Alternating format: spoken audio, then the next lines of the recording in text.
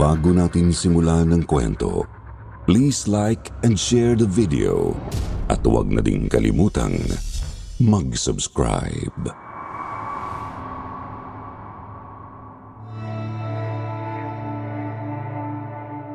Lumaki ako sa modernong panahon dito sa Kalakhang, Maynila. Kaya para sa akin ang mga multo, engkanto, maligno at mga aswang ay pawang mga kathang isip lamang. Gawa-gawa lang ng malilikot na isipan ng mga walang magawa sa buhay.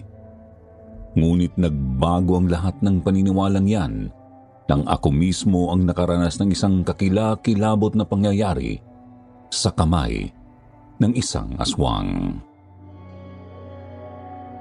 Magandang araw, Sir Jupiter, at sa lahat ng mga taga-subaybay ng Sitio Pangil, Sitio Bangungot at Kwentong Takipsilim. Itago na lamang ninyo ako sa pangalang Bernadette, 33 years old, Tubong, Maynila, ngunit nakatira na ngayon sa Laguna. Isa akong hairdresser at namumuhay akong kasama ng aking tatay. Tubong Samar naman si tatay. Hindi ko na espesipikong sasabihin kung saan, ngunit madalas niyang ikwento noon ang buhay niya at ng kanyang nag-iisang kapatid sa kabundukan.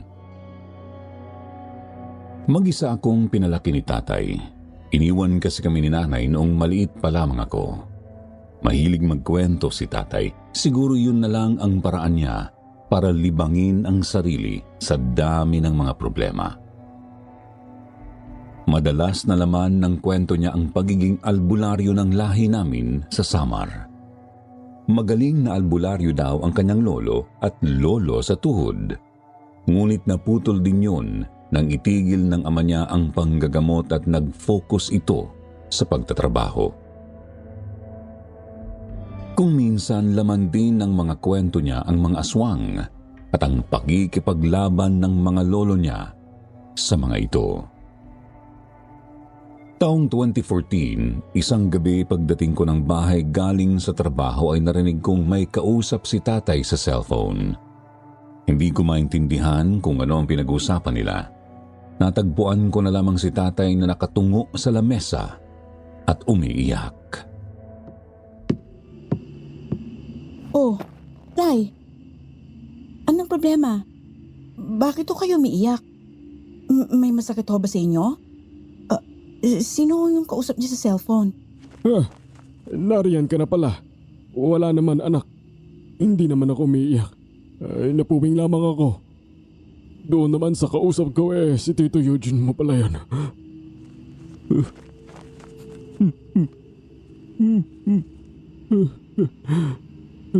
Patay na raw ang Tito Enrique mo. At mamaya na ang simula ng burol. Ha? Nung nakaraang linggo lang ho kabiruan pa natin si Tito At saka, wala naman siyang sakit, hindi ba? Ano ang nangyari? Natagpuan daw itong patay sa may kakahuyan malapit sa baryo namin. Namumutla, walang dugo, at wakwak ang tiyan. Nagkalat raw ang lamang loob ng tito mo doon sa paligid ng bangkay. Ano ho? Sino naman ang gagawa nun sa kanya? Walang kaaway si Tito at kilalang matulungin sa kanila, hindi po ba? At saka, ano raw ang sabi ng mga pulis? Ayun na nga, walang kaaway ang tito mo, kaya walang maiturong suspect. Wala raw lead ang mga pulis. Sa tingin ko isang aswang ang gumawa nun sa kanya, anak. Yun din ang sabi ng Tito Eugene mo. Aswang? Tay naman, tao ang gumawa nun. Baka adik o kaya may sira sa pag-iisip. Killer, ganun. Pero aswang? Tay, ang mga aswang nasa Maynila na. Nagtatrabaho. Ay, walang nakakatawa, Berna. Pupunta ako ng Samar. Kailangan kong maihatid sa huling hantungan si Enrique. Alam ko tunog makasarili ako ngayon dahil sa dami ng problema at bayarin. Pero kailangan kong umuwi, anak. Gagamitin ko yung naipon ko. Pasensya na, Tay. Gusto lang naman kitang patawanin. Ang totoo, nalulungkot rin ako sa pagkawala ni Tito. Condolence, Tay. Sige, uuwi tayo ng Samar. magpapaalam ako sa boss ko bukas, tapos bukas rin aalis tayo. Talaga? Sasamahan mo ko. Pwede ba namang hindi? Tatay kita. Sige na ho. Magpapahinga lang ako tapos maghahanda na ng hapunan. Pag-usapan natin yung pag-uwi doon habang kumakain.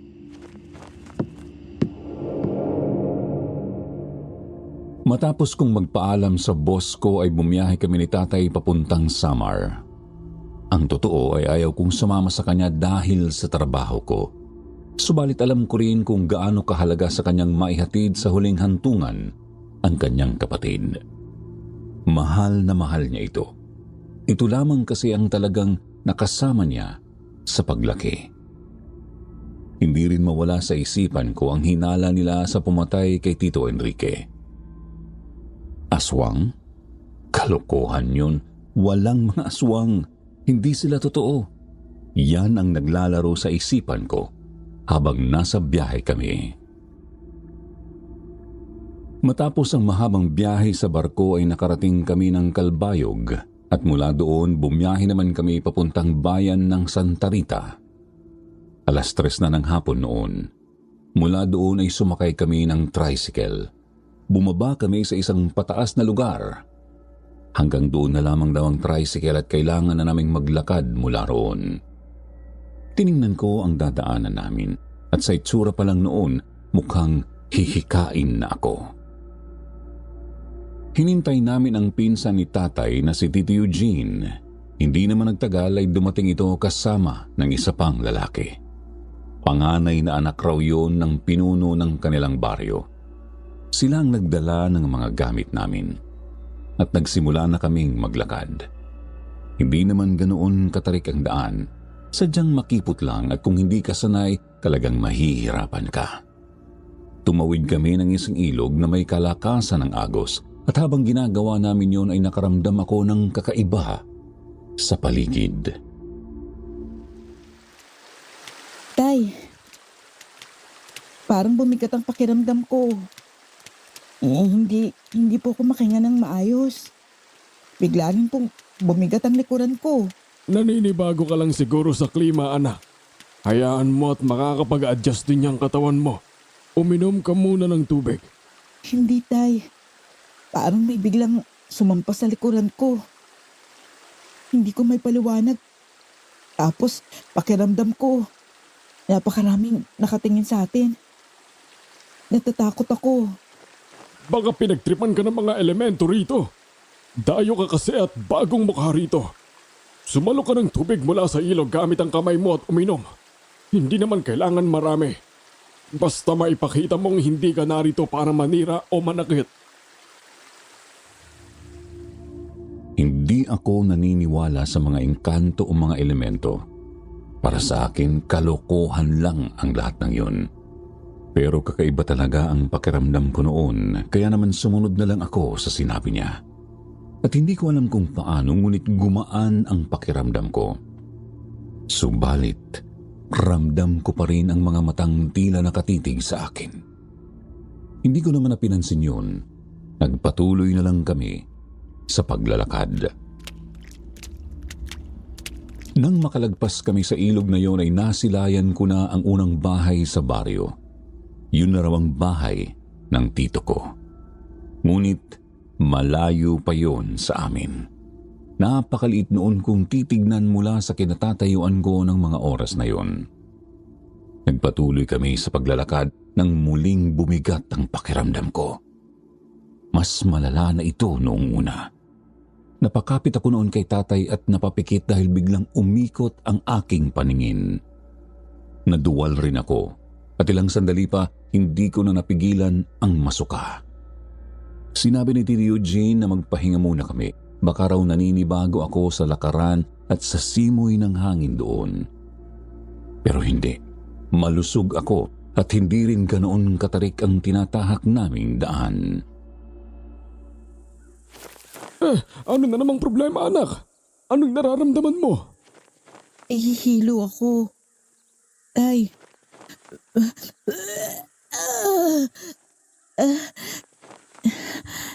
Nalalata na rin ang buo kong katawan. Parang hindi ko na kayang tumuloy. Malayo pa ba? Malapit na tayo. Nararamdaman mo pa rin ba yung mga mata na sinasabi mo kanina na nakatingin sa'yo? Opo. Balisang lumingon-lingon si tatay pagkatapos noon. Aligaga siyang tumingin sa bawat sulok ng kakahuyang dinadaanan namin. Hindi ko alam kung ano ang hinahanap niya, subalit wala siyang nakita. Dumukot siya sa kanyang bulsa at may kinuha siya doon na parang isang maliit na supot na gawa sa tela. Kulay pula yun at parang yung mga nabibili sa mga simbahan noon ay kinakabit sa damit ng mga sanggol. Pangontra yun, sabi ni tatay. Pangontra sa mga aswang. Alam daw niyang hindi ako naniniwala pero wala naman daw mawawala kung ibubulsa ko yun. Hindi na ako kumontra pa.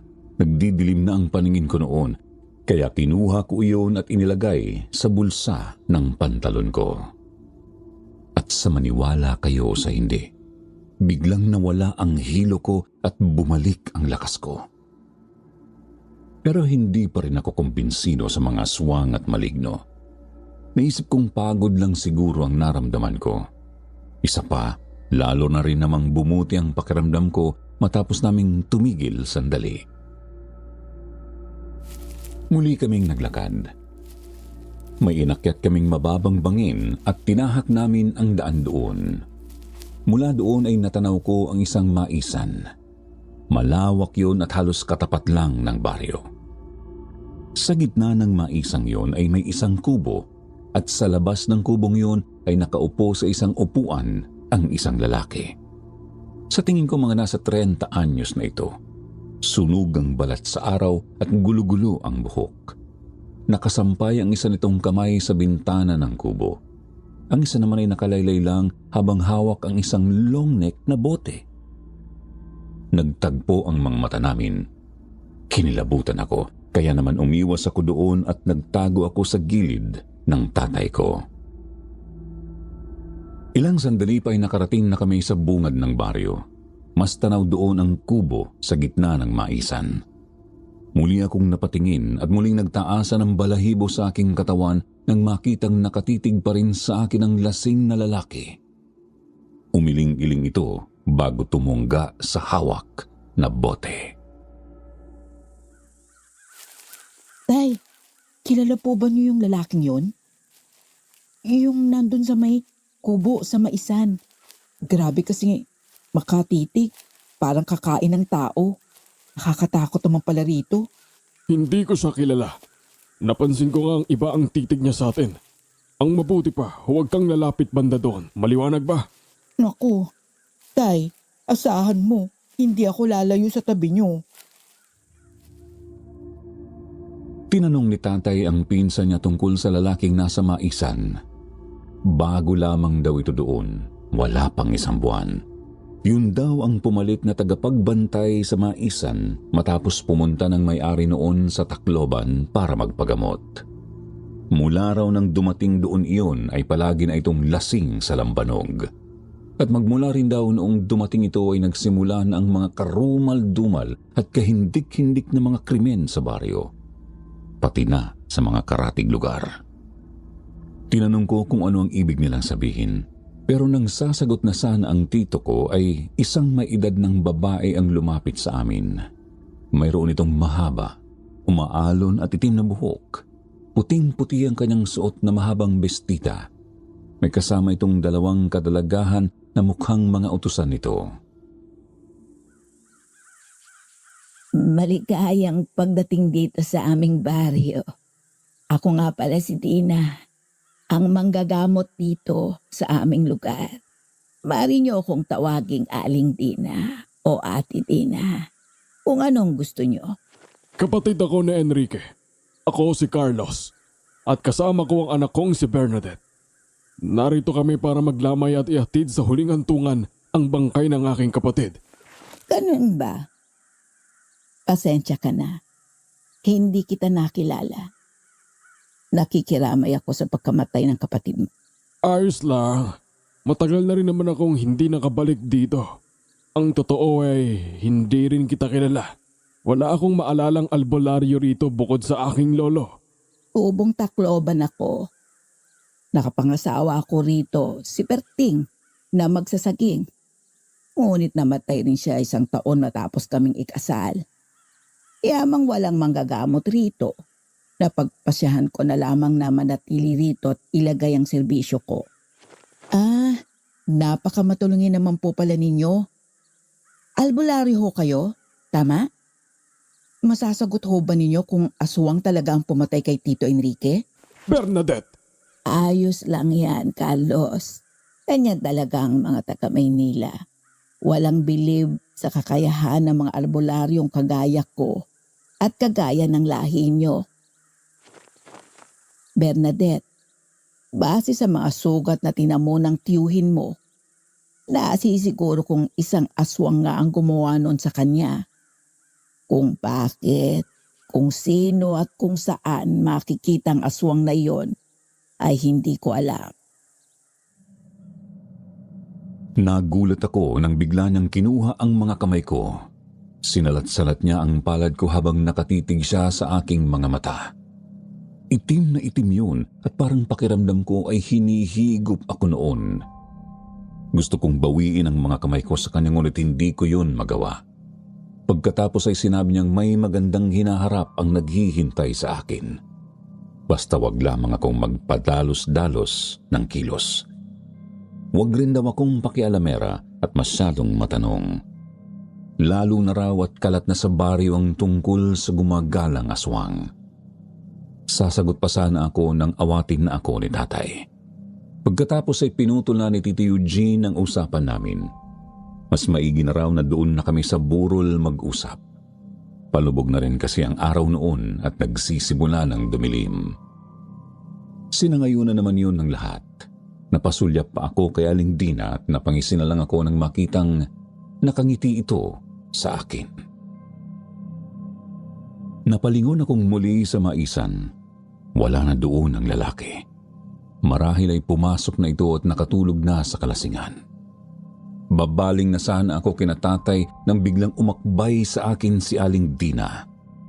Muntik pa akong mapatalon noon sa gulat. Wag raw akong maglalapit sa lalaking naroon dahil yun daw ang pinaghihinalaan nilang aswang. Napatingin ako sa kanya.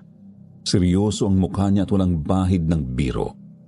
Mabuti na raw ang mag-ingat kaysa maging pulutan ng lalaking yon. Layo-layo ang mga bahay doon, Sir Jupiter, at nakakainis na walang signal sa lugar na iyon. Ang bahay na nakita ko sa malayo ay ang mismong bahay ni Tito Enrique. Ngunit sa may gitna raw ng baryo ito, ibinurol. Sa lugar kung saan madalas ginagawa ang mga pagtitipon doon. Parang mga multipurpose hall sa mga syudad, ngunit doon ay gawa lamang yun sa pawid at mga kawayan. Nang matanaw ni tatay ang liwanag mula sa burol ay kaagad itong tumakbo papunta doon. Nasa likuran lamang niya ako noon, ngunit ramdam na ramdam ko ang lungkot niya. Alam ko kung gaano niya kamahal si Tito Enrique. Umalingaw-ngaw sa paligid ang sigaw at paghihinagpis ni tatay habang nakasubsob sa kabaong ng tiyuhin ko. Nilapitan ako ng ibang naroon. Hindi ko sila kilala, ngunit inakay nila ako sa loob ng burol. Mga pinsan at mga pamangkin nila tatay ang karamihang naroon. Maasikaso sila kahit na bakas sa mukha nila ang lungkot. Lumapit sa akin ang pinuno ng baryo kasama ang anak nitong dalaga. Binati nila ako ngunit nagpaalam rin kaagad dahil may kailangan pa silang asikasuhin. Madaling araw nang makita siya ng isang babaeng papunta ng bayan para mamalengke. Akala raw nito ay lasing lamang at doon inabot sa ilog. Hindi umiinom ang kapatid ko. Alam ko. Makinig ka muna, maaari ba? Pasensya na. Nilapitan ito ng babae. Ngunit nang makita itong wakwak ang tiyan ng kapatid mo, ay nagsisigaw ito at dali-daling pumarito. Tinawag niya ako at ang pinuno. Pinuntahan namin ang kapatid mo at kung kumpirmadong patay na ito. Mula dibdib hanggang sa may puso ng sugat nito. Nagkalat ang mga lamang loob nito na puro tapyas na parang kinaga. Putlang-putla na rin ito noon. Ngunit wala kaming nakitang bakas ng dugo sa paligid. So, aswang po talaga ang may gawa nito? Hindi ho ba maaaring may pumatay sa kanya? Kriminal, psycho, ganun. Alam kong hindi ka naniniwala sa mga aswang at kababalaghan, iha. Pero maniwala ka man o sa hindi, may mga nilalang dito sa mundo na hindi mo pa nakikita. Iyon nga ho, hindi natin nakita kung ano yon. Paanong aswang kaagad ang pinagbibintangan natin? Bakit hindi muna tayo humanap ng lohikal na paliwanag dito? Tumigil ka na, Bernadette. Pero, Tay, paanong... Tumigil ka na. Wala kang ideya sa nangyayari dito. Nakita kong nag-iba ang mukha ni tatay. Nanlalaki ang mga mata nito at butil-butil ang pawis sa noo habang nakatuon ang mga mata sa lupa. Bigla siyang tumayo. Dali-dali niya akong hinila palayo sa burol at dinala sa bahay ni Tito Enrique. Susunod sana si Tito Eugene para dalhin ang mga gamit namin, ngunit pinigilan niya ito. Kinuha ni tatay ang mga bag at siya mismo ang nagdala ng mga iyon papunta sa bahay ng namayapa kong tito. Walang ikalawang palapag, ngunit sakto lamang ang lawak ng bahay na iyon. Halos gawa ang lahat sa kawayan. May sala at 2 kwarto. Sa sala ay tanaw na tanaw ang maisan, ngunit napanganga ako nang makakita ng iba't ibang mga medalyong nakasabit sa dingding. May mga kwintas na yari sa lubid at may palawit na mga bato. Mayroon ding 3 buntot pagi at pinatulis na kawayan na nakasabit sa likod ng pinto. Pero hindi ko na pinansin ang mga yon. Naisip kong tipikal lang yon sa mga bahay sa probinsya. Kaagad kong binalingan si tatay. Nagulat rin ako sa biglang paghila niya sa akin at maging ang ilang naroon ay nabigla sa ginawa niya. May problema ba, Tay? Hindi dapat kita dinala sa lugar na ito, Berna. Patawarin mo ko. Hindi ko kayo maintindihan, Tay. At saka akong may gustong sumama. Wala ho kayong dapat ipagpaumahin sa akin. Teka, naniniwala ho ba kayo kay Aling Dina? Tay, imposibleng aswang ang pumatay kay Tito. Paimbestigahan natin to. Noong mga bata kami, 3 pamilya ang muntikang ubusin ng isang tiktik dito sa baryo. Tik-tik? Oo, tik-tik. Mga uri ng aswang na mahilig sa mga sanggol. Subalit kung walang sanggol, ay kahit laman loob ng mga tao ay ayos na sa kanila. Mayroon silang maahabang mga dila na nagagamit nila sa pagsipsip ng dugo. Kaya nilang papayatin ang mga katawan nila para mapabilis ang kanilang kilos, depende sa sitwasyon. Pero ang hirap naman po kasing paniwalaan yan. Kahit nga, mga pulis magdadalawang isip eh. Sinabi ko, hindi ba? 3 pamilya ang muntikang ubusin ng isang tik-tik dito. Itatanong mo kung nakita ko. Oo, nakita namin ni Enrique dahil naroon kami nang patahin ng lolo namin ang halimaw na yon. Kaya hindi na malayong maulit ang mga pangyayaring yon. Natulala na lamang ako sa sinabing yun ni tatay. Paano ko pa kokontrahin ang isang bagay na nakita di umano ng 2 niyang mga mata? Matapos yun ay sinabi ni tatay na aalis kami kaagad matapos lang mailibing si Tito Enrique. Mga 2 araw pa yon. Hindi raw kami pwedeng magtagal doon at muli niyang idiniin sa akin na huwag matigas ang ulo ko. Ayos lang daw na huwag akong maniwala basta sumunod ako sa mga ibibilin niya. Hindi ko raw kakayanin ang magiging resulta ng katigasan ng ulo ko doon kung sakali. Noong gabing yun ay nakaramdam ako ng labis na pagod. Kaya naman nang inaya niya akong bumalik sa burol ay sinabi kong doon muna ako sa bahay at magpapahinga. Tiningnan niya ako noon at nagbuntong hininga. Pero pumayag rin naman siya. Basta raw sa oras na may maramdaman akong kakaiba o nakakatakot, Sumigaw lang ako para humingi ng saklolo. Sumilip ako sa bintanang katabi ng pinto. Tanaw naman mula doon ang burulan at madali ko lang din naman siyang matatawag. Ipinangako ko rin na ilalak ko ang mga pintuan. Matapos 3 beses na magbilin na mag-ingat ay lumabas na si tatay. At nang masiguro kong nakalayo na siya ay kaagad ko nang isinara ang pinto. May kuryente naman sa baryong yun. Yun nga lang daw kung minsan ay nawawala. Kaya naman hindi ko iwinawalay sa akin ang flashlight at posporo na nakita ko doon sa bahay. Mahirap na at baka biglang mamatay ang ilaw at wala akong makita. Umupo ako sa isang upuang gawa sa kawayan.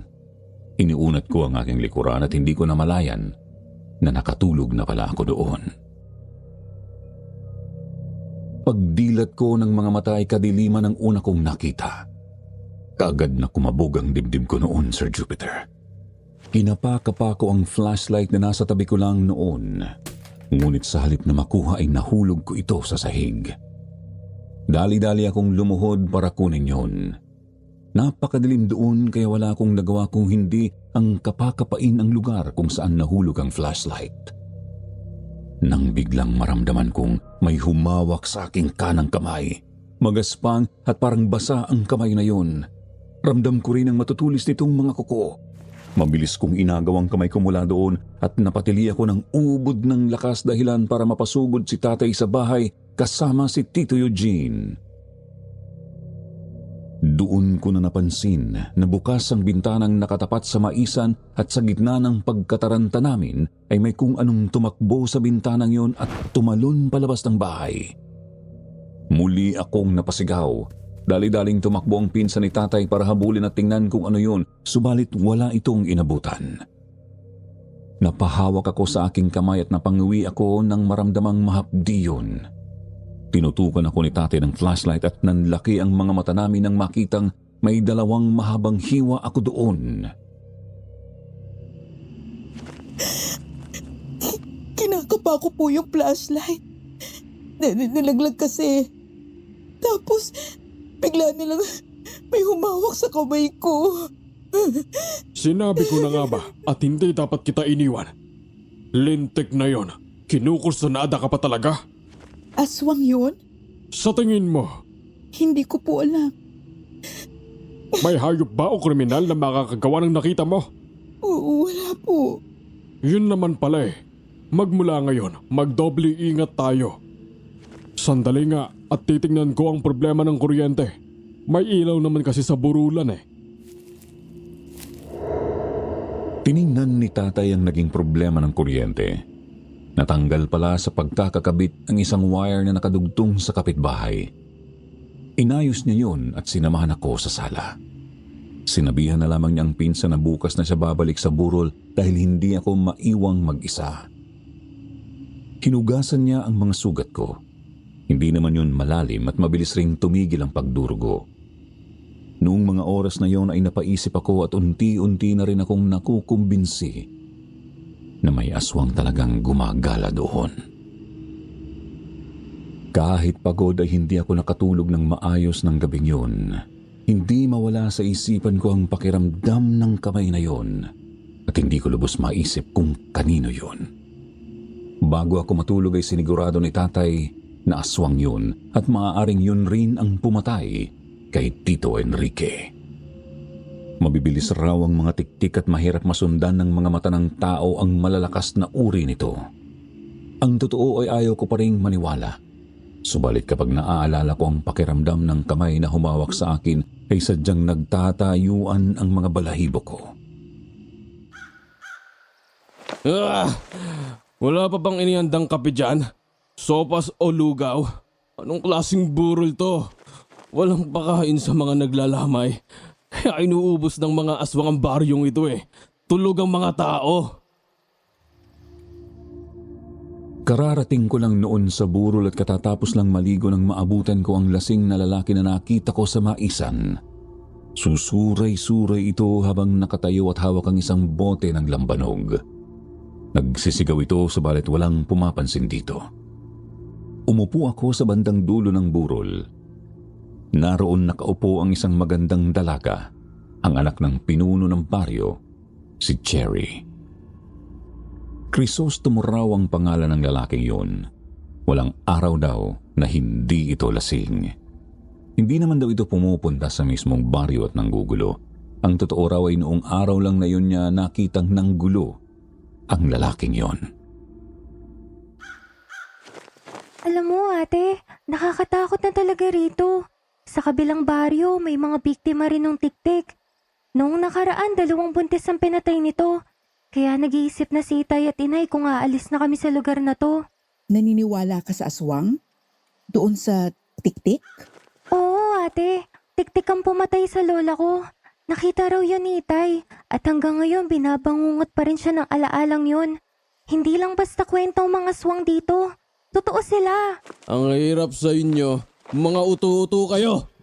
Nasa harapan na ninyo ang pumapatay, pero pinapakain nyo pa rin sa makapalad ninyo. Manong Enrique, gaano ka ba kahina ha, para mapatay ng lintik na yan? Ha? Yung kapatid mo, siguradong sunod na yun sa'yo. Naputol ng sigaw na yon ang usapan namin ni Cherry. Napatingin kami sa gawin ni Crisostomo. Hinahawi nito ang mga upuan sa harap ng tito ko. Nagtayuan na ang ilang mga naroon at lumayo sa kanya. Lumingon siya sa paligid. Napatingin siya sa amin. Kaagad akong umiwas ng tingin, pero lumapit siya sa amin. Tatayo na sana ako para umiwas nang mabilis niya akong nahawakan sa balikat. Itinulak niya ako dahilan para mapaupo akong muli. Pagkatapos ay namumungay ang mga mata na tumayo siya sa harapan ko. Umaalingasaw ang amoy ng alak sa katawan niya at dahil sa takot ay napatili ako at ganoon din si Cherry. Kaagad siyang hinaltak ng isa sa mga lalaki at kinaladkad palabas. Nabitawan ito ang boteng hawak. Hindi yun nabasag ngunit natapon ng laman noong alak. Pinagsisipa ito ng mga kalalakihang naroon habang sinisigawan na huwag nang babalik. Dahil sa kalasingan ay hindi na nagawang ipagtanggol pa ng mama ang sarili nito. Nakaramdam naman ako ng awa nang makitang dumugo na ang noo nito. Normal na ata sa akin ang maging ganoon, kaya naman inawat ko na ang mga lalaking sumisipa rito. Subalit hindi ko sila maawat. Maya-maya ay narinig kong sumigaw si tatay, kasama niya si Aling Dina, Tito Eugene at ang pinuno ng baryo. Dali-dali silang tumakbo papalapit sa amin. Inawat ni tatay at ng pinsan niya ang mga tao. Si Aling Dina naman ay nilapitan ng bugbog ng lalaki at inalalayan itong tumayo. Subalit hinampas lamang ng lalaki ang kamay ni Aling Dina. Tiningnan nito ng masama ang albularyo. Pagkatapos ay dumura ito sa lupa bago sumuray-suray na umalis sa harapan namin. Lumapit sa akin si tatay. Sinabi ko sa kanya ang mga nangyari at sinigurado kong hindi ako nasaktan. Medyo sumama lang ang loob ko dahil pakiramdam ko ay ako ang dahilan kung bakit nabugbog ang lalaking yon. Kinuha ko ang bote ng lambanog at napansin kong mayroong luya yon. Napatakip ng ilong si Dina at lumayo siya sa akin. Sumigaw siya na itapon ko raw yun dahil napakabaho. Itinabi ko yun sa gilid ng burulan ngunit nagsisigaw muli ito. Nakakaintindi ka ba? Ilayo mo yung bote na yan dito. Ang dumi-dumi niyan. Uminahon ka, Dina. Wala namang amoy ang bote. Hindi ko nga naaamoy eh. Wala ka kasing kapangyarihan. Ang mga kagaya kong manggagaamot ay malalakas ang mga pandama. Kapag sinabi kong mabaho, mabaho yon. Relax ho. Ito nga't ilalabas ko na. Hindi naman po nyo kailangang magsisigaw ng ganyan. Para naman kayo mamamatay sa lambanog. Tumitig sa akin ng masama si Aling Dina. Pero hindi ako nagpatinag.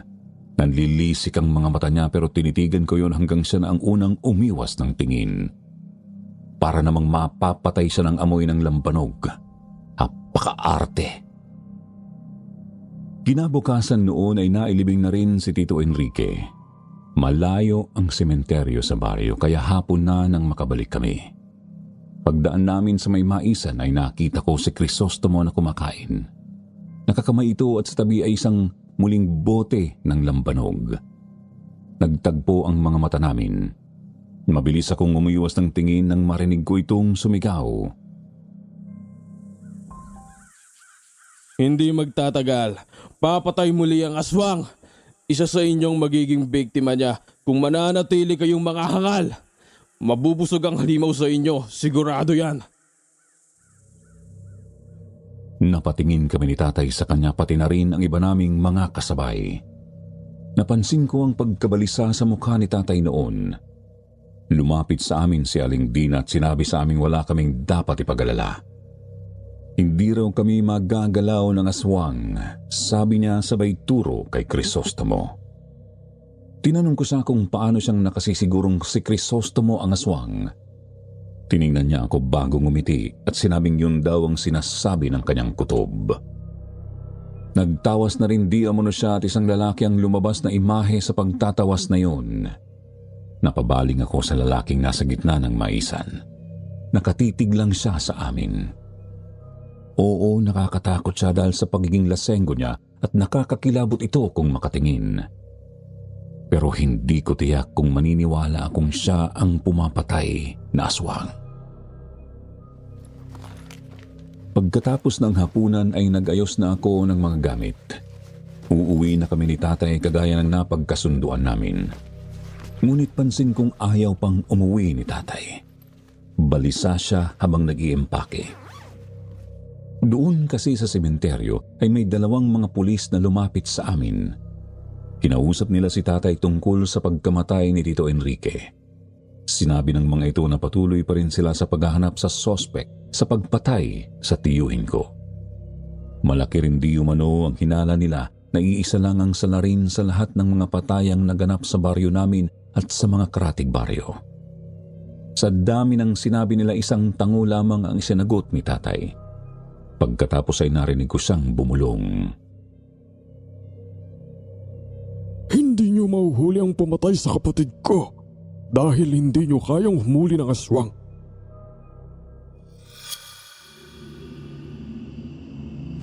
Tay, may lasenggo bang mga aswang? Hindi ko alam. Bakit mo natanong? Sa lambanog na may luya. Ang totoo, narinig ko dati na maaaring panglaban ng lambanog na binabara ng bawang at luya. Pero bihira ang gumagamit nun. Teka, naitanong mo ba yan dahil doon sa lalaking si Crisostomo? Oo, tingin ko kasi hindi siya ang aswang. Naniniwala ka ng may aswang? Hindi ko po alam. Ang totoo, sa tingin ko hindi rin si Crisostomo ang aswang. Madalas malihim ang mga aswang, subalit siya ay hindi. Mabilis rin gumaling ang sugat at pinsala ng isang aswang. Ngunit bakas pa rin sa kanyang mukha ang bugbog na natamo niya noong nakaraan. Pero kahit ganon, kailangan pa rin nating mag-ingat sa kanya. Hindi natin siya kilala. Nagpatuloy kami sa aming ginagawa at habang nag-iimpake ay narinig kong naduwal si tatay. Napatingin ako sa kanya. Dali-dali siyang tumayo habang nakasapo sa bibig ang 2 kamay. Tumakbo siya sa lababo at doon ay walang humpay siyang nagsuka.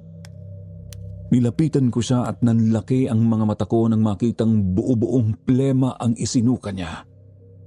Ikinuha ko siya ng tubig, ininom niya yun, subalit muli lang siyang sumuka. Maya-maya pa ay kulay itim na likido na ang lumabas sa kanyang bibig. Tatakbo na sana ako sa labas para humingi ng tulong nang pigilan niya ako.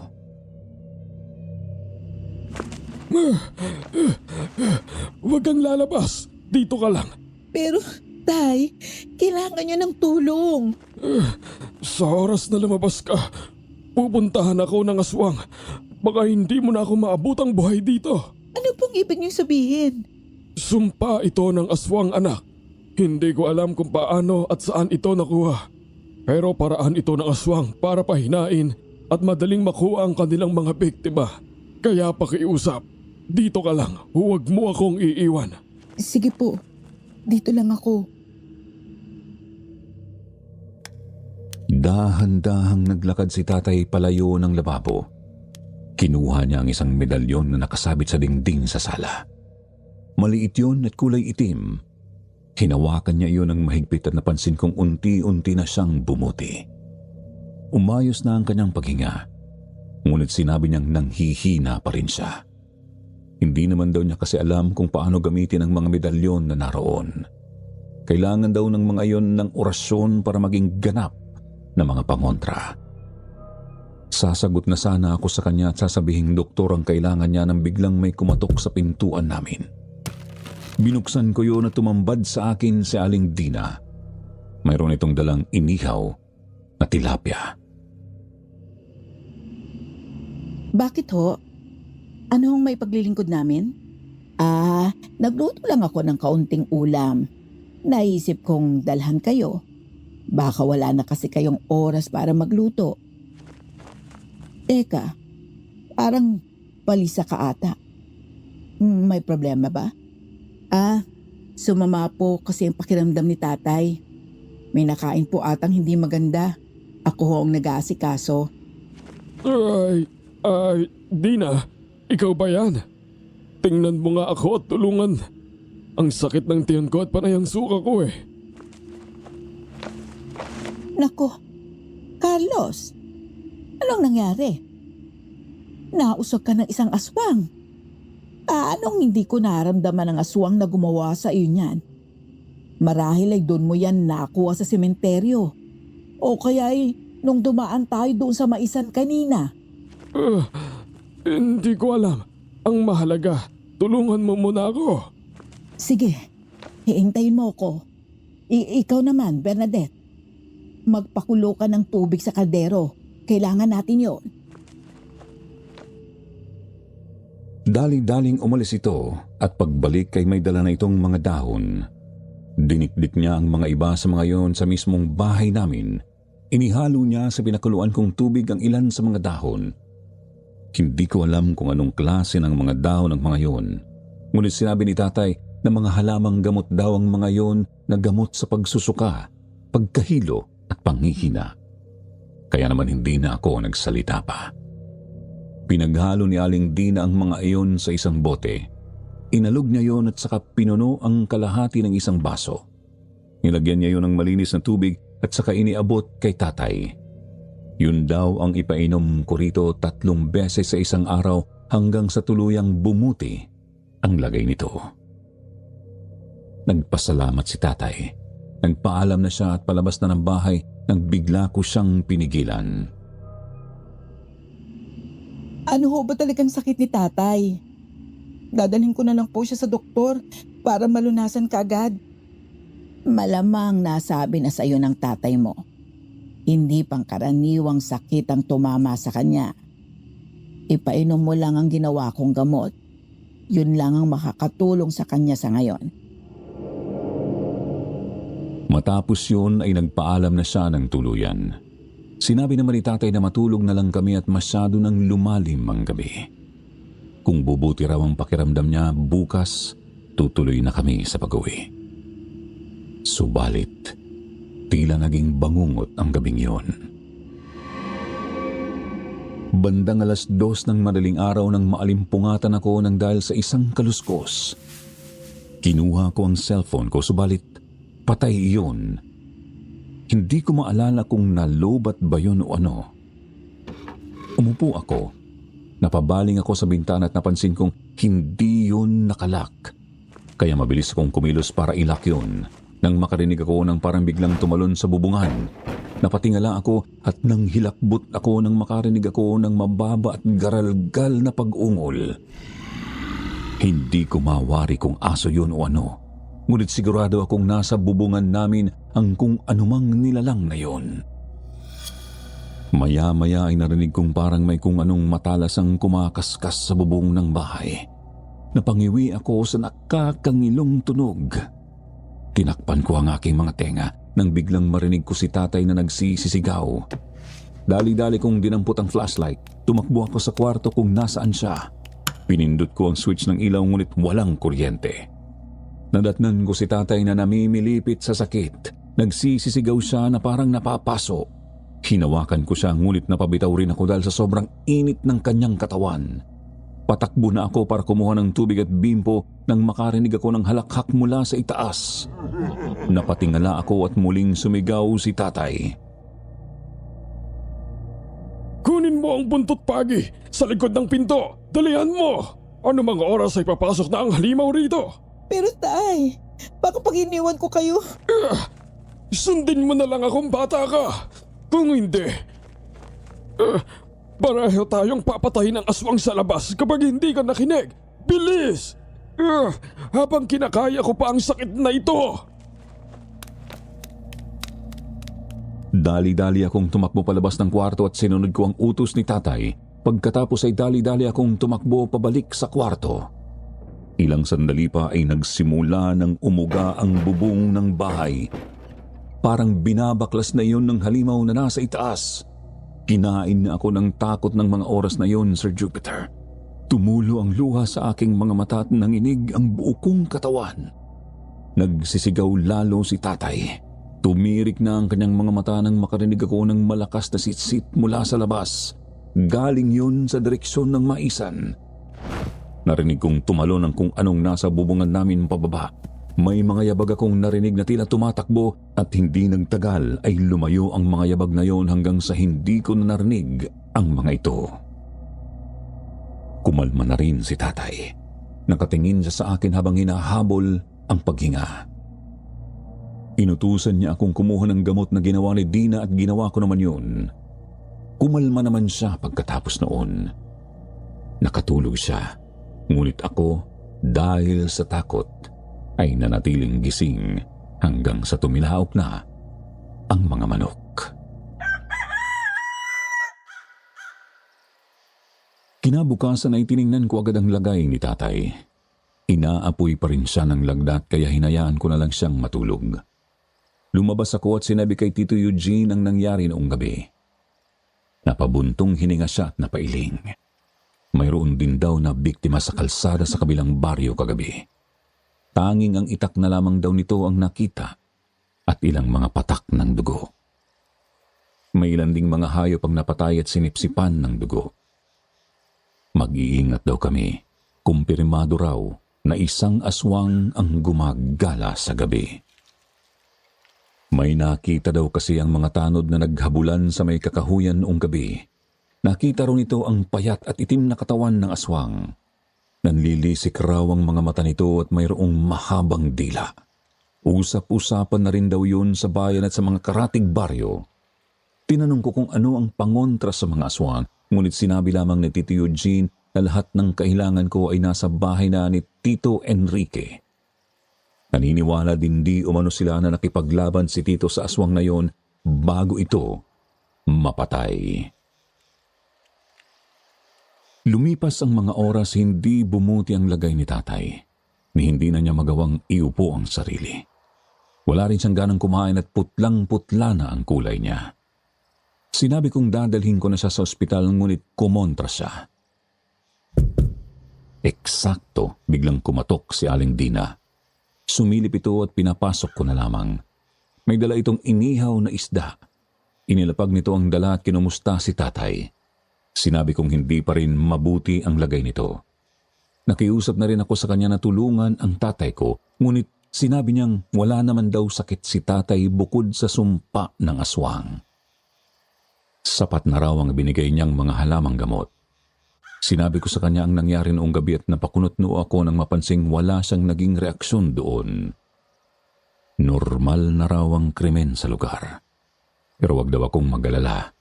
Abala na raw ang lahat sa pagtugis sa aswang. Pagkatapos ay naglakad siya sa may bintanang nakatapat sa maisan. Ngumuso siya at itinuro ang kubong naroon. Kaunting panahon na lamang, Bernadette. Mawawala ng aswang na Crisostomong iyan dito sa baryo. Sinisigurado ko yan sa'yo. Ilang araw na lang din, gagaling na rin ang tatay mo. Ngumiti siya sa akin at pagkatapos ay ibinili niyang painumin ko ng halamang gamot si tatay. Lumabas na siya. Sinundan ko pa siya ng tingin ngunit wala akong napansing kakaiba. Inihanda ko na ang iinuming gamot ni tatay. Papunta na ako sa kwarto niya nang mapatili ako. Bigla kasing may humaltak sa kamay ko na may hawak na baso. Si Crisostomo. Nabitiwan ko ang baso at nabasag yun at dahil sa gulat ay nasampal ko ang lalaki.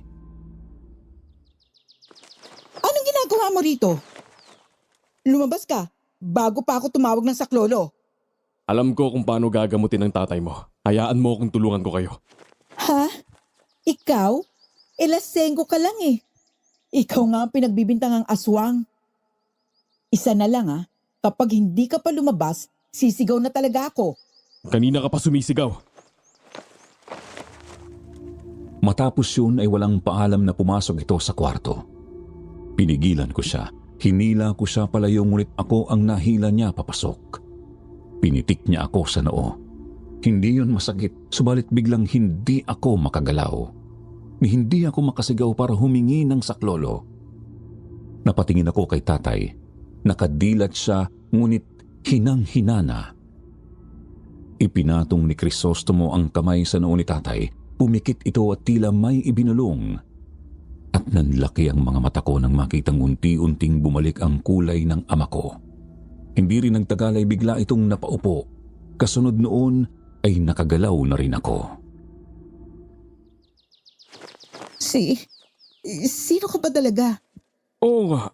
Paanong nagawa mo yon? Samantalang si Dina, hindi niya talaga kayo mapapagaling dahil hindi niya yon kayang gawin. Isa pa, siya ang naglagay ng sumpa sa inyo. Anong ibig mo sabihin? Si Dina ang aswang. Hinabol ko siya kagabi. Kung hindi ko yun ginawa, siguradong pinaglalamayan na kayo ngayon. Kung gayon, ikaw ang sumitsit kagabi? Ako nga. Anak ako ng isang kilalang albularyo sa Tacloban. Ang may-ari ng isang maisa na yan ay isa ring albularyo. Siya dapat ang huhuli kay Dina. Subalit nagkasakit ito at kinailangan bumalik sa amin. Nakiusap siya sa ama ko na palitan siya rito dahil labis na nga ang paghasik ni Dina ng lagim.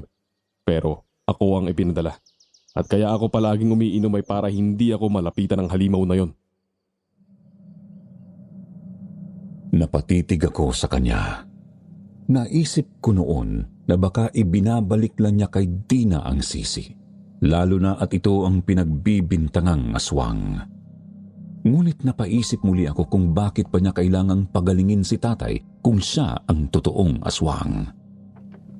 Tumayo si tatay at lumabas ng kwarto. Pumunta siya sa kusina, kumuha ng tubig at pagkatapos ay pumunta siya sa tapat ng mga medalyon at sandatang panlaban sa mga aswang. Tayo ang sunod na papatayin ng aswang na yon, Berna. Hindi ko lang sinasabi sa'yo dahil ayaw kong matakot ka. Ano pong ibig niyo sabihin, tay? Doon sa kwento kong napatay ni lolo ko ang tiktik sa bayan na ito noon, ay may kulang. May anak kasing babae ang tiktik na yon. Dalagita na yun noon. Pinilit ng mga tao na tuluyan na rin ang batang yon. Subalit tumanggi si lolo. Pinakawalan niya ang dalagita. Subalit, sumumpa yun na babalik at uubusin ang lahi natin hanggang sa wala nang matira. Ang akala ko tapos na yon dahil lumipas na ang mga taon at wala namang nangyaring masama. Ngunit hindi ko akalaing mangyayari ito sa oras na hindi ko inaakala. Kung gayon ang kailangan nating gawin, tapusin na si Dina. Bakit hindi mo rin sa amin sinabi kaagad? Sa mga taga-baryo, kung narito ka para tumulong, bakit hindi mo kaagad sinumbong si Dina? Dahil hindi rin ako sigurado nun. Noong nahabol ko ang tiktik, doon ko lang nasigurong si Dina ngayon. Nakita ko kasing bahagyang bumalik ang anyo niya sa tao habang hinahabol ko siya. Ayaw ko namang mag-akusa ng walang ebidensya. Natigilan ako noon, pero kahit papaano ay gumaan ang loob ko. Magaling na si tatay at sigurado na rin kami kung sino ang kalaban. Kaya naman kinaumagahan ay sinabi ni tatay sa mga kamag-anak namin ang napag-usapan namin tungkol kay Aling Dina. Subalit hindi naniniwala sa kanya ang mga taga-baryo.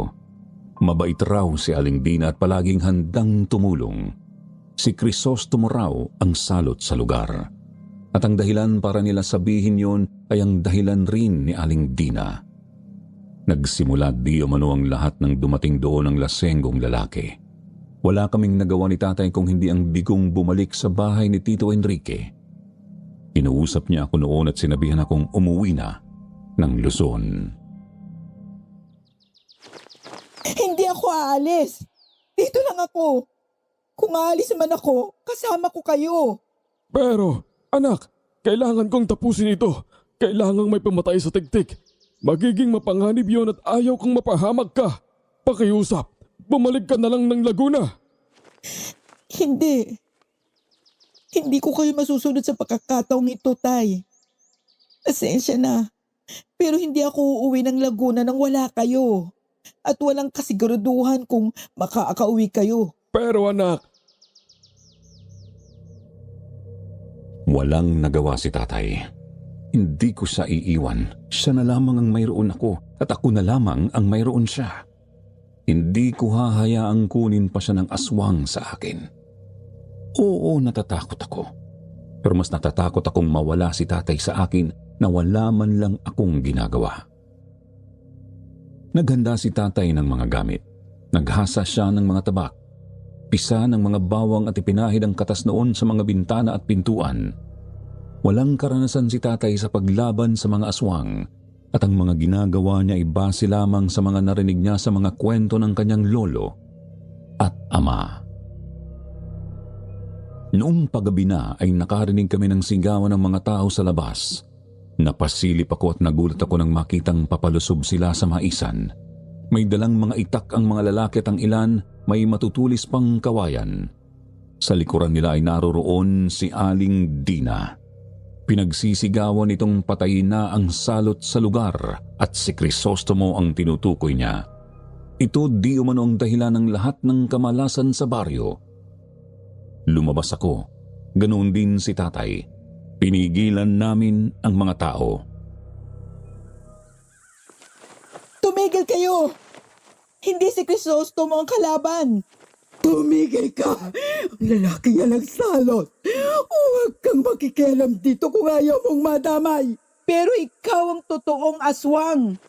Hinayaan yung lasunin ng lalaking yan ang mga isipan yung mag-ama. Matapos ko kayong asikasuhin, ganito pa ang igaganti niyo sa akin? Sasagot sana muli ako nang hawakan ako ng mahigpit ni tatay sa braso. Alam ko na ang ibig sabihin noon kaya hindi na ako umimik. Isa pa parang nakontrol na ng tuluyan ni Aling Dina ang mga tao. Nakita ko si Crisostomo na lumabas ng bahay. Dali-dali niyang kinuha ang isang itak mula sa likuran ng pintuan. Buong akala ko ay lalaban siya sa mga tao pero bigla siyang tumakbo papalayo. Hinabol siya. Susunod sana ako ngunit muli akong hinila ni tatay. Huwag na raw kaming makialam. Ikapapahamak pa namin yun. Naintindihan ko ang naisabihin ni tatay pero nakakainis na wala akong magawa. Tuluyan ng lumubog ang araw. Bumalik na ang ilang mga kalalakihan na humabol kay Crisostomo. Dismayado sila. Hindi raw kasi nila nahuli ang aswang. Pumunta sa amin ang Tito Eugene. Mag-ingat raw kami at siguraduhing nakasara ang mga pinto. Baka raw bumalik si Crisostomo at kami ang pagbuntungan nito. Sinabi kong hindi si Crisostomo ang aswang, ngunit binulyawan lamang niya ako at sinabihang makinig. Tiningnan ko si tatay ngunit hindi siya kumibo. Pagkaalis ni Tito Eugene ay tinanong ko siya kung ano ang balak niya, ngunit umiling lamang siya at sinabing pauuwiin na niya ako sa Laguna. Akmang tututol na ako nang biglang may kumatok sa pinto. Sinilip ko muna sa siwang kung sino yun at binuksan ko nang makitang si Cherry yun. May dala siyang ulam. Ipinapadala raw ng kanyang ama sa amin. Kinuha ko yun at pinapasok siya.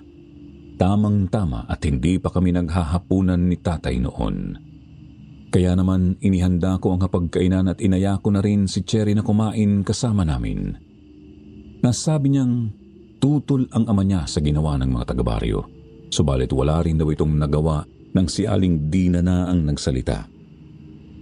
Ayaw raw ng ama niya ng karahasan, kaya nagtaka siya nang ito pa ang nanguna sa paghabol. At nang makauwi raw ito ay tila wala sa sarili at hindi alam ang nangyari. Sinabi namin ni tatay kung sino talaga si Dina. Napasimangot siya sa takot, ngunit hindi na raw bago sa kanya ang balitang yon. Madalas din daw kasi iyong sabihin ni Tito Enrique bago ito mapatay. Naaawa rin daw siya sa nangyari kay Crisostomo. Napasarap ang kwentuhan namin. Sinabi niya sa akin ang lahat ng kakaibang nakikita niya sa baryo. Hindi niya raw alam kung bakit, subalit magaan ang loob niya sa akin. Pakiramdam daw niya ay matagal na niya akong kilala. Ngunit sigurado naman akong hindi, dahil yun ang unang beses kong mapadpad sa lugar na yon. Dahil sa sarap ng kwentuhan ay hindi na namin napansin ang oras.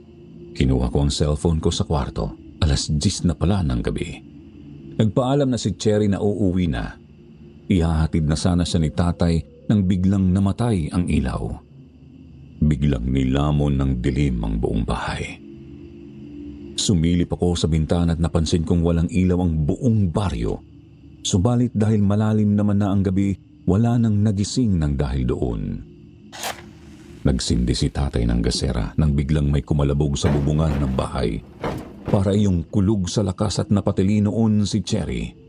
Pagkatapos ay nakarinig kami ng hagikik na di kalaunan ay naging parang ungol ng aso. Kaagad kong isinara ang mga bintana.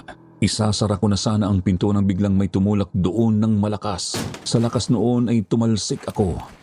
Tumakbo si tatay para isara ang pinto ngunit kagaya ko ay tumilapon din siya palayo. Patayo na ako nang biglang tumili si Cherry at pagharap ko ay tumambad sa amin ang isang kahindik-hindik na nilalang. Payat ito, hukot at nangingitim ang balat. Halos matakpan na ng mahaba nitong buhok ang kabuuan ng mukha nito, ngunit kitang-kita ang nanlilisik at itim na itim nitong mga mata. Mahaba ang mga daliri nito na mayroong matatalas na kuko. Nang dahil sa takot biglang nahimatay si Cherry. Tutulungan ko sana siya nang maramdaman kong palusog na sa akin ang halimaw. Umiwas ako at napunta ako sa may bintana kung saan tanawang maisan. Humalakak ang halimaw at dahan-dahang naglakad papalapit sa akin. Pagkatapos ay nakitaan kong humaba ang dila nito na tila naging isang latigo. Napalunok ako. Pakiramdam ko ay lalabas na sa aking dibdib ang puso ko. Gusto kong tumakbo subalit natalo na ng takot ang aking mga binti. Umungol ng malakas ang halimaw. Itatarak na sana nito sa akin ang matatalas nitong kuko nang marinig ko si tatay na sumigaw. Pagkatapos ay isang kawayan ang tumagos sa tiyan ng halimaw. Tumalsik pa sa akin ang itim nitong dugo. Natigilan ito. Akala ko ay yun na ang katapusan ng engkwentrong yun. Subalit biglang ngumisi ang halimaw. Hinugot nito ang kawayang nakatarak sa tiyan at mabilis itong umikot. Narinig kong humampas ang kawayan yon sa kung ano't napasigaw na lamang ako nang makitang nakahandusay na sa sahig ang tatay ko. Duguan ang kanyang ulo at pagkatapos ay nahulog sa sahig ang kawayang nabali sa gitna. Anak! Tumakbo ka na! Diligtas mo na ang sarili mo! Hindi. Hindi kita iiwan, tay. Pakiusap! Pakinig ka sa akin! Tumakbo ka na! Humalakhak muli ang aswang. Humarap ito kay tatay. Itinaas na nito ang kanyang kamay at handa ng undayan ng saksak si tatay nang bigla akong sumigaw. Sinabi kong kilala ko siya at kapag nabuhay ako ay isusuplong ko siya sa mga pulis at sa mga taong bayan. Napalingon siya sa akin. Umuusok ang kanyang bibig at nalilisik ang mga mata. Nanginig ang mga tuhod ko, ngunit pinilit kong tumayo. Nanginig ang mga kamay ko subalit mabilisan ko pa rin nabuksan ang bintana. Akmang lulusob na siya nang buksan ko yon at dali-dali akong tumalon palabas. Gumulong ako. Tumama ang ulo ko sa isang matigas na bagay subalit pinilit ko pa rin makatayo. Nagsimula ng tumulong mga luha mula sa aking mga mata. Nanlalabo ang aking paningin subalit kailangan kong tumakbo. Kailangan kong mabuhay. Kailangan ko pang balikan si tatay. Tumakbo ako sa maisan. Nagtago ako sa nagtataasang mga mais, subalit hindi nagtagal ay naramdaman kong may humahabol na sa akin. Nagpatuloy ako sa pagtakbo nang biglang may humaltak sa buhok ko. Napasigaw ako sa sakit. Natumba ako subalit tumayo akong muli para tumakbo. Nang tumalon sa harapan ko ang halimaw, natigilan ako habang nakatitig sa nilalang na iyon. Sapat na ang liwanag ng buwan para makita ko ang kakilakilabot nitong anyo. Hindi ko na sana paapatayin ang tiyuhin mo, Bernadette. Kung hindi lang niya pinagtangkaan ang buhay ko, handa na akong kalimutan ng ginawa nila sa nanay ko noon. Pero dahil sa ginawa niya'y nabuhay muli ang galit sa puso ko. Nagkakamali ka. Ginawa lang ni Tito ang tama. Kampong ka ng kadiliman at wala kang puso. Ang dami mo nang pinatay ng mga inosenteng tao. Hindi ko rin ginustong maging ganito. Kailangan ko ring mabuhay. Kaya ako pumapatay at kumakain ng tao para mabuhay. Pero walang puwang sa mundong ito ang mga kagaya mo. Ang mga kagaya mo ang salot. Halimaw ka! Umatungal ng malakas ang halimaw. Umusok ang bibig nito at nanlisik ang mga mata. Pagkatapos ay mabilis itong lumusob sa akin. Nagawa kong ilagan ang hampas nito, ngunit nahagip ng matalas nitong kuko ang aking braso. Napasigaw ako sa hapdi, pero hindi ako nagpatinag sa takot at sakit. Tumakbo ako hanggang sa makarating ako sa kubo ni Crisostomo. Pumasok ako doon. Naghanap ako ng maaaring magamit na sandata, subalit isang maliit na kutsilyo lamang ang naroon. Ikaw ang tatanggalan ko ng puwang sa mundong ito, Bernadette. Ikaw at ang pamilya mong albularyo. Ubusin ko kayo. Magpaparami ako at ubusin namin ang lahat ng tao sa baryo. Hanggang kami na lang ang matira. Hanggang sa makapamuhay kami ng masagana. Wasak ang dingding ng kubo. Nagliparan ng mga piraso noon kung saan-saan. Wala na akong matakbuhan ng mga oras na yon. Tanging ang maliit na kutsilyo lamang ang mahigpit kong hawak doon. At alam kong hindi ako maililigtas noon. Umungol ng malakas si Dina. Bumuelo na ito at wala na akong nagawa kung hindi ang mapapikit at manalangin ng isang milagro. Isang milagro na magliligtas sa akin mula sa kamay ng halimaw na yon. Sumigaw ako ng malakas habang nakapikit. Inihanda ko na ang sarili sa anumang sakit na mararamdaman ko nang biglang sumigaw si Dina na tila nasasaktan. Kasabay noon ay ang tunog ng hagupit ng isang latigo. Idinilat ko ang aking mga mata at sa harapan ko ay nakatayo si Crisostomo. Hawak ang isang buntot pagi sa isang kamay at sa kabila ay isang bote ng lambanog na may nakababad na luya. Pinaghahampas niya si Dina. Nakita kong lumalatay ang mga hampas na yon at ang mga latay ay nagiging mga sugat. Tumungga si Crisostomo ng lambanog. Pinuno niya ang kanyang bibig noon bago ibinuga yun sa aswang. Nakita kong bumuka ang mga sugat nito. Napaurong ito habang umuungol at nangingisay. Tumabi ka! Magtago ka sa ilalim ng lamesa. Mabilis akong gumapang at sinunod ang sinabi ni Crisostomo. Nakita kong hinugot niya ang itak mula sa kanyang likuran. Muli siyang tumungga ng lambanog at pagkatapos ay lumusob siya sa halimaw. Ngunit pagkawasiwas niya ng itak ay nakaiwas ang halimaw. Nagawa niya itong bugahan ng lambanog, subalit inabot rin siya ng matatalas na kuko nito. Tumalsik si Crisostomo sa labas. Tumama siya sa isang malaking bato sa labas ng bahay. Wasak ang kanyang damit at nag-iwan ang aswang na 3 mahahabang sugat sa kanyang dibdib. Namilipit siya sa sakit at napasigaw. Umuusok pa ang aswang ng dahil sa lambanog. Umungol ito at pagkatapos ay mabilis na tumakbo papunta kay Crisostomo. Nagawang makagulong na Crisostomo papalayo, subalit inabot muli siya ng mahahabang kuko ni Aling Dina. Ilang sandali pa ay nagsisigaw na ang lalaki. Nakapalibot na pala sa leeg nito ang naglalaway na dila ng tiktik. Gusto kong tumulong noon, subalit napako na ang aking mga paa sa aking kinatatayuan ng dahil sa takot. Hanggang sa marinig ko ang malakas na sigaw ni Tatay. Hayop ka! Lintik ka! Mamatay ka na! Mamatay ka na! Tagos sa dibdib ng halimaw ang dalang pinatulis na kawayan ni Tatay. Dahan-dahang kumalas ang dila ng halimaw sa pagkakatali sa leeg ni Crisostomo. Umungol ito at lumingon kay Tatay. Hinugot nito ang kawayan at itinapon papalayo. Dito na ako nagkaroon ng lakas ng loob na kumilos. Hindi ko maaaring hayaang masaktan ulit si tatay. Dinampot ko ang naiwang bote ng lambanog. Tumakbo ako at ibinato ko yun sa halimaw. Nabasag ang bote sa likuran nito at kumalat doon ang natirang lambanog. Nagpagulong-gulong na parang napapaso si Dina. Muling tumayo si Crisostomo, dinampot niya ang itak. Handa na niyang tagain ang leeg ng halimaw nang bigla itong tumayo at tumakbo papalayo. Walang ano-anong sumunod doon si Crisostomo. Si tatay naman ay kaagad na kinumusta ang kalagayan ko. Itinabi niya ako sa gilid at niyakap ako ng mahigpit. Ilang sandali pa ay bumalik si Crisostomo. Hindi raw niya inabot si Dina. Umupo siya sa gilid namin. Namumutla na siya at hinahabol ang hininga. Tinanong ko kung malalim ba ang sugat niya. Umiling siya at sinabihan akong ang sugat ko ang mga galos ang intindihin ko. Sanay na raw siya na masugatan. Isa pa, hindi pa rin tapos ang misyon niya doon dahil hindi pa niya nahuhuli o napapatay si Dina. Babalik daw ito at baka mas malala ang susunod nitong gagawin.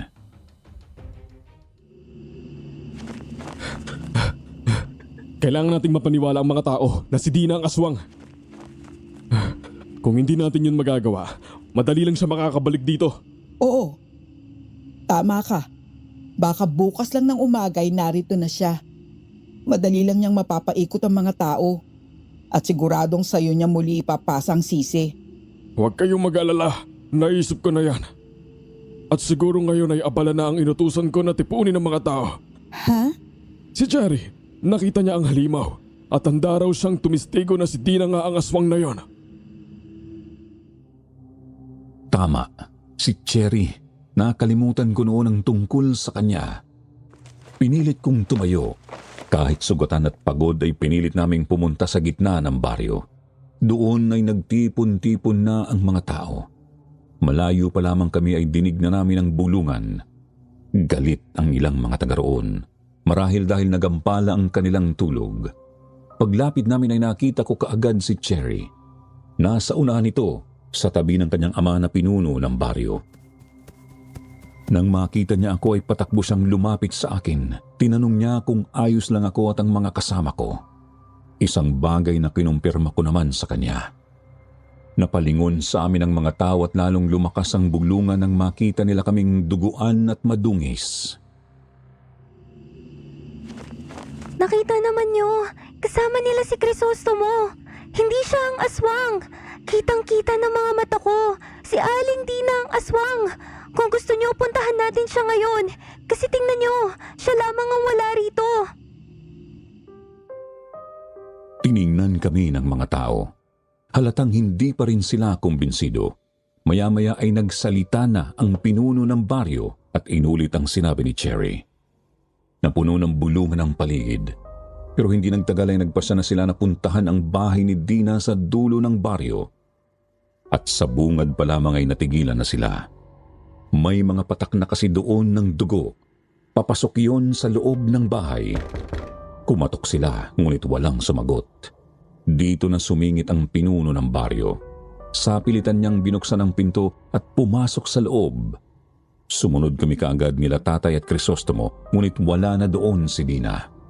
Tanging patak na lamang ng mga dugo sa sahig ang naabutan namin doon. Hinalughog ni Crisostomo ang bahay. May nakita siya doong mga libritong may mga nakasulat na Latin at sa kwarto nito ay nakita niya ang isang liham. Naninilaw na ang papel noon at halos malabo na ang mga nakasulat. Subalit nababasa pa naman. Galing iyon sa isang babaeng nagngangalang Luwalhati. Nakasulat doon na dapat ubusin ang lahi ng mga krus. Ang pangalan ng lahi namin. Kami raw kasi ang magiging tinik sa lalamunan ng mga aswang doon. Ibinigay ko iyon kay tatay. Ipinakita naman niya yon sa punong barangay at ipinakita naman nito ang liham sa mga tao. Maya-maya pa ay lumabas si Crisostomo mula sa isa pang silid. May dala siyang supot at napangiwi ang lahat nang makitang daliri ng mga tao ang laman noon. Halos nabubulok na at ang iba may uod na. Dito na nakumbinsi ang mga tao na si Aling Dina ay isang aswang na nagtago lamang sa likod ng pagiging isang albularyo. Humingi sila ng tawad kay Crisostomo at kagad din naman yung tinanggap ng binata.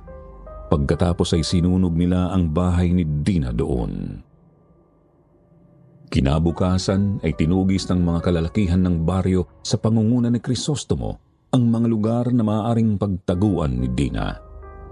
Nakarating rin sa mga karatig baryo ang balita at maging ang mga ito ay tumulong rin. Ngunit wala nang Dina silang nakita. Hanggang sa bumuti na ang sugat ni tatay at nagpasya na kaming umuwi. Maraming salamat, Crisostomo. Kung wala ka, sigurado wala na rin ang anak ko. O baka kahit ako. Sa iyo na ang bahay ng kapatid ko at lahat ng mga gamit niyang panlaban sa mga aswang. Basta huwag mo sanang pababayaan ang baryo. Salamat din po. At pasensya na kung natakot ko kayo nung una. Lalo ka na, Bernadette. Wala na yun. Ikaw ang dahilan kung bakit makakabalik pa ako ng Laguna ng buo. Salamat sa'yo. Ito, sinulat ko mga number namin dyan. Kapag may oras ka o kapag nagka-cellphone ka, tawagan mo kami. Oo, gagawin ko yun. 2 buwan matapos yun ay nakatanggap kami ng mensahe mula kay Crisostomo. Nahuli at napatay na di umano si Dina. Tapos na raw ang kalbaryo doon at maaari na kaming bumalik anong oras man namin gusto. Subalit sino pa ba ang magnanais na bumalik doon? Ang totoo, matapos ang insidente doon, hindi na ako nakatulog ng maayos. May mga gabing nagigising akong pawisan at hinihingal. Sabi ni tatay, nagsisisigaw rin daw ako sa gabi. Ilang taon ang nagdaan bago ako nakarecover mula sa kakilakilabot na karanasang yun. Ayaw ko nang maulit yun at marahil hindi na ako babalik pa sa lugar na yon. Sapat na ang mga pilat sa katawan na iniwan sa amin ng halimaw sa lugar na yon. Hanggang ngayon kapag bumabalik sa isipan ko ang mga tagpong yon ay kinikilabutan pa rin ako. Marami pa talaga tayong hindi alam sa mundong ito. Huwag nating baliwalain ang mga babala.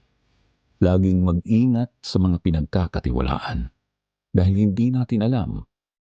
Baka mga aswang na ang mga nasa harapan natin at pinakikisamahan araw-araw. Hanggang dito na lamang po, Sir Jupiter. Salamat sa pagkakataong ibinigay ninyo para makapagbahagi kami ng mga kwentong gaya nito. Mga kwentong akala ng iba ay mga haka-haka lamang. Ang hindi nila alam, nangyayari talaga ang mga ito.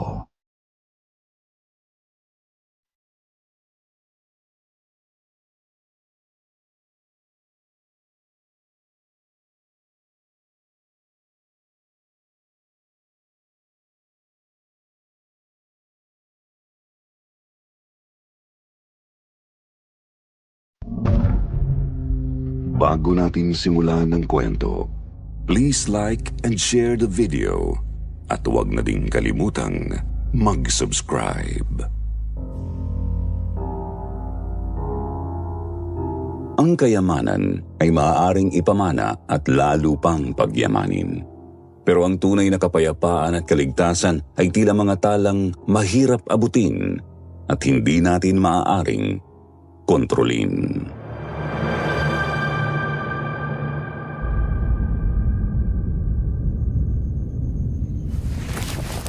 Kuya Darren, sigurado ka ba talaga dyan sa balak mo? Uuwi ka pa rin sa inyo kahit na alam mong maiiwan na ako mag-isa rito? Sinong makakasama ko dito sa bahay? Si Manang Abby. Halos hindi na nga nagsasalita yun eh. Buhay pa ang daddy mo, Miss Candy. Nagpaalam na ako sa kanila ng mami mo na uuwi ako ngayon. Kung hindi ako makakarating ngayon, mapapagalitan ako nila inay. Inaasahan nilang pag-uwi ko, pati na rin ang lechong ibinigay ng mami mo. Tsaka, taon-taon ko naman ginagawa to, diba? Hindi ka pa ba nasanay? Kuya naman, it's different now. Noon nandito si Daddy, sinasamahan niya ako kung saan-saan. Siya pa ang nagdadrive sa akin papuntang mall tuwing magsha-shopping ako. Minsan hindi siya pumapasok just to make sure I'm fine. You know naman, bukod sa pagiging driver, naging personal bodyguard na rin kita. Tapos ngayon, wala na nga si Dad, wala ring oras si Mommy. Iiwan mo pa ako? Kung pwede lang, sasama na lang talaga ako sa iyo eh. Ayokong maiwan mag-isa dito. Eh bakit hindi? Gusto mo ba talagang sumama? Talaga? I can come with you? Sa probinsya? Sa totoo lang, hindi ko alam. Hindi ako sigurado. Baka kasi hindi mo kayanin ang init doon dahil wala kaming aircon. Lalo pat, hindi kasing lambot ng kama mo ang higaan namin doon. Saka, hindi kasing bango ng lugar na ito ang lugar namin. Halo-halo ang amoy doon kasi marami kami. Saka, maingay din ang paligid dahil maraming bata dahil may mga anak na mga kapatid ko. I can make this naman, kuya. How long bang piyesta doon? Mga 1 linggo lang. Pero 2 linggo ang hiningi kong leave sa magulang mo. So, I will stay in your barong-barong for 2 weeks. Oo, parang gano'n na nga. OMG! 2 weeks sa isang barong-barong? Parang I can't. Kaya nga, Miss Candy, mahihirapan ka. Magandang araw po. Tawagin niyo na lang po akong Candy at ibabahagi ko ang karanasang hindi ko makakalimutan kahit gustuhin ko man. It was 3 months after my dad's accident. Wala kaming ibang nagawa kundi ang tanggapin ang biglang pagkawala niya noon sa buhay namin. Si Mami naman ay naging super busy since siya ang nag-take over sa lahat ng business namin after the death of my dad. Hindi ko nakita ang pagluluksa sa mata ni Mami noon kaya inisip ko na lang na hindi niya ganoon kamahal ang daddy ko. Nawalan din siya ng oras para asikasuhin ako. Well, nauunawaan ko naman dahil hindi na ako bata. I am old enough para mamahala sa sarili kong buhay. Pero hindi ko kaya. Hindi ako sanay na walang Mami, Daddy, Yaya at Kuya Darren na umaalalay sa akin. I was 14 years old noong dumating si Kuya Darren sa buhay namin. Siyang sumasama sa akin sa halos lahat ng ganap ko since then. Maraming gala ko ang nandoon din siya. He was there when my first boyfriend broke up with me. Siya ang umiinom ng tagay ko noong gusto kong maglasing. Kasi he knows that I really hate alcohol. Ako ang broken-hearted that time pero siya ang nalasing. Lahat ng material na bagay ay nasa akin na. Lahat ng gustuhin ko na ibibigay ng aking ina. Maliban sa oras at pag-aaruga niya. Parang wala na siyang pakialam sa akin. Minsan, naiisip ko kung bakit kahit anong bagay na ibigay sa akin ni Mami, hindi pa rin ito sapat. Sa mga okasyon, parang ako ang reyna dahil sa atensyon ng mga tao, pero sa likod ng ngiti at magagandang damit. May lungkot na bumabalot sa puso ko. Ang mga regalo ni Mami na tila puno ng pagmamahal ay parang sagot sa mga kulang na nararamdaman ko. Kuya Darren, I called Mom. I told her na sasama ako sa province. Oh, pumayag ba siya? She said I can do whatever I want. I already packed my things. Nandun na sila sa loob ng room ko. Pakibaba na lang. Pakibilisan mo ayoko kasing maghintay ng matagal sa car. Pero Miss Candy, I don't care about your opinion. Sasama ako sa inyo at gagawin ko ang lahat ng maisip kong gawin. Period. ay nako, kaya nga ako magbabakasyon para magpahinga. Hindi para sa sakit ng ulo. What do you mean? Sakit ako ng ulo para sa'yo? Hindi po, wala po akong sinabi. I heard you kaya, kuya. Alam ko naman na pasaway ako kay Kuya Darren. Ano magagawa ko? Gusto ko lang palaging gumawa ng mali dahil yun lang ang napapansin ng Mami ko. Doon lang siya nagkakaroon ng oras para asikasuhin ako at bigyan ng atensyon. Hindi ko naman talaga gustong magdulot ng sakit ng ulo sa kanya kung tinatrato pa rin niya akong anak. Pero hindi. Ang alam ko, tatay ko lang ang nawala sa akin, hindi ang aking ina. Pero pakiramdam ko, naulila ako sa kanilang pareho bigla. Palaging sinasabi ni Kuya Darren na nagtatrabaho si Mami ng mabuti para sa akin pagkatapos mamatay ni Daddy. Pero hindi ko talaga alam kung totoo yun dahil hindi ko naman yun nararamdaman. Matapos dalhin ni Kuya Darren ang 6 na maleta ko at isakay sa likod ng pickup namin, umalis na kami. Hindi na ako nagpaalam kay Mami dahil wala naman siyang pakialam. Bahala siya sa buhay niya kung ano ang gusto niyang gawin.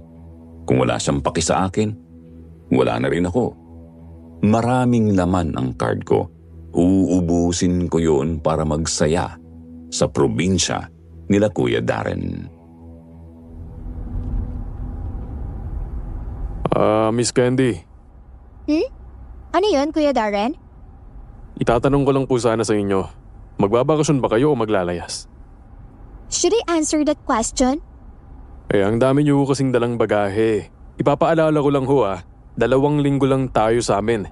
Hindi tayo dun titira habang buhay. Depende na lang kung gusto mo nang tumira sa amin. Bala ko kasi maglibot-libot sa lugar niyo, Kuya. Gusto ko magpunta sa maraming tourist spots doon. Para naman marelax ako. Maglibot. Miss Candy, mukhang malabong mangyari yan. Hindi ka pwedeng umalis at gumala nang hindi ako kasama. Isa pa, may curfew ang paglabas ng mga tao sa barangay namin. Dahil maaga kong matulog ang mga taga ron, hindi kagaya sa Maynila. What? Hanggang dito ba naman wala pa rin akong freedom? Kala ko pa naman magagawa ko ng gusto ko kapag sumama ako sa'yo rito. Useless lang din pala. Ibig sabihin, kaya ka lang pala sumama sa akin dito para makagimik. Ganun ba? Miss Candy, hindi po pwede ang gusto mo. Sa lugar kasi namin, mahigpit na pinagbabawalan ng mga tulad mong dalagan na lumabas tuwing gabi. Lalong-lalo na sa pagsapit ng kabilugan ng buwan. What? Ano ba naman yan, Kuya? Bakit naman ganun? Kasi... Basta sumunod ka na lang, Miss Candy. Okay, hindi ka mapapahamak kung susunod ka sa mga sasabihin at ibibilin ko sa'yo. Basta pagdating natin dun sa amin, magbe-behave ka, okay? Fine. Hindi ko na alam kung ilang oras na kaming nasa biyahe. Nang magising ako, sobrang dilim ng paligid at wala akong maaninag na kahit ano. Nasa loob pa rin ako ng sasakyan pero hindi ko ma-spot si Kuya Darren sa driver's seat. Medyo kinabahan na ako kasi naalala ko yung mga napakinggan ko sa radyo kanina habang nagda-drive siya.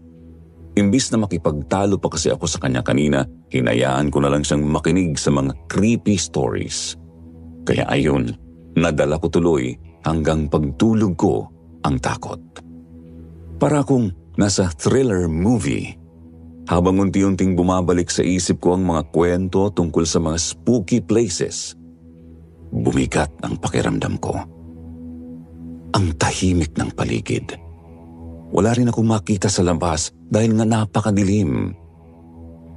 Hinahanap ko pa rin si Kuya Darren noon pero hindi ko talaga siya makita. Pero kahit medyo na-stress ako, nag-decide akong kalmahin ang sarili ko.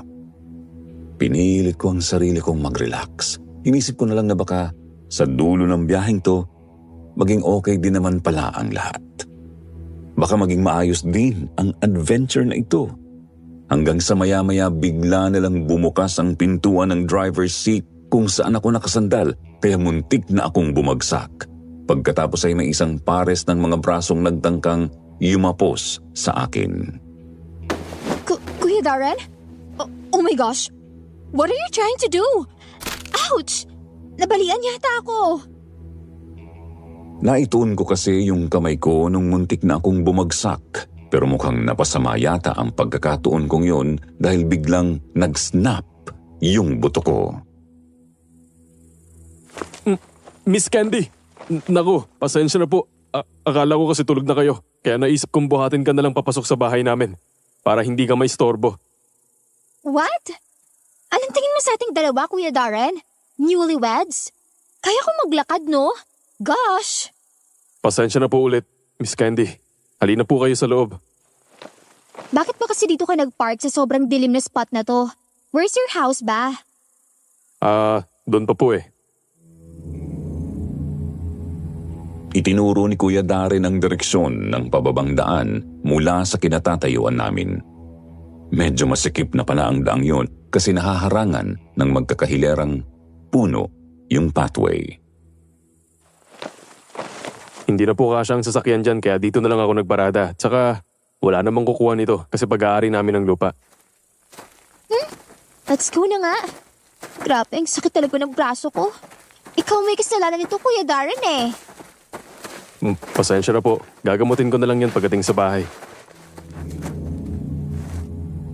Pagdating namin sa bahay, magalang akong binati ng lola ni Kuya Darren. Naitago na lang po natin bilang si Aling Viola. Hindi nagpakita ang mga kapatid at tiyuhin niya pero rinig ko ang mga bulungan nila at mga tingin mula sa butas ng kanya-kanya nilang kwarto. Ngumiti lang ako kay Lola at nagmano. Medyo malaki-laki ang bahay nila pero gawa ito sa iba't ibang uri ng kahoy. Hindi rin po ito sementado.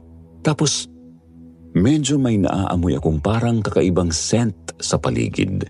Parang amoy kulob at masakit yun sa ulo kaya lalo akong napatikom ng bibig. Inay, magpapahinga po muna kami. Bukas na lang po tayo magkwentuhan. Sige, iho. Ihatid mo na lang siya at sa upuan ka muna matulog. Hindi rin kami nagtagal ni Kuya Darren sa salas nila at agad niya akong inaya papasok sa kwarto. Pinagpatong-patong ni Ina yung 3 comforter para medyo malambot ang higaan mo. Dito ko na lang muna matulog. May katul naman dyan at electric fan. Sana makatulog ka ng maayos. Gagamitin namin ang sasakyan mo para makabili ng makakain mo. Wala kasing luto dito dahil sa bukid kami kumakain. Tulugan lang talaga ito. Okay, I want a burger with soda or iced tea. Sige po, pero sigurado po ba kayong magiging ayos lang kayo dito? Why, Kuya Darren? May hotel bang malapit dito? Wala eh. Nasa bayan pa. Napakalayo pa nun dito sa amin. Then I don't have any choice then. Ba't mo pa ako tinatanong? Ay, gusto lang kita maging komportable, Miss Candy. Sige na, aalis na ako.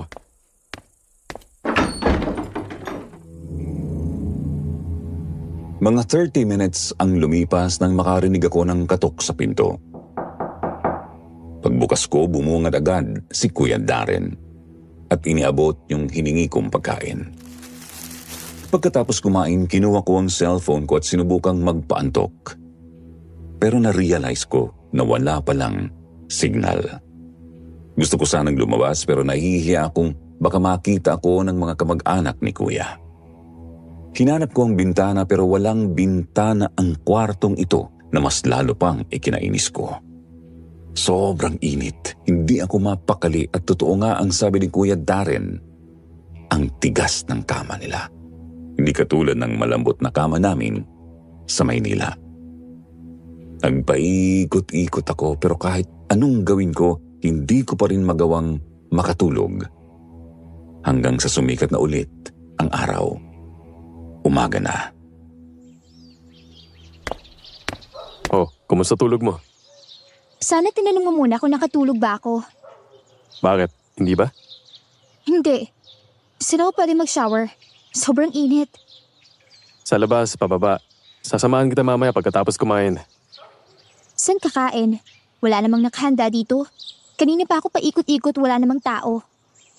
Maagang natutulog sila, Inay. Maaga din silang nagigising. Tulugan lang talaga ito at sa may ibabang bahagi ang lutuan. Nandun kami tuwing araw. Ang yaman nyo naman, kuya, kung ganito ang style ng bahay nyo. Hindi naman. Paikot kasi ito eh. Medyo mababa kasi ang part ng kusina at hindi namin tinambakan dahil masyadong malaki. Malaki na rin kasi ang kita ko at ng mga kapatid ko kaya napaayos na itong bahay kahit hindi siya gawa sa bato. Parang resort. Idea to ng kapatid kong architect. Siya ang may gustong gawing ganito ang style ng bahay namin. Magulo sa ibaba so kung may marinig ka, humihingi na lang ako ng pasensya. May ibang tiyuin ako na medyo walang galang basta na lang magsasabi ng gusto nila. Kaya ngayon pa lang pasensya na. Choice ko namang sumama dito kaya ayos lang sa akin. Habang naglalakad kami, napansin kong puro malalaking puno ang paligid. Mahangin naman pero kitang-kita ang mga kalat sa paligid na tila patuloy pa ring ginagawa ang pamamahay nila. Mahirap hindi mapansin na ang lugar ay under construction pa, pero malinis naman ang hangin. Malayo sa gulo ng syudad. Mga ilang minuto na akong naglalakad nang mapansin kong hindi ko na pala kasunod si Kuya Darren. Paglingon ko medyo malayo na ako sa pwesto niya. May kausap din siya. Hahakbang na sana ako pabalik sa kanya pero bigla na lang pong may isang lalaking nag-approach sa akin. Hi, apo ka ba ni Aling Viola? Sino yun? Yung matandang may-ari ng bahay na yan? Hindi. Hindi nila ako kaano-ano. Bisita nila ako. O mas tama yata tawaging bisita. Tumawa ako sa sarili kong joke. Ganon? Sa kutis at pananalita mo, mukhang hindi ka sanay dito sa probinsya namin ah. It's my first time. Oh, hindi kaya ikaw yung milyonaryang nobya ni Darren? Nobya? Kasintahan? Girlfriend? Hindi. Driver ko si Darren. Sumama lang ako sa kanya dito para makifiesta. Talaga ba? Pero ang usap-usapan dito sa lugar namin, may girlfriend daw si Darren na dinala galing Maynila dahil nabuntis daw ito. At hindi siya gusto ng pamilya ng babae. Mayaman daw kasi ang babae at may kaya sa buhay. Kaya raw nagtanan kayo. Alam mo, that's impossible. Pero teka, you know what? You're so daldal. Hindi naman kita kilala. Ako si Kenneth. Kababata ako ni Darren. Whatever. Wala akong pake. Ay, dyan ka na nga. Teka miss, saan ka ba pupunta? Pwede naman kitang samahan kung gusto mo. Mukhang busy pa si Darren oh. Itinuro pa ni Kenneth si Kuya Darren noon na busy pa rin sa pagkikipag-usap. Gustong gusto ko na talagang magliwaliw noon dahil nabobore na ako. Hindi naman ako masamang tao. Ibabalik kita ng buo, wag kang mag-alala. Walang labis, walang kulang. Minsan lang kasing may mapadayong taga Maynila dito sa amin. Taka minsan na lang ako makakita ng mga bagong muka. Kaya pumayag ka na.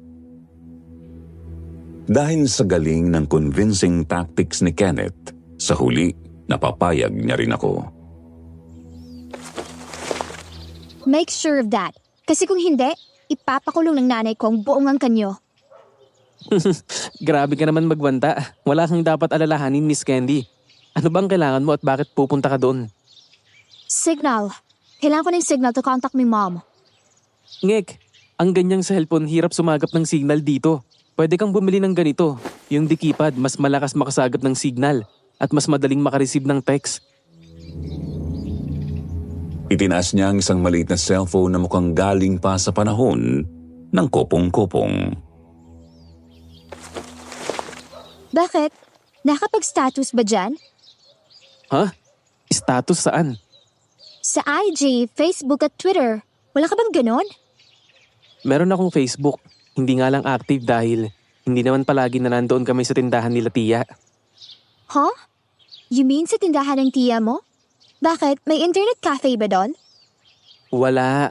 Pero may wifi doon na pinarerentahan ng tita ko kapag may gustong gumamit. Dati sobrang daming tumatambay doon, ngayon madalang na. Kasi natatakot na ang mga tao. Pero hindi ko pinansin ang huling sinabi niya dahil mas nag-focus ang isip ko nang malamang may wifi ang tita niya. Talaga? May wifi? That's good!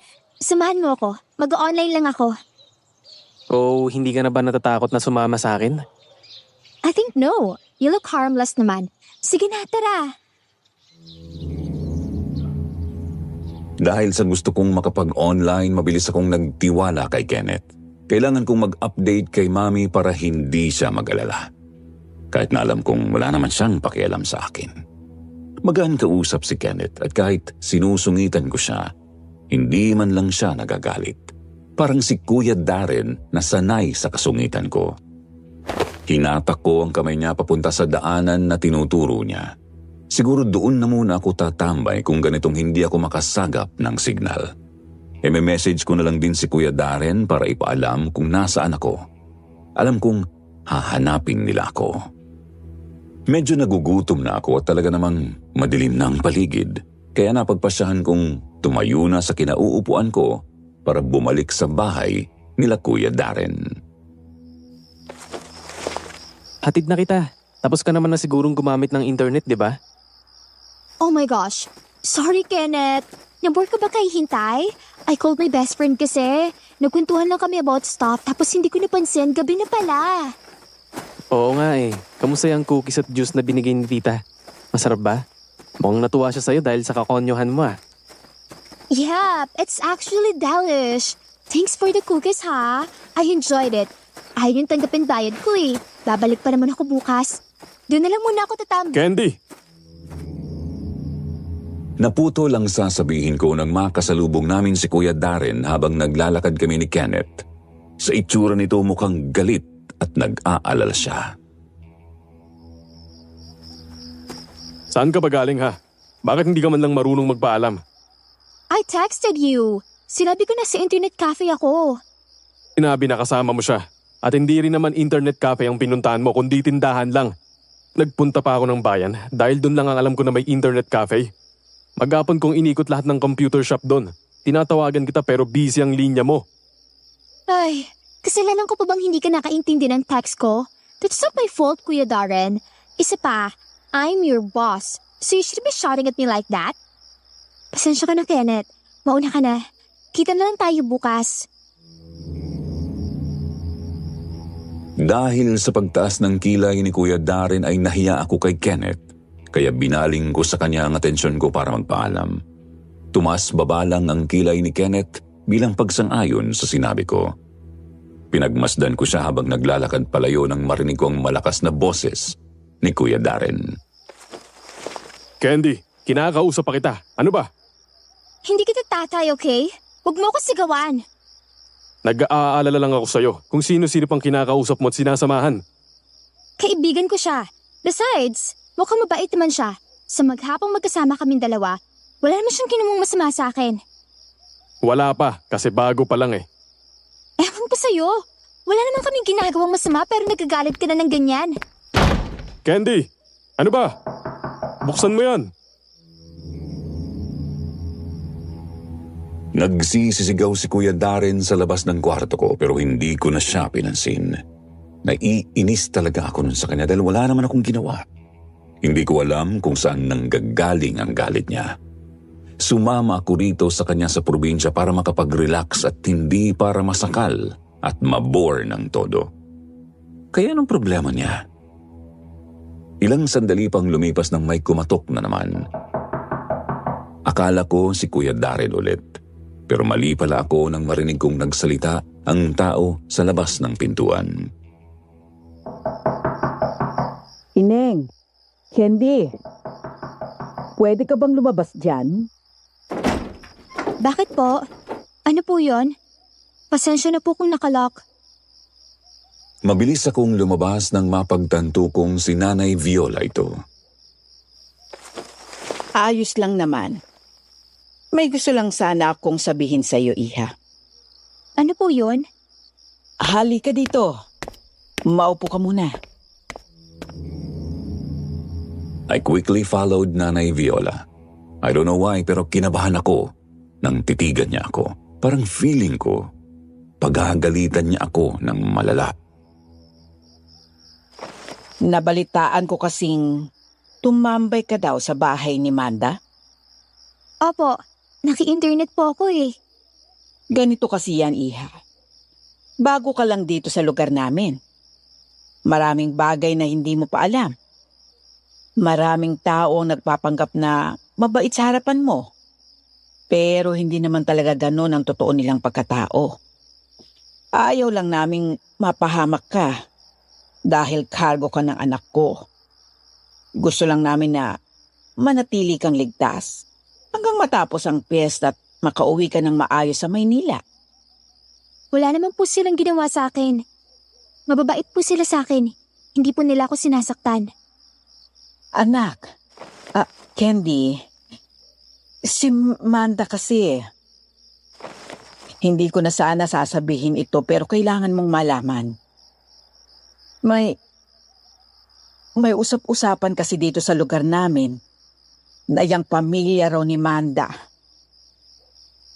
Sila raw ay mga aswang. Aha?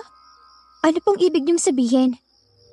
Noong nakaraang taon, maraming tumatambay at bumibili sa kanila. Masayang bahay nila noon. Pero isang araw, nabuntis si Manda. Makalipas ang isang taon, nalaman namin na isang buwan matapos siyang manganak, nawawalang anak niya. High-tech na ang bahay nila dahil sa dami ng taong dumadaan. May CCTV na rin sila. Pero sa pagsisiyasat, walang kahit sino ang nakita na lumabas ng bahay na may dalang bag na kasyang isang sanggol o kahit binuhat ang bata. So, ano pong sinasabi niyo sa akin? Ayon sa mga matatanda dito, may kakaiba raw sa pamilya nila. May mga kwento na may nakita silang lumilipad na parang malaking ibon sa gabi malapit sa bahay nila. Iba na ang tingin ng mga tao kay Manda mula nung mawala ang anak niya. Pero, hindi naman po ako naniniwala sa mga ganoong kwento. Iha, hindi naman kita pinipilit maniwala. Gusto ko lang mag-ingat ka. Alam ko, taga Maynila ka at hindi ka sanay sa mga ganitong usap-usapan. Pero dito sa amin, may mga bagay na hindi madaling ipaliwanag. Tulad na lang ng hinala naming lahat na kinain mismo ni Manda ang kanyang sariling anak. Po? Oo, lahat ng tao. Iniwasan siya pagkatapos nyon. Lahat ng nakakilala sa kanya, dumistan siya. May mga pulis din na tumingin sa buong bahay nila at nakita ang braso ng bata sa ilalim ng kama nila. Ang sabi nila, dahil bagong panganak si Manda, wala siyang lakas para lumipad at manghuli ng ibang makakain. Kaya kinain niyang sarili niyang anak. I am so shocked. Hindi ko nga alam ang dapat kong sabihin dahil hindi ko din sigurado kung bakit niya sinasabi ang lahat ng ito. Kung maaari lang sumuka dahil sa mga kinikwento niyang nai-imagine ko. Ew! Nakakakilabot naman po yan. Paano nangyari yun? At bakit niyo po kinikwento sa akin ang bagay na to? Sinasabi ko to para maiwasan mong mapahamak. Para maintindihan mo rin kung bakit nagagalit si Darren na kasama mo si Kenneth. Iwasan mo ang mga taong magdadala ng peligro sa iyo. Kilala namin sila, kaya't maniwala ka sa amin. Iniingatan ka lang namin. Baka mamaya, ikaw naman ang mapahamak. Hindi ko po alam ang sasabihin ko. Pero, salamat po sa concern. Huwag mo nang masyadong isipin pa. Iniwan mo itong itinimpla kong gatas para sa iyo. Para makatulog ka agad. Sabi kasi ni Darren, hindi ka daw nakatulog kagabi. Hindi magandang walang tulog sa katawan. Salamat po ulit. Hindi ko maiwasang makaramdam ng kilabot sa kwentong iyon ni Nanay Viola. Para itong eksena mula sa isang horror movie. Pero seryosong-seryoso ang mukha niya na parang buo ang paniniwala niya dito. Nito ang isip ko pero tinanggap ko ang baso ng gatas. Tumango at nagkunwaring nauunawaan ko ang mga sinabi niya kahit nasa loob-loob ko natataranta pa rin ako. Kinabukasan, matapos naming kumain ng umagahan, agad akong bumalik sa kwarto. Sinabi nila na pupunta kami sa isang talon o ilog na malapit pero mas interesado talaga ako na makapag-internet ng araw na yun dahil nabitin ako kahapon. Maya-maya, may kumatok na naman sa pintuan ko. Nandyan ka ba? Pinapatawag ka na ni Inay. Sumama ka daw sa amin. Pwede bang wag na lang ako sumama? May pupuntahan kasi ako. Bakit? Saan mo na naman babalak pumunta? Kay Kenneth na naman. Kuya Darren, hindi naman siguro nila ako sasaktan. Hindi ako naniniwala sa kwento-kwentong kumakalat dito sa lugar nyo na mga aswang sila. Hindi na uso yun sa panahon ngayon. Ay, ang tigas talaga ng ulo mo. Sana pala hindi na lang ako pumayag na sumama ka dito. Kung para ka pating bata na kailangan kong bantayan. I am not a child anymore. They just treat me like a child. Sige na, tara na. Hindi na ako sasama. Sama pakiramdam ko. Bakit? Anong nararamdaman mo? Wala. Nangihina lang ako. Parang gusto ko matulog muna. Okay, hindi na lang ako sasama. Babantayan na lang kita. Minsan napaka-overbearing ni Kuya Darren. Pero alam kong nagmamalasakit siya. Kaya lang minsan, kailangan niyang mag-chill. Luckily, hindi niya ako pinilit na sumama sa kanila at nagstay na lang ako sa kwarto ko maghapon. Pero ramdam ko ang presensya niya. Gusto kong lumabas para sabihin sa kanya na huwag akong bantayan pero totoo namang may punto siya. Hindi na sana ako sumama kung burden lang ako sa kanya. Ang gusto ko ay makapag-enjoy at sulitin ang trip na ito pero hindi ko alam kung bakit sobrang hirap para sa akin na gawin yon. Mahabang oras din ang ginugol niya sa pagbabantay sa akin at narinig ko si Kuya Darren na nakikipag-usap sa kapatid niya. Kailangan daw nilang sunduin ang isang nagngangalang Grace na hindi ko alam kung sino at gagamitin nila ang sasakyan ko. Hindi man lang siya humingi ng permiso. Sobrang nagmamadali siya. Perfect. Ito na ang pagkakataon kong magkaroon ng oras para sa sarili at mas mahalaga, makakuha ng access sa internet. Nang masiguro kong wala ng tao sa bahay bukod sa akin, doon ko na naisipang magmadali at pumunta kina Aling Manda. Nang makarating ako doon, saka ko lang biglang naalala yung ikinwento sa akin ni Nanay Viola kagabi. Kaya medyo kinabahan ako. Pero naisip ko kung may gustong gawing masama sa akin si Aling Manda at si Kenneth, di ba dapat ginawa na nila yun kahapon pa nung wala pa akong kamuwang-muwang na sobrang nagtitiwala sa kanila? Oh, mabutit pinayagan kang pumunta dito. Bakit naman po hindi? Wala naman pong signal doon. Kaya nga naglagay ako ng wifi sa panganay ko para may paglibangan ako pag wala akong kausap. Anak niyo pong nagbabayad ng bills niyo? Oo, sila ang may kaya. Malalaki na ang mga anak ko at may magagandang trabaho sila sa syudad. Gusto nga nila akong isama pero ayoko. Marami akong halaman at mga alagang hayop dito na ayaw kong iwan. Ah, ganun po pala. Bakit parang hindi ka makatingin sa akin ng diretso tulad kagabi? May sinabi ba sila sa'yo? Nothing. They just wanted me to go with them to the falls. Pero I didn't want to. Mas gusto ko lang mahiga kasi antok na antok ako. Actually, parang hapa akong pagod na pagod eh. Ah, siguro dahil yan doon sa gatas nila Viola. Wait, what? How did you know about that milk? Oo, alam ko ang bagay na yan. Yan din kasi ang binibili ko sa kanila noon kapag nahihirapan akong makatulog. Masarap yan, no? Ramdam agad ang epekto. Tama po kayo dyan. Hindi ka pa pala sinundo ni Kenneth? Ang sabi niya masungit ka daw. Pero mukhang hindi naman. Pait mo nga eh. Ano bang ginagawa mo dito sa probinsya namin? Sumama lang po ako kay Kuya Darren para makifiesta. Sabi niya masaya daw, and I'm sure I'll enjoy it. Naku, sa isang araw na yan, mabuti pa.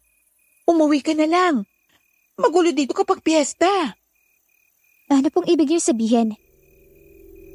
Bigla akong kinabahan sa pagtataboy ni Aling Manda sa akin.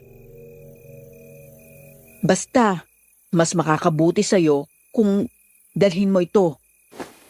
Huwag mo ipapakita kay Darren. Ilagay mo lang sa bulsa mo. Ang payo ko, umuwi ka na lang sa inyo sa Maynila. Ipapatig kita sa pamangking kong si Kenneth kung gusto mo. Ano pong meron? At narinig ko ang gwapo kong pangalan. Umatras ang kaba ko nang biglang sumulpot sa usapan si Kenneth. Hindi namin napansin ang pagdating niya. Nandyan na palang mahangin kong pamangkin. Tita? Kumusta, Candy? Hinihintay kita kanina sa kotse mo pero hindi ka sumipot. Naabutan tuloy ako ni Darren. Tapos yun, muntik na naman kaming mag-aaway. Did he hurt you? Hindi naman pero alam mo tama ang tita ko. Mas makakabuti kung uuwi ka na lang ng Maynila bago pa magfiesta. Huh? Ano bang ibig niyong sabihin? Bakit pinapauwi niyo ako? Nandito ako para makifiesta, remember? Maghahanda lang ako ng merienda. Diyan lang muna kayo. Mahabang kwento, Candy. Mas mabuti pang umuwi ka na lang kaysa madamay ka sa mga gulo rito sa lugar namin. Magkagalit pa talaga kayo ng pamilya ni na Kuya Darren? Ano ba nangyari sa inyo noon? Hindi naman. Sila lang ang may galit sa amin. Kaya kaysa mamili ka kung sinong papanigan mo, mas mabuting umuwi ka na lang. Baka madamay ka pa. Wala talaga akong maintindihan sa mga nangyayari, pero dahil sa mga cryptic ang pahiwatig na yun ni Kenneth ay parang nabubuhay lang ang curiosity ko. Hindi rin ako makapag-internet noon ng maayos dahil na-occupy na ng mga sinabi ni Kenneth ang utak ko.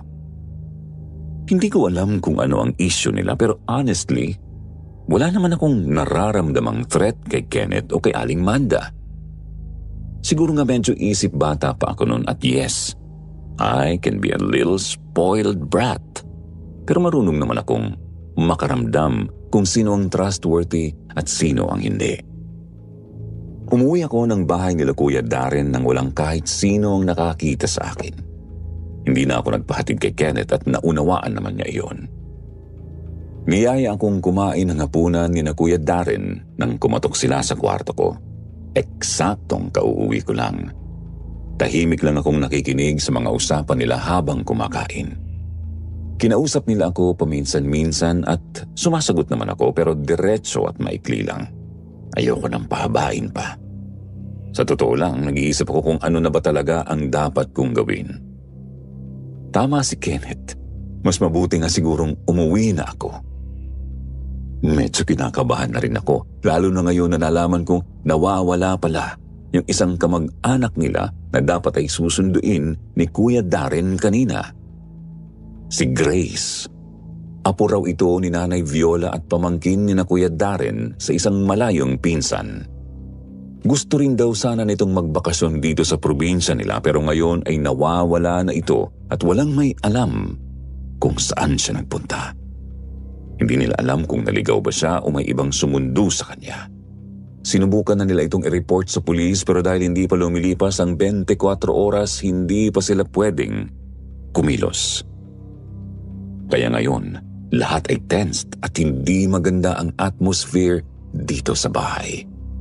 Nasa hangin ang kaba at ramdam ko ang pag-aalala nila. Pakiramdam ko anumang oras ay may mangyayari pa. Pagkatapos namin kumain, inihatid na ako ni Kuya Darren sa kwarto. Dito ka lang. Wag na wag mong susubukang umalis. Delikado ang paligid. Hindi ko alam kung anong gagawin ko kung may mangyaring hindi maganda sa'yo. Whatever. Makinig ka sa akin. Nakita na ang bangkay ni Grace.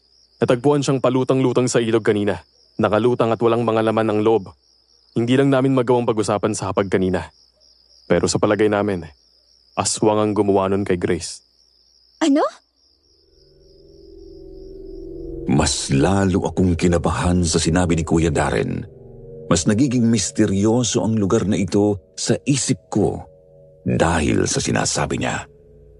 Biglang nagsuot ng jacket si Kuya Darren at mukhang naghahanda siyang umalis. Kaya sumunod ka sa bilin ko. You mean, totoo ang aswang? Sa tingin mo ba kayang gawin yun ng isang normal na tao? Saan ka pupunta? Kukunin namin ang bangkay ni Grace sa ilog. Nakasabit ito sa ugat kaya hindi agusin ang tubig doon. Bakit hindi niyo hayaan sa pulis ang bagay na yan? Baka mapahama ka din doon. Hayaan mo, uuwi ako ng buo at walang labis. Papahatid na kasi ako pa uwi ng Manila. Ayaw ko na magstay dito. Pwede ba, Miss Candy? Huwag kang makisabay sa problema naming lahat. Fine. Make it faster at ihatid mo na lang ako kahit sasakayan lang. Matalim ang tingin ni Kuya Darren nang umalis siya sa harap ko. Parang ibang tao na ako sa paningin niya. Hindi ako sanay sa ganoon. Bigla akong kinilabutan. Ang mga aswang at kwentong kababalagan na dati mga alamat lang para sa akin, ngayon, parang totoo na. Naisip ko rin ang matagal na alitan sa pamilya nila Kuya Darren at Kenneth, pati na rin ang pagkawala ni Grace. Lahat ng ito parang isang bangungot na ayaw ko nang ipagpatuloy. Ang dami kong gustong itanong, pero alam kong hindi ito ang tamang oras dahil kahit gusto kong magpakita na parang wala akong pakialam, ang totoo, takot na takot ako. Bawat hibla ng buhok ko ay tumindig sa kaba. Sa loob-loob ko, gusto ko nang makalayo at bumalik sa Maynila sa mas ligtas at pamilyar na lugar. Pero alam kong hindi ko pwedeng basta na lang gawin yon. Nagulat ako nang biglang may bumukas sa pinto ng kwarto. Hindi ko kasi ito nilak kanina nang umalis si Kuya Darren. Mas nagulat akong si Kenneth ang niluwa nito at halatang nagtatago at nagmamadali. Sumama ka na sa akin. Ihahatid kita sa bayan. Doon ka na sumakay pa Maynila. What? Bakit? Ano nangyayari? Mahirap i-explain pero kailangan mong makalayo dito. Huh? Hindi ko naiintindihan. Naguguluhan na ako. Anong ibig mong sabihin? Delikado ang buhay mo sa lugar na ito. Sumama ka sa akin sa bahay ni Tita Amanda. Doon ligtas ka. Ipapaliwanag ko sa iyong lahat doon. Mas natatakot ako, Kenneth. Magtiwala ka sa akin. Hindi kita ipapahamak. Pangako yan. Can I call my mom first?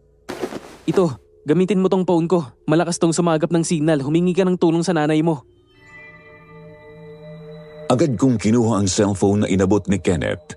Kahit nanginginig pa ang mga kamay ko, tinawagan ko agad si Mami. Habang hinihintay ko ang sagot niya, ramdam ko ang bilis ng tibok ng puso ko. Bakit parang may napakalaking panganib na nagtatago sa likod ng lahat ng ito? At bakit ganoon na lang ang takot ko? Hindi ko alam kung dapat ba akong magtiwala kay Kenneth o kung tama bang sundin ko ang sinasabi niya. Nagtatakbo kami papunta sa bahay ni Tia Amanda, pero pagkapasok pa lang namin ang bahay, narinig ko na agad ang boses ni Kuya Darren. Malayo ang agwat ng mga bahay dito, kaya kung sisigaw siya, tanging kami lang ang makakarinig. Di ko alam kung paano niya kami nasundan, pero si Kenneth, agad akong itinago sa likuran niya habang hinarap si Kuya Darren sa pinto. Lumabas ka dyan, Candy. Mapapahama ka sa kanila. Binalaan na kita, hindi ba? Si Kuya Darren. Nandyan siya. Malamang kukunin ka na nila. Anong gagawin ko? Anong gagawin natin ngayon? Huwag kang matakot. Ako ang bahala sa'yo. Nagkatinginan kami ni Kenneth. Kitang-kita ko sa mga mata niya ang kaba, pero pinili niyang protektahan ako. Hindi ko alam kung sino sa kanilang dalawa ang dapat kong paniwalaan. Huwag kang maniwala sa kanya. Kailangan kanya kaya kanya inilalayo sa akin. What's really happening ba? Bakit kailangan ko siyang layuan? May gagawin siya sa'yo. Importante kang bagay sa kanila para sa darating na fiesta. What do you mean ba? Hindi ka talaga nila bisita. Meron silang masamang pakay sa'yo. Humigpit ang hawak ni Kenneth sa braso ko. Ramdam ko ang tensyon sa pagitan nilang dalawa. Sa isang banda ay si Darren, ang kilala kong Kuya Darren na matagal ng kaibigan ng pamilya. Sa kabila, si Kenneth na may sinasabi tungkol sa aswang at mga bagay na tila galing sa alamat. Iuuwi na kita sa inyo, Candy. Lumabas ka na dyan. Huwag mo na siyang utuin, Dario. Alam natin ginagamit yun lang ang kaso ng tiya ko. Para lang itago na kayo talagang may kagagawan ng lahat ng pagkawala ng mga bata at tao dito sa lugar natin. Tumahimik ka. Huwag mong lasunin ang utak ni Candy, Kenneth. Kung wala kang masamang plano sa kanya, bakit hindi mo siya hayaan sa amin? Alam nating dalawa na ikaw ang may gagawing masama sa kanya. 10 ng angkan mo. Napalunok ako. Anong klaseng kwento ang pinasok ko? Sa loob ng ilang araw, hindi ko inasahan na ang simpleng bakasyon ay hahantong sa ganito. Halos hindi ko maipaliwanag ang nararamdaman ko. Takot, kaba at isang bahagi ng utak ko ang nagsasabing tumakbo na lang. Pero paano ako tatakbo kung hindi ko alam kung sino sa kanilang dalawa ang nagsasabi sa akin ang totoo? Stop! I don't care what really happened here. Gusto ko lang umuwi ngayon din. Kuya Darren, kung hindi totoo ang sinasabi ni Kuya Kenneth, pwede bang hayaan mo akong ihatid nila sa bayan? Hindi ka nila ihahatid doon. Sigurado akong gagawin ka nilang hapunan ngayong gabi. Bakit ba sa kanila ka naniniwala? Hindi mo ba alam? Stop! Napapikit ako.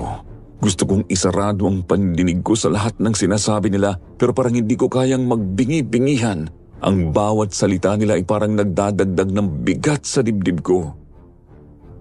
Wala akong pakialam sa gulo nyo. Gusto ko nang umuwi. Ramdam ko ang panginginig ng boses ko habang sinasabi ko yun. Hindi ko na alam kung anong klaseng sitwasyon ang kinasusuungan ko. Halika na, ihahatid na kita! Para malaman mo ang totoo, Candy, tumabi ka sa kanya. Ilapit mo ang bagay na binigay sa'yo ni Tia Amanda. Magtiwala ka sa akin, Candy. Nasa paligid sila, kuya. Nakalalay din sila, Tia Amanda. Lahat kami ay ililigtas ka.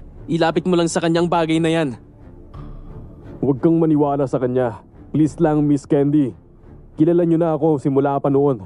Alam mong imposible ang mga sinasabi niya. Ito na lang ang paraan, Candy. Kung ilalapit mo ito kay Darren, makikita mong totoo. Ang tinutukoy sa akin ni Kenneth ay ang bagay na binigay ni Aling Manda.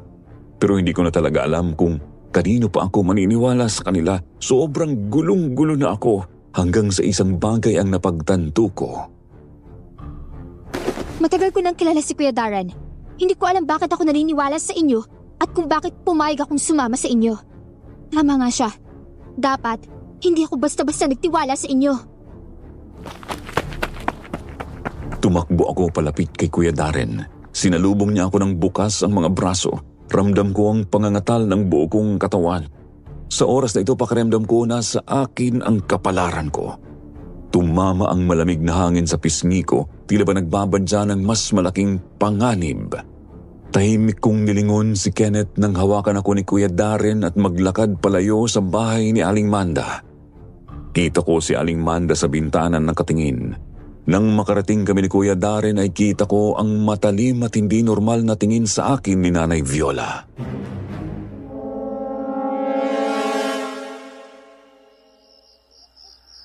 Mabuti naman at nauwi mo siya. Hindi siya pwedeng mapunta sa iba. Matagal ko nang inaasam ito. Hindi ko hahayaang mapuntang karni ng isang birhen na may mahalikang dugo sa iba. Kuya Darren, anong ibig sabihin nito? Grabe ang kabang naramdaman ko nang marinig ko ang hindi pamilyar na boses ni Aling Viola. Nanginginig ang pako sa sinabi at inaasta nila. Huwag kang mag-alala, Candy. Hindi mo mararamdaman ang sakit.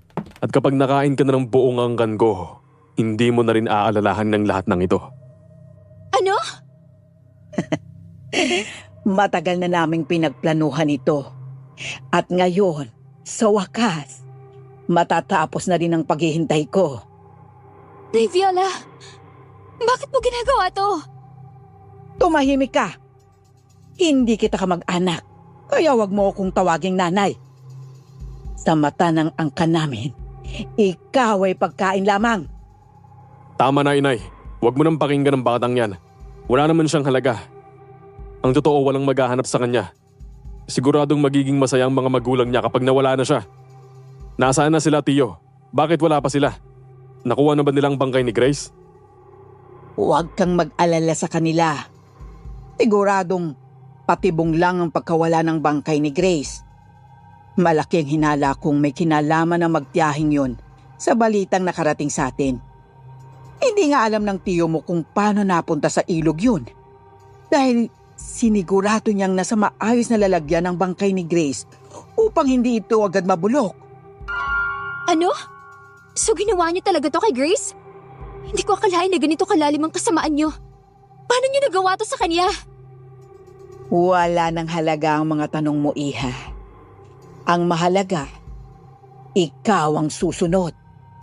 Sa piyesta, ikaw ang magiging handa para sa buong angkan namin. Mga walang hiya kayo?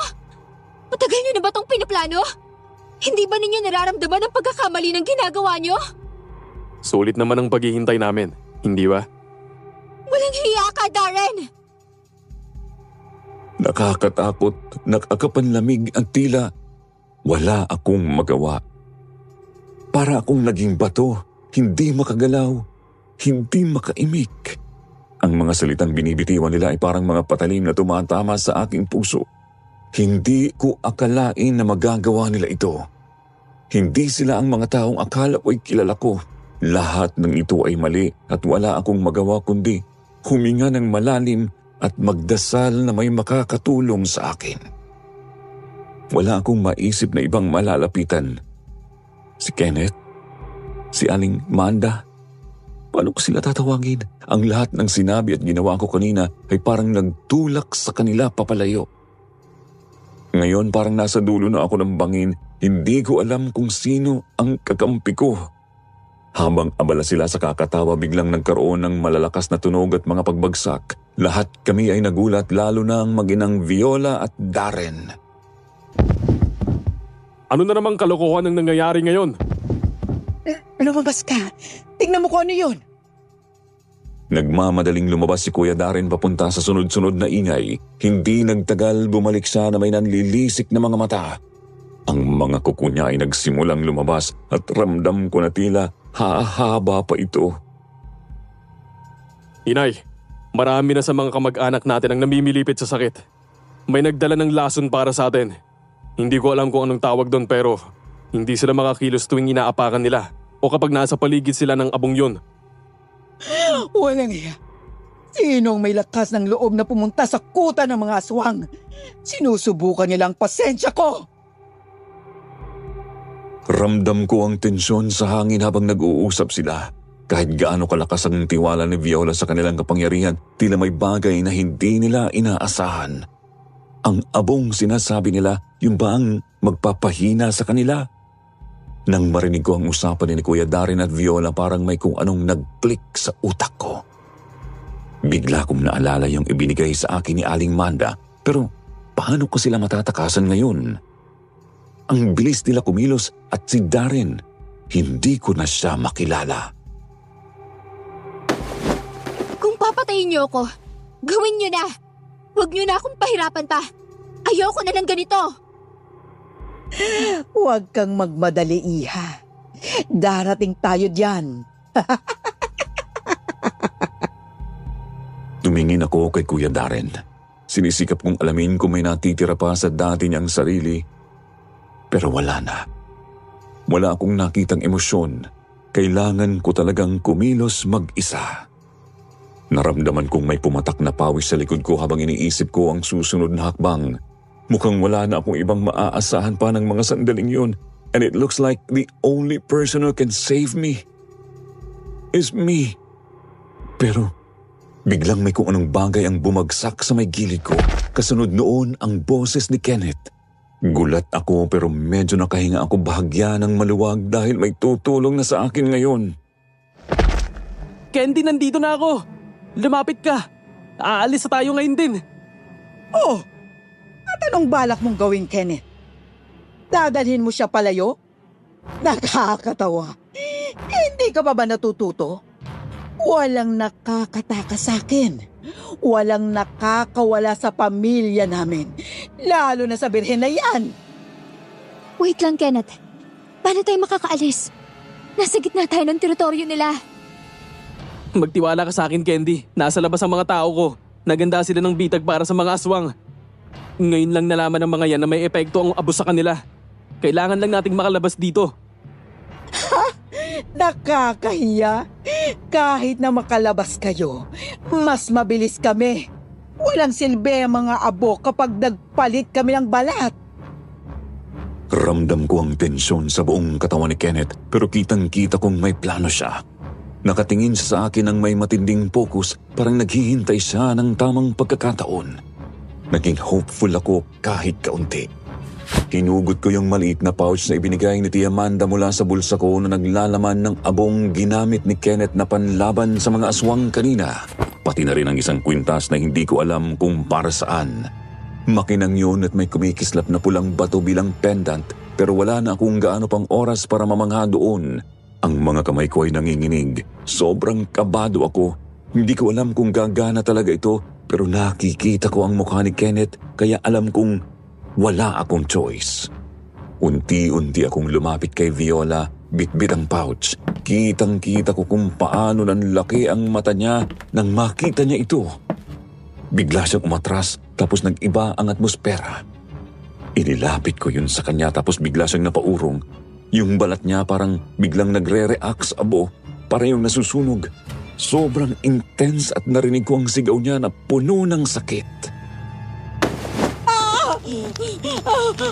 Anong kinabunin ko? Candy! Tumakbo ka na! Hindi na ako nag-isip pa. Tumakbo ako papunta sa pinto. Ramdam na ramdam ko ang bilis ng tibok ng puso ko.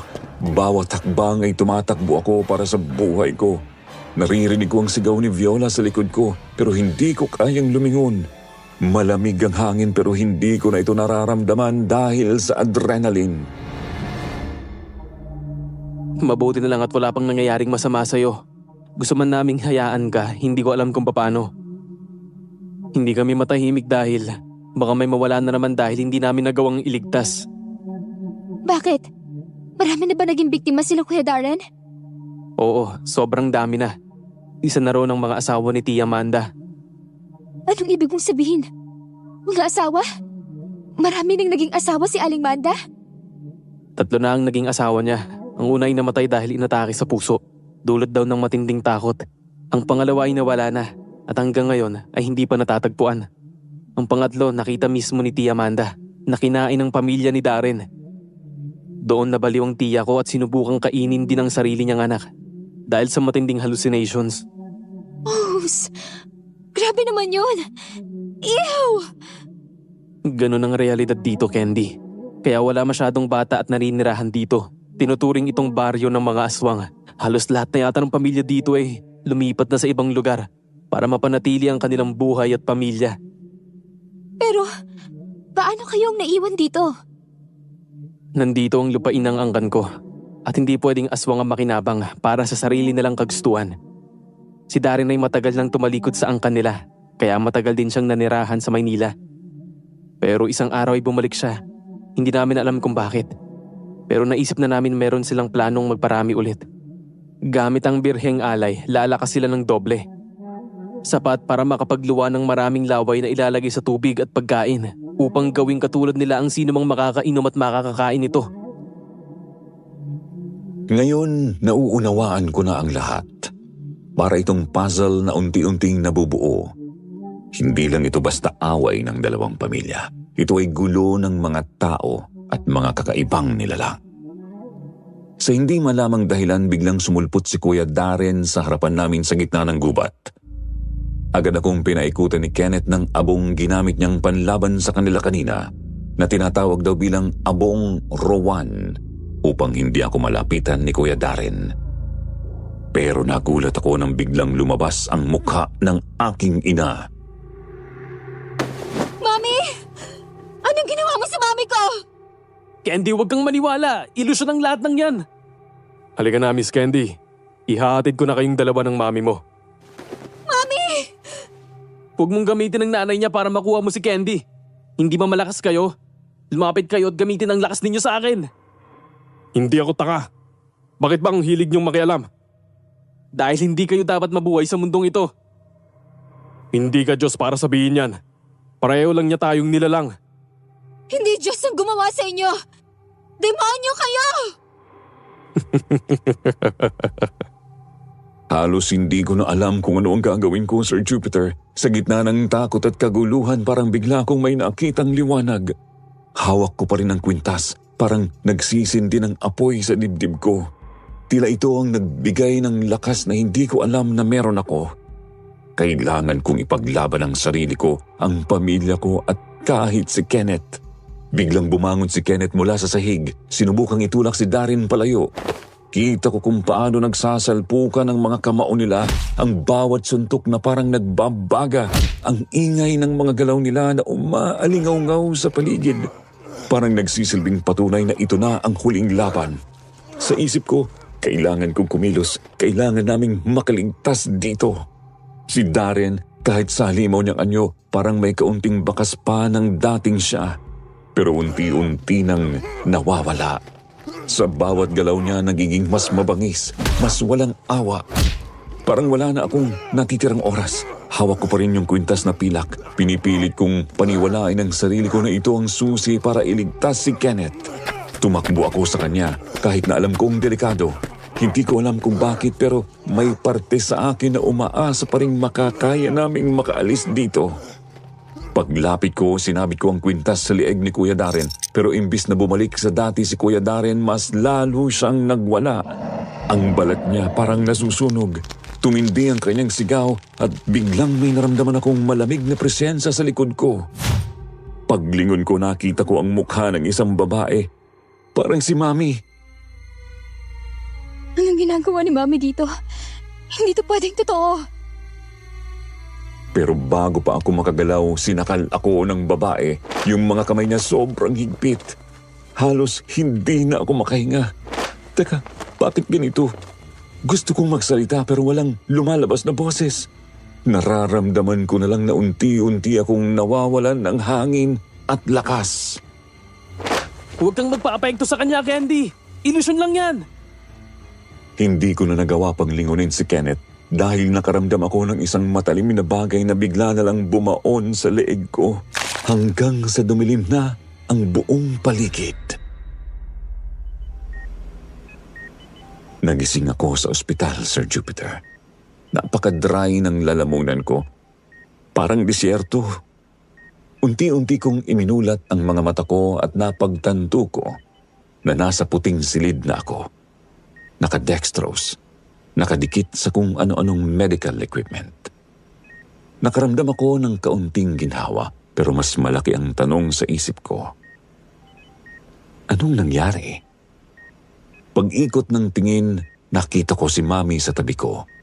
Nakahiga sa may paanan ng kama. Tinawag ko siya at agad siyang bumangon. Nang makita niya akong gising, bigla niya akong niyakap ng mahigpit. Halos hindi siya makapagsalita sa sobrang tuwa. May mga luha pa siyang pumapatak sa kanyang mga mata pero kita ko ang ngiti sa mukha niya. May halong relief at pag-asa. Mabilis siyang tumawag sa doktor para tingnan ako. Habang sinusuri ako ng doktor, napansin ko na parang may gustong sabihin si Mami. Pero hindi niya mahanap ang mga tamang salita. Gusto ko siyang tanungin kung ano ang nangyari pero ang bigat ng katawan ko. Ilang sandali pa bumukas ang pinto at pumasok si Kenneth. Nakangiti siya pero may halong kaba sa mga mata niya. Kumusta ka? Masakit pa ba ang sugat mo? Hindi ko alam kung paano sumagot.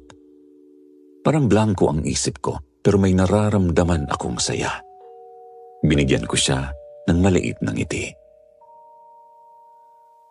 Masakit pa rin. Pero okay na. Salamat. Akala ko hindi mo na ako makikilala. Seryoso, kung alam ko lang na ganyang katatamaan ng kagat na yon, hindi na sana ako sumama sa'yo. Kagat? Teka, nasa Maynila na ba tayo? Nagkatinginan kami ni Kenneth, tapos sabay kaming nagtawanan. Ang bigat ng sitwasyon, pero parang nawala yun kahit saglit. Yep, nasa Manila na tayo. Sobrang bilis ng mga pangyayari. Di mo ba naalala? Teka, ano nangyari sa probinsya? Si Kuya Darren. Wala na si Darren, Candy. Hindi na siya bumalik sa dati. Pero ligtas ka na ngayon. At yun ang importante. Hindi ko na alam kung paano i-react yun. Ang daming emosyon. Lungkot, takot, relief. Gusto kong itanong pa ang maraming bagay pero parang ang dami ko ring gustong kalimutan. Yung itsura ni Kuya Darren, yung mga boses, yung mga pangil, lahat ng yun parang gusto ko nang iwan. Habang nakahiga ako sa hospital bed, parang lahat ng nangyari sa probinsya sobrang surreal. Parang panaginip pero alam kong totoo. Yung mga tao doon, ang pamilya ni Darren, grabe, nakakatakot. Hindi ko akalain na may ganoong klaseng panganib na nagtatago sa ilalim ng mga simpleng kwento ng aswang. Si Kuya Darren, halos 8 taon ko siyang kilala. Akala ko kaibigan ko siya. Pero nagbago siya. Hindi ko alam kung paano ko pa siya titignan pagkatapos ng lahat ng to. Ang daming alaala, ang daming moments na parang ang saya-saya namin tapos bigla na lang lahat nagbago. Naisip ko pa rin paano kung mas maaga kong napansin ang mga pagbabago. Paano kung napigilan ko siya. Pero sa huli alam kong hindi na mababalik ang lahat. Pero si Kenneth, ibang usapan si Kenneth. Hindi ko siya masyadong kilala noon pero parang siya ang naging liwanag sa gitna ng dilim. Siya ang dahilan kung bakit buhay pa ako ngayon. Ang weird, di ba? Kasi stranger lang siya noong una. Pero siya ang pinakamatinding tumulong sa akin. Napaisip ako paano kung wala siya doon? Paano kung wala siyang ginawa? Baka wala na ako ngayon dahil na rin sa katigasan ng ulo ko. Okay ka lang? Tumango ako pero halata ko rin na napansin niyang parang ang dami ko pa rin iniisip. Huwag kang mag-alala. Nasa Maynila ka na.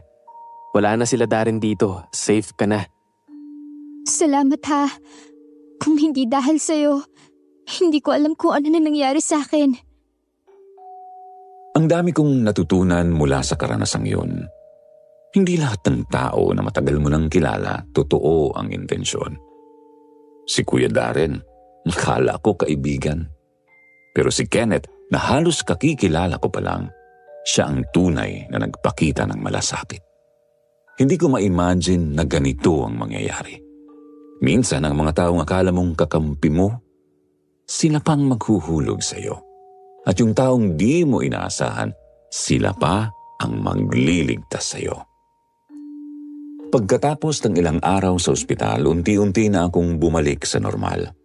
Pero alam kong hindi na magiging tulad ng dati ang lahat. Parang ang laki ng nawala.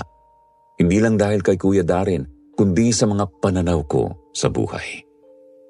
Mas naging maingat na ako sa mga tao. Mas natuto na akong kilatisin kung sino ang talagang tunay at sino ang may mga lihim na itinatago.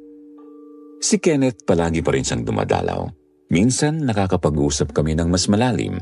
Minsan, dinadaan na lang namin sa tawa para kahit papaano hindi namin masyadong pag-usapan ang mga alaalang yon.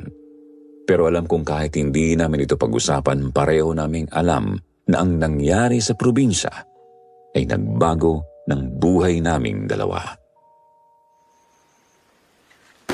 Seryoso, Candy. Baka sa susunod, mas mag-ingat ka na sa mga pupuntahan mo, ha?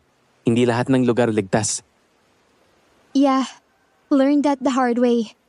Pero alam mo, kahit anong sabihin nila, hindi ko akalain na ganun pala kahirap at kadilim ang buhay sa mga liblib na lugar. Ay, oo. Iba yung buhay doon pero hindi lahat ng tao masama. May mga kwento lang na mas mahirap intindihin kapag hindi ka sanay sa ganung kultura. Naiisip ko pa rin ang sinabi ni Kenneth. Ang probinsya nila kahit na may mga hindi maipaliwanag na pangyayari, hindi lahat ng tao doon masama. Pero sa kaso ni Darren at ng pamilya niya, ibang usapan. Sila, literal na kinain na ng mga kwento at alamat. Hindi ko naisip na magiging totoo ang mga kwentong aswang na napapanood ko lang dati sa mga pelikula. Sir Jupiter, alam ko iba itong kwento ko sa mga inaasahan ng listeners mo. Hindi ako yung typical na bida sa ganitong klaseng kwento. Pero gusto kong ipaalala na kahit sino sa atin pwedeng magkaroon ng karanasang magbabago ng buong pananaw mo sa buhay. Kaya sana kung may matutunan ng listeners mo sa kwento ko, ito na yon. Maging maingat tayo sa lahat ng pagkakataon at matuto tayong makinig. Hindi lahat ay nadadaan sa pagre-rebelde tulad ng ginawa ko na siyang nagdala sa akin sa ganoong sitwasyon. Alam kong hindi lang ako ang nagdaan sa ganito. Sana lang ang lahat ng makakarinig nito ay ma-inspire na maging mas maingat, mas bukas sa posibilidad na may mga bagay na hindi natin laging nakikita. Pero, totoo pa rin. Huwag nating kakalimutan na ang mga karanasan natin, gaano man kadilim o kasaya, may mga aral na nagdadala sa atin sa mas maliwanag na hinaharap. Bago natin simulan ng kwento, please like and share the video at huwag na ding kalimutang mag-subscribe.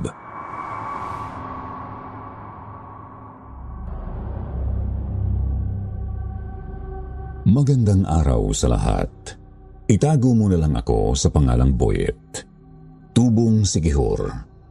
Hindi ko na rin ime-mention ang mismong baryo namin sa Siquijor para maitago din ang pagkakakilanlan ng mga taong nasasangkot sa aking kwento.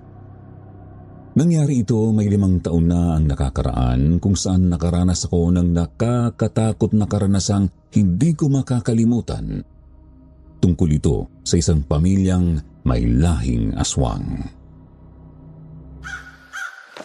6:00 pa lang ng umaga ay nakabihis na ako dahil may lakad kami ngayon ni Bogs, ang aking kaibigan at kababata.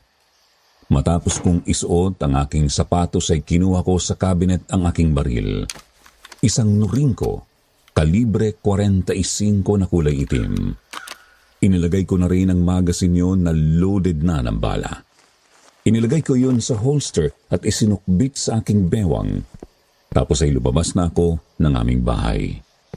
Pinuntahan ko ang nakaparada kong motor at sinakyan ko yun. Pinuntahan ko si Bogs. Pards, ready na ako. Tayo na. Okay na din ako, Pards. Tayo na. Baka mainip sa paghihintay si boss. Sinabi mo pa. Kailangan ko pa naman ng pera ngayon kaya kailangan matuloy itong lakad natin. Yung baril mo, ayos na ba? Baka pumalpak na naman yan, kagaya nung nakaraan. Okay na to, Pards. Inalis ko na yung mga balang reload. Kaya puro bago na tong mga to. Mabuti naman kung ganon. Kinabahan ako sa iyo nung nakaraan. Ilang beses mong kinalabit ang gatilyo ng baril mo. Hindi pumutok. Di nagtagal ay umangkas na sa aking motor si Bogs. Kagaya ko ay mayroon din siyang dalang baril na nakalagay naman sa kanyang sling bag na mayroong secret pocket. Isang kalibre 45 rin ang baril ni Bogs. Pero hindi kami mga pulis. Mga hired killer kami na inuupahan ng isang mayamang negosyante sa aming bayan. Siya, si Sir Sandro. Boss, good morning. Ipinatawag mo daw kami. Oh, kailangan ko kayong dalawa. Mayroon kasing pasaway na nagpapasakit ng ulo ko. At gusto kong mawala na siya sa aking landas. Sino bang taong yan, boss? Heto ang envelope. Nandyan na din ang pera na down payment ko sa inyo. Nandyan din ang picture ng target nyo na si Cesar. Pati address niya. Trabahuhin nyo yan sa lalong madaling panahon. Nang abutin ni Bogs ang envelope at buksan yon ay kinuha ang picture na naroon at iniabot sa akin. Nasa likuran ng picture ang pangalan na Cesar, pati na rin ang address niyon. Kaya naman pinagmasdan ko yung mabuti para matandaan ko dahil sa uri ng aming trabaho, mahirap ang magkamali. Sige, boss. Uumpisahan na namin trabahuhin tong tao na to. Bigyan mo kami ng 3 araw, boss. Aalisin namin ang nagpapasakit sa ulo mo. 50,000 ang pera na yan. Yung 50 pagtapos ng trabaho nyo.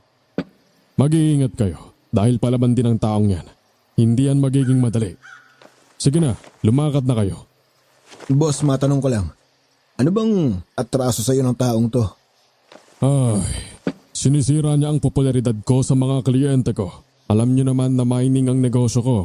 Nakikipagtransaksyon ako sa mga taong may hawak ng mga mapa kung saan positibong may nakabaon na ginto. Kagaya ng mga Koreano at Hapones. Sinusulot niya, binibigyan niya ng mas magandang opsyon. Kaya yung ibang kliyente ko sa kanya na pumupunta at hindi magandang palagi niyang gagawin yon. Sige boss, kami nang bahala sa taong ito. Matapos nyon ay lumabas na kami ng malaking bahay ni Boss Sandro. Nagtuloy kami ni Bogs sa lugar kung saan nakalagay ang address ng aming target. Nagtuloy muna kami sa isang karinderya na nakita namin para kumain. Pumuesto kami sa medyo sulok ng karinderya at dahil maaga pa, kakaunti lang ang customer doon. Gaya ng dati parts, ating kapatid. Eto ang para sa'yo. Itago mo na para kahit anong mangyari. Magkagipitan man meron tayong pera. Salamat, Pards. Basta ingat na lang tayo. Gaya ng dating ginagawa natin, kailangan palagi tayong limado. Oo naman, Pards. Lagi naman talaga tayong yamado kasi kilala natin sila. Pero sila, hindi naman tayo kilala. Ang ibig kong sabihin, kapag tagilid ang sitwasyon, naatras tayo. Maghintay tayo ng bagong magandang pagkakataon. Sumang-ayon naman sa akin si Bogs. Matapos kaming kumain ay muli kaming sumakay sa motorsiklo ko at umikot na sa mismong lugar ng aming target na si Cesar. Nang makarating kami doon ay pumuesto kami sa tindahang malapit sa bahay ni Cesar, kung saan natatanaw namin ang mga lumalabas sa gate ng bahay na yon. Hindi na rin kami nag-alis ng full face helmet para hindi na rin kami makilala ng kahit na sino sakaling banata namin ngayon si Cesar. Pards, papalabas na ng gitang subject. Pero may dalawang kasama eh. Positive, siya yung nasa picture. Gawin na natin ngayon habang merong pagkakataon para makuha na din natin ang kulang ni boss. May dalawang kasama, Pards. Tingin ko armado din ang mga yan. Next time na lang kaya. Bakit pa tayo magpatumpik-tumpik pa? Kung pwede naman niya yun. Hindi kasama sa kontrata natin yung dalawa, Pards. Kawawa naman yung mga pamilya ng mga yan. Wala yun sa usapan. Sige. Naintindihan ko. Hindi naman tayo sobrang sama. Para idamay sila kaya hindi ko sila pupuruhan. Ihanda mo na ang motor. Ako nang bahala. Ay, ikaw talaga. Masyado kang atat makuha yung kulang kay boss eh. Sige na nga. Tayo na. Nang makita ni Bogs na papalabas na ng gate si Cesar at ang dalawang alalay nito ay naglakad na si Bogs sa kalsada papalapit kina Cesar. Pinaandar ko naman ang aking motor habang ang aking mga mata ay nakasubaybay kay Bogs. Nang makalabas na ng gate si Cesar at ang dalawang lalaki, binunot ni Bogs ang kanyang baril sa dalambag at pinaputukan si Cesar. Sa mukha agad tinamaan si Cesar. Bumulagta ito. Nagulat ang dalawang kasama ni Cesar kaya bago pa makabunot ng baril ang mga ito ay binaril na din ni Bogs ito sa binti at balikat. Pards, sakay na! Sakto! Timing mo, Pards. Nang makasakay na si Bogs sa aking motor ay pinatakbo ko iyon ng mabilis para makalayo kami sa lugar na yon. Nagkagulo na kasi ang mga tao nang makarinig ng sunod-sunod na putok ng baril. Lalo kong pinabilis ang takbo ng motor upang siguraduhin na walang makakahabol sa amin hanggang sa tuluyan na nga kaming makalayo. Ayos na, Pards. Tapos na ang trabaho natin. Tama ka, Pards. Wala pang isang araw tapos na. Pero bukas na natin balikan si boss. Pabayaan muna natin na mabalitaan niya ang nangyari para mas okay ang ganon, hindi ba? Oo, tama ka. Magpalamig muna tayo at makiramdam. Mamaya na tayo umuwi sa atin. Sige, punta na lang muna tayo kina Tuandoy. Maligo na lang muna tayo sa dagat para maalis din ang pulburang dumikit sa ating mga katawan. Sumang-ayon naman ako sa sinabi ni Bogs. Nagtuloy kami sa tiyuhin niya na mayroong bahay malapit sa dagat. Natuwa naman ang tiyuhin ni Bogs na si Mang Anselmo nang makita kami. Eksakto daw ang pagdalaw namin dahil kakadaong lang ng kanilang bangka at maraming huli na sariwang isda. Kaya kaagad na nagpaihaw ng malalaking tulingan at pusit. Aba, kung meron na tayong pulutan, di lambanog na lang ang kulang, tiyo. Meron din ako lambanog dyan. Alam mo naman kami mga mandaragat. Palaging merong stock na ganyan. Malamig kasi sa dagat kapag bumapalaot ng gabi. Kaya kailangan pampainit. Ayos pala kung ganun, Pards. Maganda tong pampalipas ng oras. Habang naliligo, umiinom pa tayo. Oo, Pards. Eksakto ang bisita natin kay Tio Anselmo. Hanggang kailan ba kayo rito? Hanggang ngayon lang maghapon, Tiyo. Baka mamayang gabi ay umuwi na din kami. Ganun ba? Baka naman pwede na bukas kayo umuwi. Tulungan niyo muna kami magronda. Magronda po ba kanyo? Bakit kailangan nyo magronda? Meron kasing salot na sumasalsi dito sa aming lugar kapag gabi. Hindi namin alam kung mabangis na hayop ba o aswang. May mga gabi na natatakot lumabas at pumalaot ang mga mangingisda. Kasi nga may madalas may natatagpo ang patay na hayop. Para bang nilapan ang kung anong nilalang. Baka naman mabagis na hayop sa gubat, Tio Anselmo. Hindi ko alam. Pero ang lugar namin ay walang kagubatan. Kagat ang paligid ng lugar na ito. Kaya malabong hayop sa gubat. Sa paniwala ko talaga ay aswang ang may kagawan yon. Dahil sa sinabing yun ni Tio Anselmo ay nagkatinginan na lamang kami ni Bogs. Pareho ang nasa isipan namin. Tapos ay sabay tinanong namin ang isa't isa ng meron pa bang aswang sa panahong ito? Tapos ay nagkatawanan kaming dalawa at naging interesado na makakita ng ganoong nilalang. Kaya naman nangako kami kay Mang Anselmo na hindi na muna kami aalis at tutulong sa pagroronda. Pards, kung totoo man ang aswang, ang tanong na lang tatablan kaya siya ng bala natin?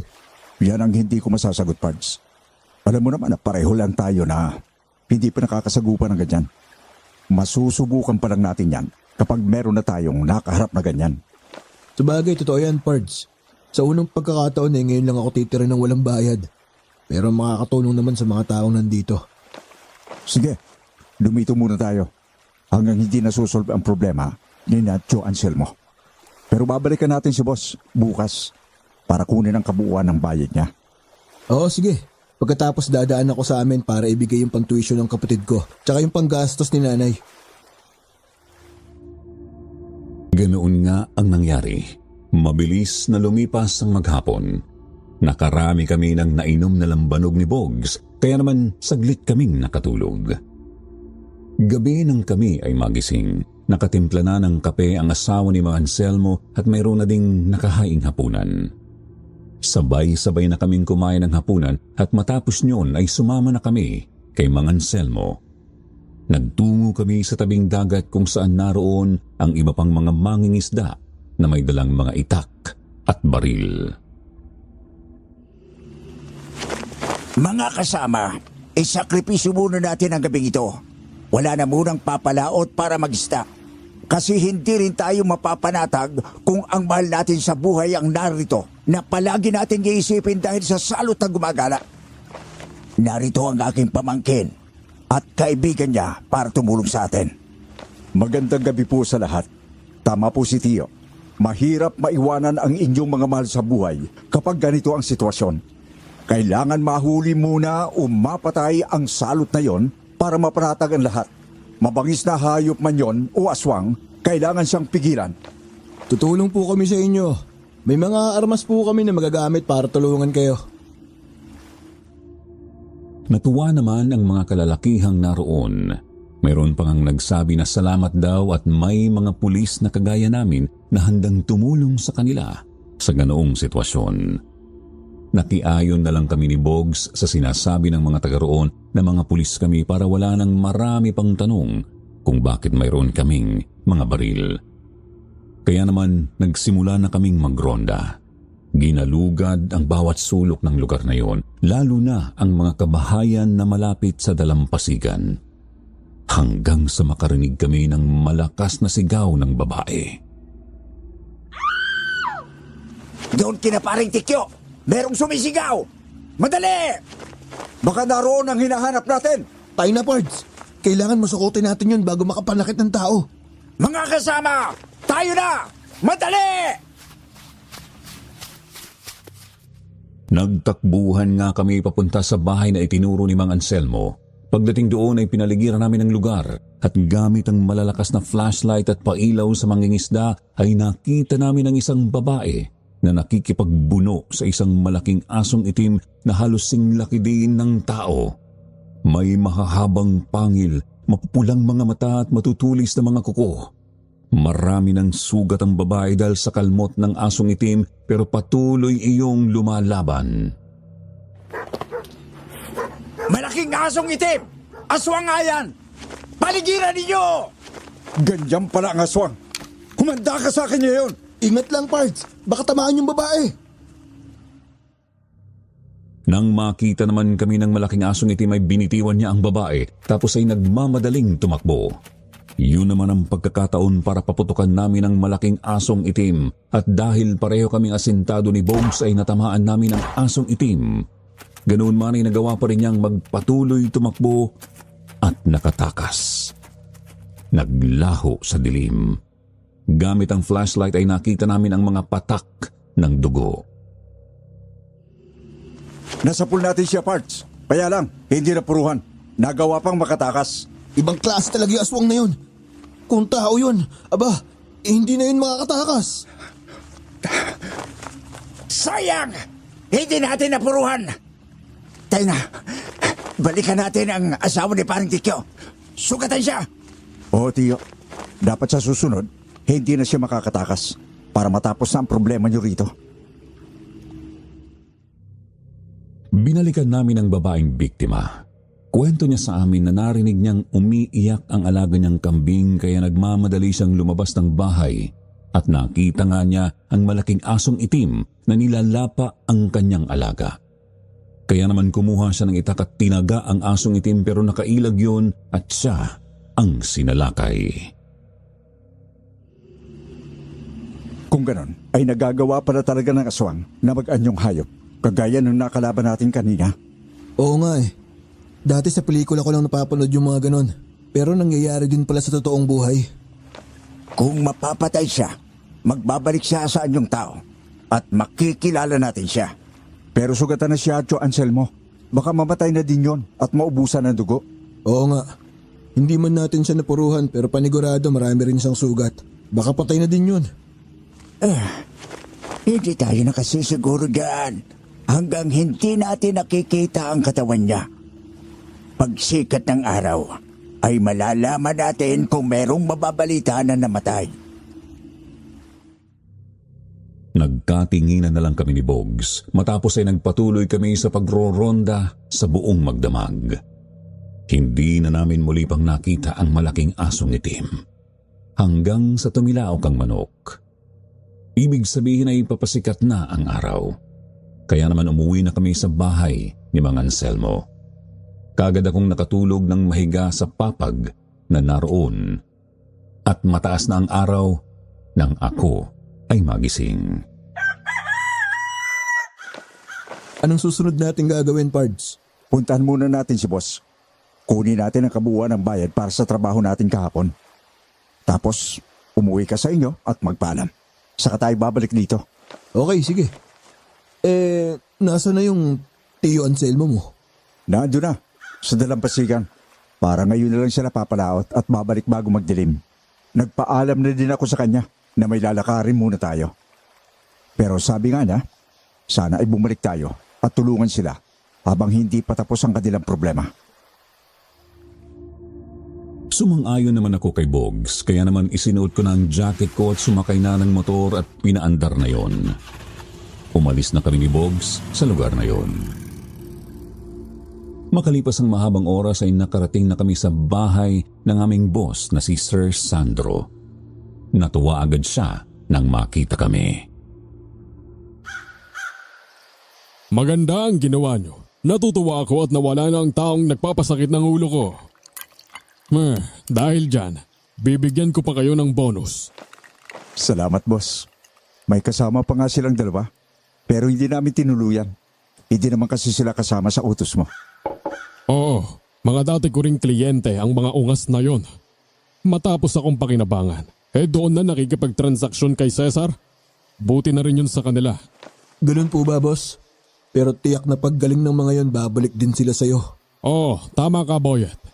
O siya, narito ang kulang ko sa pinag-usapan natin. Tapos ay nandyan na din ang bonus na bigay ko sa inyong dalawa. 70,000 yan. Magpalamig muna kayo at mag-iingat, ha? Ipapatawag ko na lang kayo kapag mayroong bagong trabaho. Sige boss, salamat. Nang abutin ni Bogs ang makapal na sobre mula kay Boss Sandro ay bahagya iyong sinipat at ipinakita din sa akin. Matapos ay inilagay na niya sa kanyang sling bag ang sobre ng pera. Lumabas kami ng bahay ni Boss Sandro at umalis na doon. Kagaya ng dati ay inihatid ko muna si Bogs sa bahay niya. Saglit akong pumasok sa bahay ni Bogs para hatiin namin ang perang ibinayad sa amin ni Boss Sandro. Kagaya ng dati rin ay parehas ang naging hatian naming dalawa. Matapos yun ay umuwi na ako sa amin. Nang makita ko si inay ay kaagad akong lumapit sa kanya. Mano po, inay? Oh, bakit ngayon ka lang? Saan ka pa nanggaling? Sa probinsya po. Di ba nagpaalam po ako sa inyo na sasamahan ko yung boss ko sa lugar nila? Nay naman eh. Nakalimutan niyo na yatang personal bodyguard ako ng isang mayamang tao. Oo, alam ko nga yun. Bodyguard ka. Kaya sa tuwing aalis ka kinakabahan ako. Lalo na nga't kapag kanyang trabaho. Napakahirap. Kapag may gustong gumawa ng masama sa boss mo, ikaw ang uunahing targetin. Ang nanay ko talaga kung ano-ano nang sinasabi. Huwag na po kayong mag-alala. Palagi naman po ako nag-iingat. Siya nga pala, Nay. Nakabali ako kay boss ng pang-tuition sa college ni Eden. Ito po yung pera. Nako, tiyak na matutuwa ang kapatid mo. Teka, napakarami naman ito. Magkano ba ito, Boyet? 50,000 po yan, Nay. Maganda kasi naging kontrata ni boss kaya nagbigay ng bonus.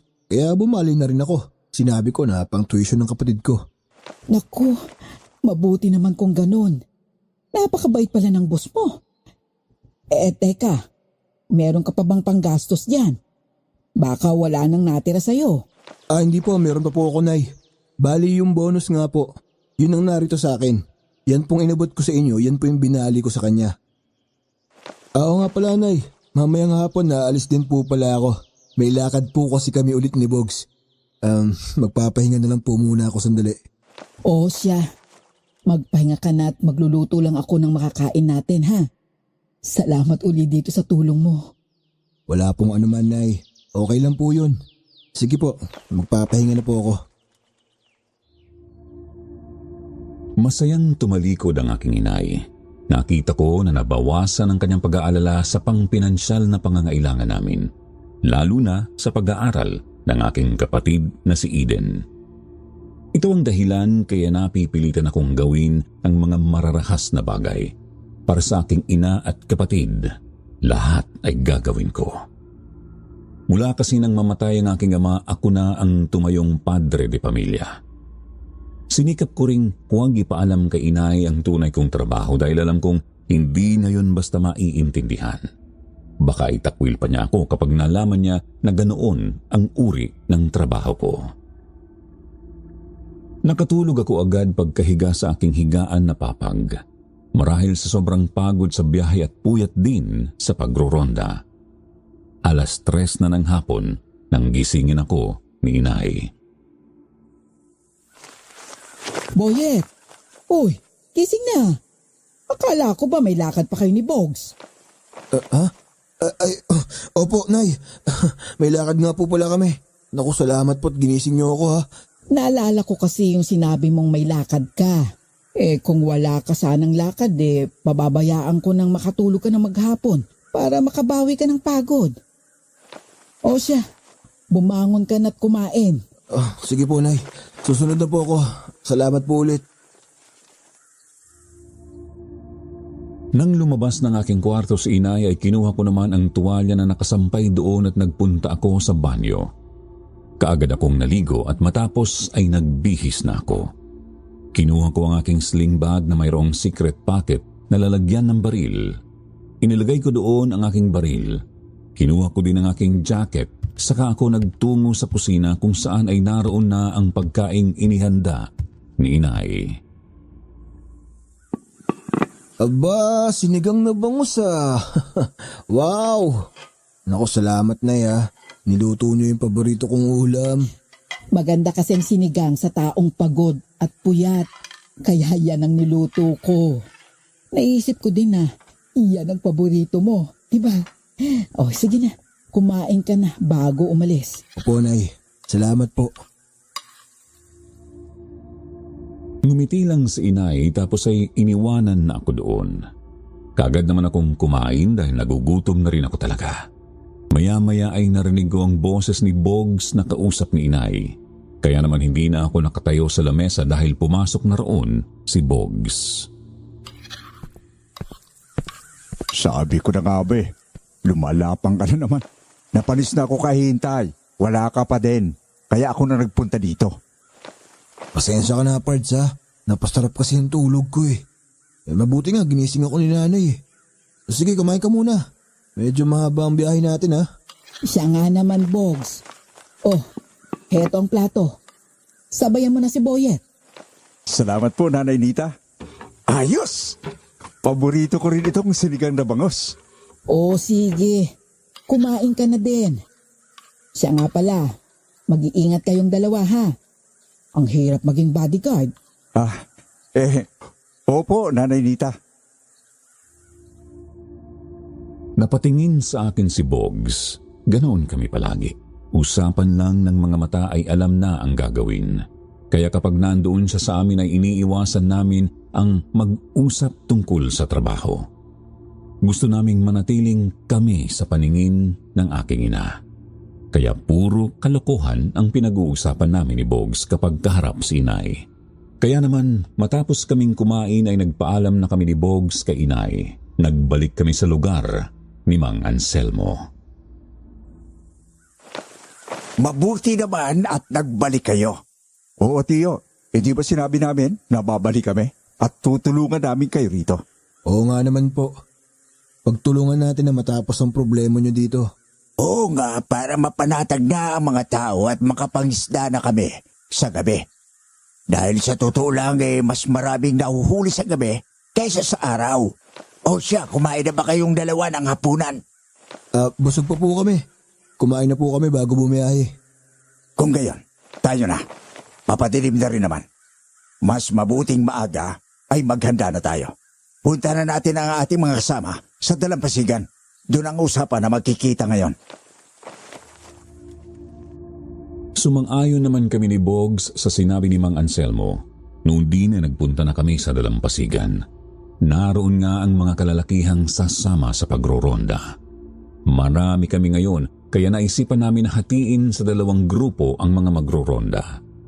Ang isang grupo ay pamumunuan ni Bogs at ang ikalawa naman ay kami ni Mang Anselmo ang mangunguna. Sumang-ayon naman ang mga kalalakihang naroon. Matapos mahati ang grupo ay nagsimula na kaming magronda. Magkaibang direksyon ang tinungo namin. Gumawa din kami ng password para sa pagkakakilanlan. Mag-iingat tayong lahat. Mabagis at mabilis. Ang aswang na nasaan yung malaking asong itim. Huwag kayong lumayo sa isa't isa. Tama si Mang Anselmo. Kailangan mag-body-body tayo para anumang oras sumala kayong aswang at makita natin, hindi tayo agrabyado. Lalo na nga't armado naman tayo. Sumang-ayon naman sa aking sinabi ang aming mga kasamahan kaya naman namili na ng kabady ang bawat isang naroon. Kami na Mang Anselmo ang naging magkabady. Ginalugad ng grupo namin ang mga bahayang nasa paligid ng dalampasigan. Wala kaming nakita na may bakas ng aswang. Hanggang sa makasalubong namin ang grupo ni Bogs na kung saan ay mayroon silang hinahabol. Pards, anong nangyari? Bakit kayo nagkakagulo? Meron kaming hinahabol, Pards. Isang babaeng mahabang buhok. Puro lang isang buong katawan. Mahabang kuko niya. At pangil niya. Kinagat niya ang isa kong kasama. Wala naman kaming nakasalubong na babae. Baka sa ibang direksyon tumakbo. Hindi yun lalayo sa lugar na ito. Mag-ingat kayo! Dahil ang aswang ay matalino, magagawa niyong baguhin ang kanilang anyo at gayahin ang anyo ng ibang nilalang gaya ng aso, baboy at iba pang mabangis na hayop. Naging alerto naman ang lahat dahil sa sinabi ni Mang Anselmo. Patuloy kaming naghanap sa paligid hanggang sa mapansin ko ang isang lalaki na kasamahan naming panay kasi ang kanyang tingin sa akin. Kaya naman kinabahan ako nang muli siyang tumingin, kaya nilapitan ko siya at tinanong. Brad, teka lang. Bakit ka nag-iisa? Di ba dapat lahat tayo may kabady? Oo nga. Bakit ka nag-iisa? Samantalang lahat tayo kanina ay merong kapartner. Oo nga, ano? Anong kulay ng buwan? Sagutin mo ang tanong ko kung alam mo ang password. Hindi sumagot ang lalaki. Hindi niya alam ang pinag-usapang password ng grupo, kaya naman naalerto kami. Napaatras ang lalaki, kaya naman tinutukan na iyon ni Bogs ng baril. Muli siyang tinanong ni Bogs. Ano ang kulay ng buwan? Sagot! Hindi niya alam! Lumayo kayo sa kanya! Siya ang aswang! Nang maalarma nga ang lalaki sa sinabi ni Mang Anselmo ay kinalmot nito si Bogs. Tumama ang matutulis nitong kuko sa mga braso ni Bogs, kaya naman nabitiwan ni Bogs ang kanyang baril. Ang lalaki naman ay lumabas ang tunay na anyo. Ito ang babaeng aswang. Pero bago pa niya madamba si Bogs ay pinaputukan na namin siya. Kaya walang nagawa ang babaeng aswang kung hindi ang tumakbo na lang ng mabilis sa kadiliman hanggang sa matakasan kami. Pambihira! Muntik na ako doon ah. Hindi lang pala hayop ang kayang gayahin ng aswang. Kahit pala tao. Nagdugo yung braso mo, Pards ah. Ayos ka lang ba? Ayos lang ako, Pards. Mababaw lang naman ang naging sugat ko. Swerte siya at nabitawan ko ang baril ko. Kung hindi lang sana, siguradong tapos na ang problema nila dito. Tayo na, sundan na natin siya. Baka hindi pa yung nakakalayo dito. Napansin mo ba, Pards? Ang liksi ng aswang. Parang madali lang niyang napagaling yung naging sugat niya noong nakaraang gabi. Oo nga no. Pero sa palagay mo, iisa lang kaya ang aswang? O iba to kaysa dun sa nakaengkwentro natin noong nakaraang gabi? Tama si Buyet. Kung isa lang ang aswang, malamang ay hindi pa yun magaling. Pero kung marami sila, ibig sabihin ay iba ito. Kaya wag na tayong mag-aksaya pa ng panahon. Hanapin na natin ang aswang. Sige po, Tio Anselmo. Tayo na. Sumang-ayon din sa amin ang iba pa naming mga kasamahan. Muli kaming nagronda sa kabuuan ng lugar. Kagaya ng dati ay mayroon kaming kanya-kanyang partner upang maiwasan na muli kaming maisahan ng aswang. Ginalugad namin ang lahat ng bahagi ng lugar at tama nga si Mang Anselmo. Hindi pa nakakalayo ang aswang, patuloy pa rin iyong naghahanap ng biktima dahil na rin siguro sa tindi ng gutom. Nasukol namin siya sa dalampasigan.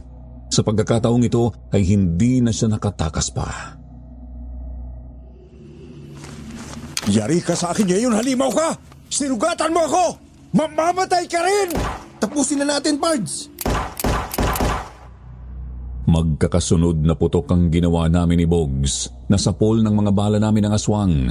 Nanlulupay-pay iyong bumagsak. Pero ganoon pa man ay nagpilit pa rin siyang lumaban. Kaya natiyak namin na hindi pala siya basta-basta kayang patayin ng ordinaryong bala ng baril. Kahit sugatan siya ay patuloy na lumaban, sinalakay ang isa naming kasama. Dinamba yun. Pero bago makakagat ay isang sibat na buho ang ginamit ni Mang Anselmo. Sinibat niya ang aswang. Tumama sa dibdib ng aswang ang buho. Tumagos yun sa likuran nito na naging dahilan ng kanyang kamatayan. Kaya nang malaman ng mga tao na napatay na ang aswang ay nagmamadaling naglabasan ng bahay ang lahat at kasabay niyon ay ang pagbabalik sa dating anyong tao ng aswang. Isa palang babae ang aswang na yan. Kilala niyo ba siya, Tio? Hindi taga rito ang babaeng yan. Baka taga kabilang baryo. At dito lang naghahanap ng mabibiktima. Kung ganun po ay tapos ng pag-aasik niya ng lagim. matatahimik na rin ang lugar na to. Sana nga ay mangyari yung Boyet. Pero pinangangabahan ko ay kung meron pang pamilya ang babaeng ito. Baka katulad niya rin ang mga yon. Muli ay natahimik ang lahat ng mga taong naroon sa sinabi ni Mang Anselmo. Muling nakitaan ng takot ang mga mukha, lalo na ang mga kababaihan at kabataan na nakikiusyoso. Naisip nila na baka nga kung mayroong pamilya ang napatay na aswang, tiyak na magagalit yun at gaganti. Hanggang sa mapansin ko ang isang babaeng maganda na naroon at nakikiusyoso na hindi na aalis ang tingin sa babaeng aswang na napatay namin. Bahagya niyang pinahid ang kanyang luha at matapos ay umalis na. Nagmamadali siyang lumakad palayo. Pards, nakita mo ba yung babaeng maganda? Nasaan? Maganda pa talaga, Pards. Panigurado. Kanina nandito lang yun eh. Kaya lang umalis na. Sayang. Hindi ko man lang nakilala. Ang ganda pa naman niya, Pards. Ikaw talaga. Ang hina mong lumiskarte. Dapat kapag ganon, abay, lapit agad para makilala. Oo nga eh. Pero palagay ko taga dito lang din yon. Bukas mag-ikot tayo dito sa lugar ng tiyuhin mo para maituro ko sa iyo yung sinasabi kong magandang babaeng yun. Nang sumikat nga ang araw ay natunaw ang katawan ng aswang na namatay. Kaya naman nag-uwian na ang mga tao para magpahinga. Kami naman ni Bogs ay nag-ikot sa lugar ni Mang Anselmo para hanapin ang babaeng maganda na nakita ko kagabi. Kaya nga lang ay hindi na namin siya muling nakita.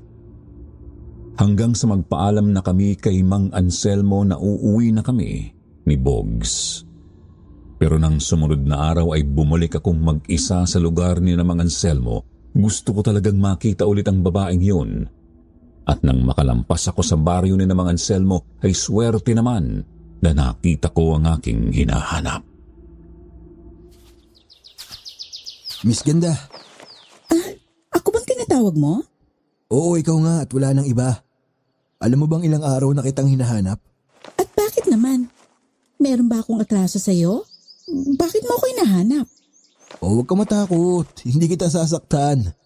Gusto lang kitang makilala. Kasi mula nung makita kita, hindi na ako natahimik. Ako nga pala si Boyet. Bolero ka pala, Boyet. Ngayon lang tayo nagkita. Binobola mo na ako agad. Nagsasabi lang naman ako ng totoo. Kaya nga kahit malayo pang pinanggalingan ko, ayos lang. Sulit naman ang pagod dahil nakita kita ulit. Pwede ko bang malaman ang pangalan mo? Eva. Eva ang pangalan ko. Wow, ang ganda ng pangalan mo. Eva. Bagay na bagay sa iyong ganda.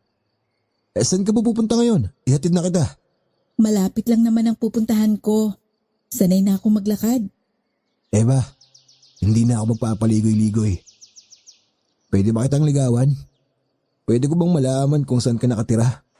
Ha? Hindi pwede. Stricto ang mga magulang ko eh. Hindi sila papayag na magpapaligaw ako. Huwag mo na akong sundan. Baka may makakita sa atin. Isumbong pa ako kay Itay. Kung ganoon, paano kita makikita ulit? Mas maganda kung huwag mo na lang akong ligawan. Ayoko ring umibig. Tapos masasaktan din sa huli. Matapos yun ay nagmamadali nang umalis si Eva. Hindi ko alam pero parang palagi siyang nagmamadali. Parang natatakot siya na mayroong makakita sa amin habang magkausap. Nang lumiko siya sa mapunong lugar ay hindi ko na siya sinundan pa. Binalikan ko na lang ang aking motor at umalis na sa lugar na yon. Ang laki ng panghihinayang ko dahil kung kailan ko siya nakilala, saka ko naman nalaman na hindi pala kami pwede sa isa't isa. Isang bagay na nagpapagulo sa isipan ko. Pero sabi nga kapag mahal mo ang isang tao, hindi ka agad susuko. Kaya muli kong binalikan ang lugar ni Eva at nakita ko siya sa ilog na naglalaba. Eva, magandang araw sa'yo. Boyet? Nagbalik ka? Di ba sinabi ko naman na ibaling mo na lang sa ibang pagmamahal mo. Doon sa mas karapat-dapat na babae. Kaso ikaw nga ang babaeng gusto ko eh. Kaya kahit ano pang mangyari, babalik at babalikan kita dito. Para malaman mo na mahal talaga kita. Ay, puyet. Nananahimik ang puso ko. Pilit mong binubulabog. Ibig bang sabihin yan, tinatanggap mo ng pagmamahal ko sa'yo?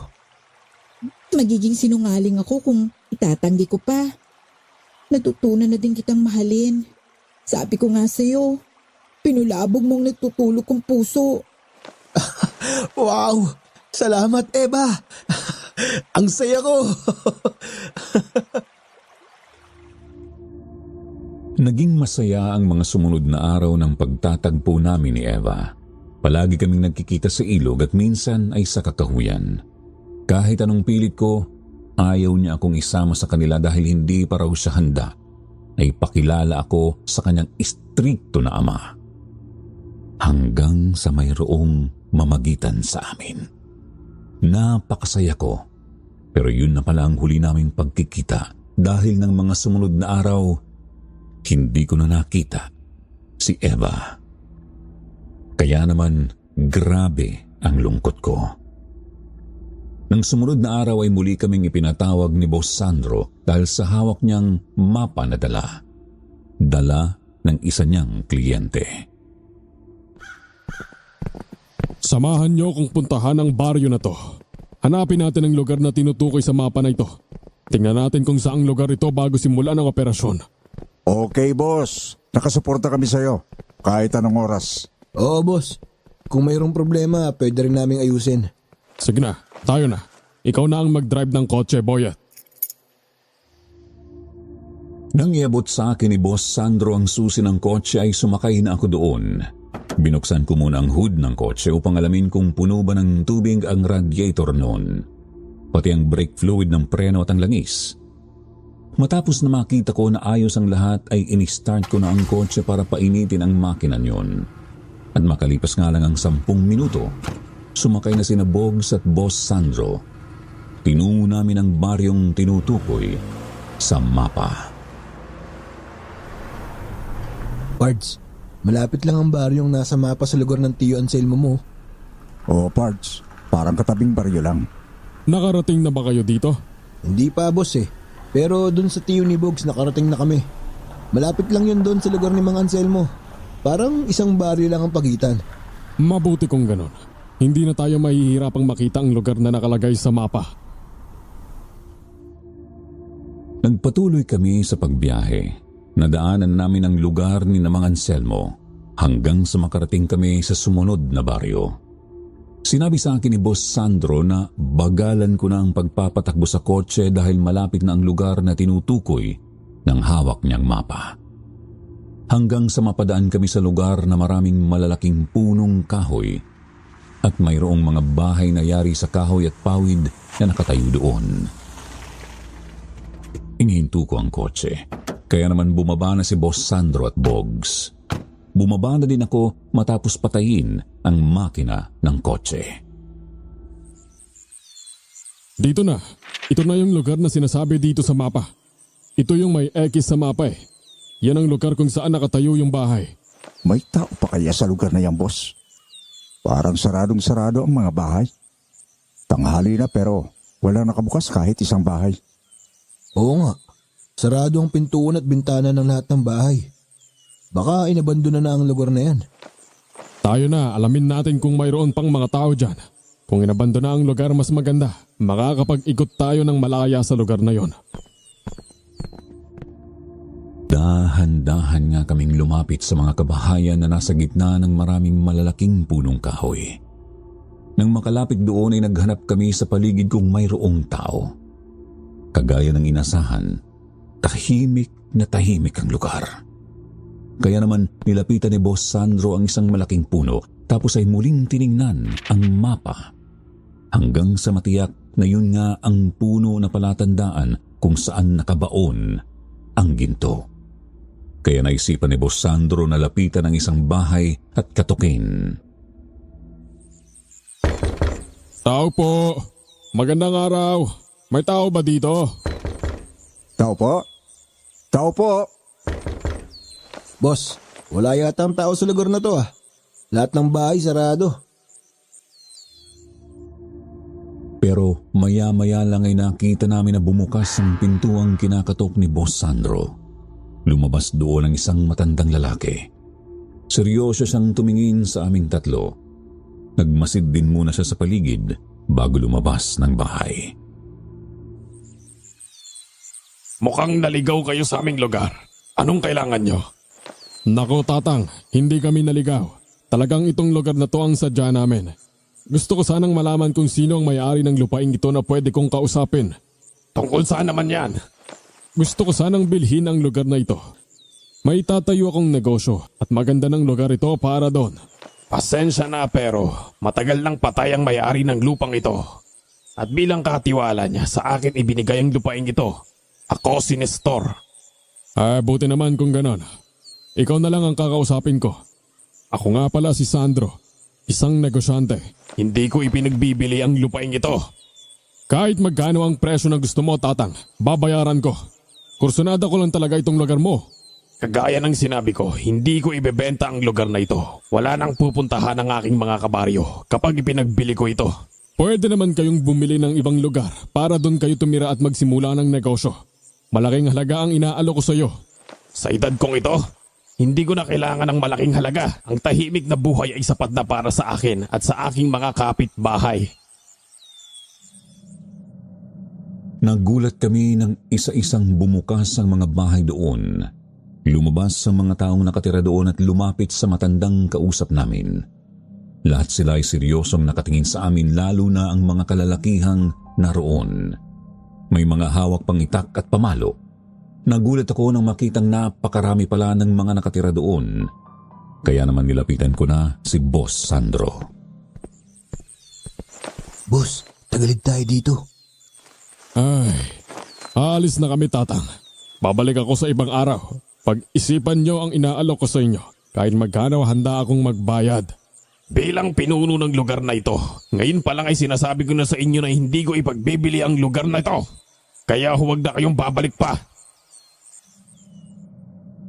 Nakita ko ang pagkainis sa mukha ni Boss Sandro nang yayain na niya kami para umalis sa lugar na yon. Nang makarating na kami sa kotse, muli kong tinanaw ang lugar ni namang Nestor. Nakita ko na lahat sila ay nakatingin din sa amin. Walang kibo ang lahat pero makikita sa reaksyon ng mukha nila ang inis. Kaya naman nang mapaandar ko na ang kotse ay umalis na kami sa lugar na yon. Malaking halaga ng ginto ang nakabaon sa ilalim ng punong nilapitan ko kanina. Pero hindi natin yun mahuhukay kung mayroong mga tao ron. Ay, kailangan ay mabili ko ang lupang yon bago pa nila malaman na mayroong ginto ron. Pero paano yun, boss? Ayaw naman ipagbili ng matandang katiwala ang lupain yon. Kailangang mapaalis natin sa lugar na yon sa kahit na anong paraan. Anong binabalak mo, boss? Kung hindi makukuha sa maayos na usapan, kunin natin sa marahas na paraan. Yung matanda, kapag wala na siya doon, baka mag-alisan na rin ang iba pa. Kaya iligpit niyo ang matandang yon. Boss naman, kailangan pa ba natin gawin yun? Matanda na yun eh. Kung siya ang magiging hadlang sa aking pagyaman, dapat siyang mawala para matakot na rin ang iba pang mga taga ron at umalis na sa lugar. Babayaran ko kayo ng malaking halaga kapag nailigpit siya. Mayroong dagdag na malaking bonus kapag nahukay natin ang ginto ron at nagatian kami ng kliyente ko. Hindi na ako kumibo. Ipinagpatuloy ko na lang ang pagmamaneho hanggang sa makarating na kami sa bahay ni Boss Sandro. Iginarahe ko ang kotse at nagpaalam na kami kay Boss Sandro. Habang magkaangkas kami sa motor ay wala kaming kibuan ni Bogs hanggang sa makarating kami sa bahay niya at makapasok. Saka lang ako nagsalita dahil parang nakokonsensya ako sa ipinagagawa ni Boss Sandro. Parang hindi ko kayang gawin ang gustong mangyari ni Boss Sandro, Pards. Matanda na yun eh. Parang nakokonsensya ako. Pards, narinig mo naman ang sinabi ni boss. Malaking halagang ibabayad niya sa atin sakali matapos natin ang pinagagawa niya. At meron pang bonus kung makuha natin ang ginto doon. Hindi ko alam, Pards. Hindi talaga maganda ang pakiramdam ko sa trabahong to. Marahil siguro dun sa matanda na yung target natin. Naawa ako eh. Sa trabaho natin bilang hitman, dapat bato ang puso mo. Wala na dapat awa dyan, Pards. Saka ano bang mangyayari sa'yo? Mayroon ka lang yata umatras sa laban. Hindi ko alam. Pero parang hindi ko kayang bumaril ng matandang walang kalaban-laban. Hindi naman natin pwedeng tanggihan ang utos ni Boss Sandro. Magagalit yun sa atin. Marami na tayong alam sa mga racket niya. Kapag hindi natin ginawa ang gusto niya, baka mag-isip yun ng di maganda sa atin. Sige, ganito na lang, Pards. Ako na lang bibira. Look out ka na lang. Napasang-ayon ako ni Boggs na ituloy ang planong paglikida sa matandang katiwala ng lupang yun. Nang sumunod na araw ay nagbiyahe kami ni Boggs gamit ang aking motor para balikan ang lugar ni Namang Nestor. Nang makarating kami roon ay pinarada ko sa medyo malayo ang motor. Matapos ay tinungo na namin ni Boggs ang mga bahayan. Nagtago kami sa malalaking puno. Matapos ay kumuha ako ng 3 malalaking bato at binato ang pintuan ng bahay ni Mang Nestor. Kumalabog yun ng malakas. Parang hindi narinig, Pards. Batuhin mo pa ng isa. Sige, pumuesto ko na kung saan mas madali mo siyang mabibira. Lumipat nga sa isang malaking puno si Boggs na malapit sa pintuan ng bahay ni Mang Nestor. Tapos ay muli akong kumuha ng mas malaking bato. Muli kong binato ang pintuan at ang isa pang bato ay sa bubungan na pawid ko naman pinabagsak. Di nga nagtagal ay nakita kong bumukas ang pintuan ng bahay. Lumabas doon ang galit na matanda. Sinong mga tampalasan ang nag-iistorbo sa akin? Ako yung tanda. Matigas kasi ang ulo mo. Kaya dapat ka na mawala. Hangal ka! Alam mo bang ang paghahangat ng sobra ay masama? Ikapapahamak mo yan! Ikaw ang mapapahamak ngayon! Pinaputukan ni Boggs si Mang Nestor ng 3 ulit. 2 balang tumama sa dibdib at ang isa ay sa ulo. Kaagad na bumagsak ang matanda. Dahil sa malalakas na putok ay naglabasan ng mga kalalakihan sa mga katabing bahay. May lalaking sumugod kay Boggs kaya naman pinaputukan niya rin yun. Nasapol sa ulo at bumagsak din. Napilitan naman akong barilin ang lalaking may hawak na itak na susugod ulit kay Boggs. Tinamaan niyon sa balikat tapos ay binaril ko sa tuhod. Matapos niyon ay tumakbo na kami ni Boggs palayo sa lugar na yon. Naririnig pa namin ang malakas na sigawan at iyakan ng mga taong iniwanan namin. Hanggang sa makarating kami sa motor ko. Mabilis kaming umalis sa lugar na yon. Muntik na ako doon sa lalaking may itak. Akala ko pababayaan mo ako, Pards. Hindi mangyayari yun, Pards. Hindi kita pwedeng pabayaan. Ang sabi ko, nakukonsensya akong bumira ng matanda. Oo. Pero kung gano'n ang sitwasyon, hindi ako magdadalawang isip na tulungan ka. Salamat, Pards. Kaya na, dumiretso na tayo kay boss. Sabihin natin ang nangyari para makuha na natin ang sinabi niya na ibabayad sa atin. Okay, tayo na. Kaagad nga kaming nagtuloy sa bahay ni Boss Sandro at sinabi namin ang nangyari. Bagay na ikinatuwa ni Boss Sandro kaya naman binayaran niya kami ng malaking halaga. Ilang araw lang ang lumipas ay bumalik kami sa lugar ni Namang Nestor. Pero sa pagkakataong ito ay mayroong mga pulis na isinama si Boss Sandro. Kasama na din ang kanyang kliyente na may-ari ng mapa. Pagdating namin sa lugar ay nakita naming nakabukas ang lahat ng mga bahay doon pero wala na ang mga taong naninirahan doon.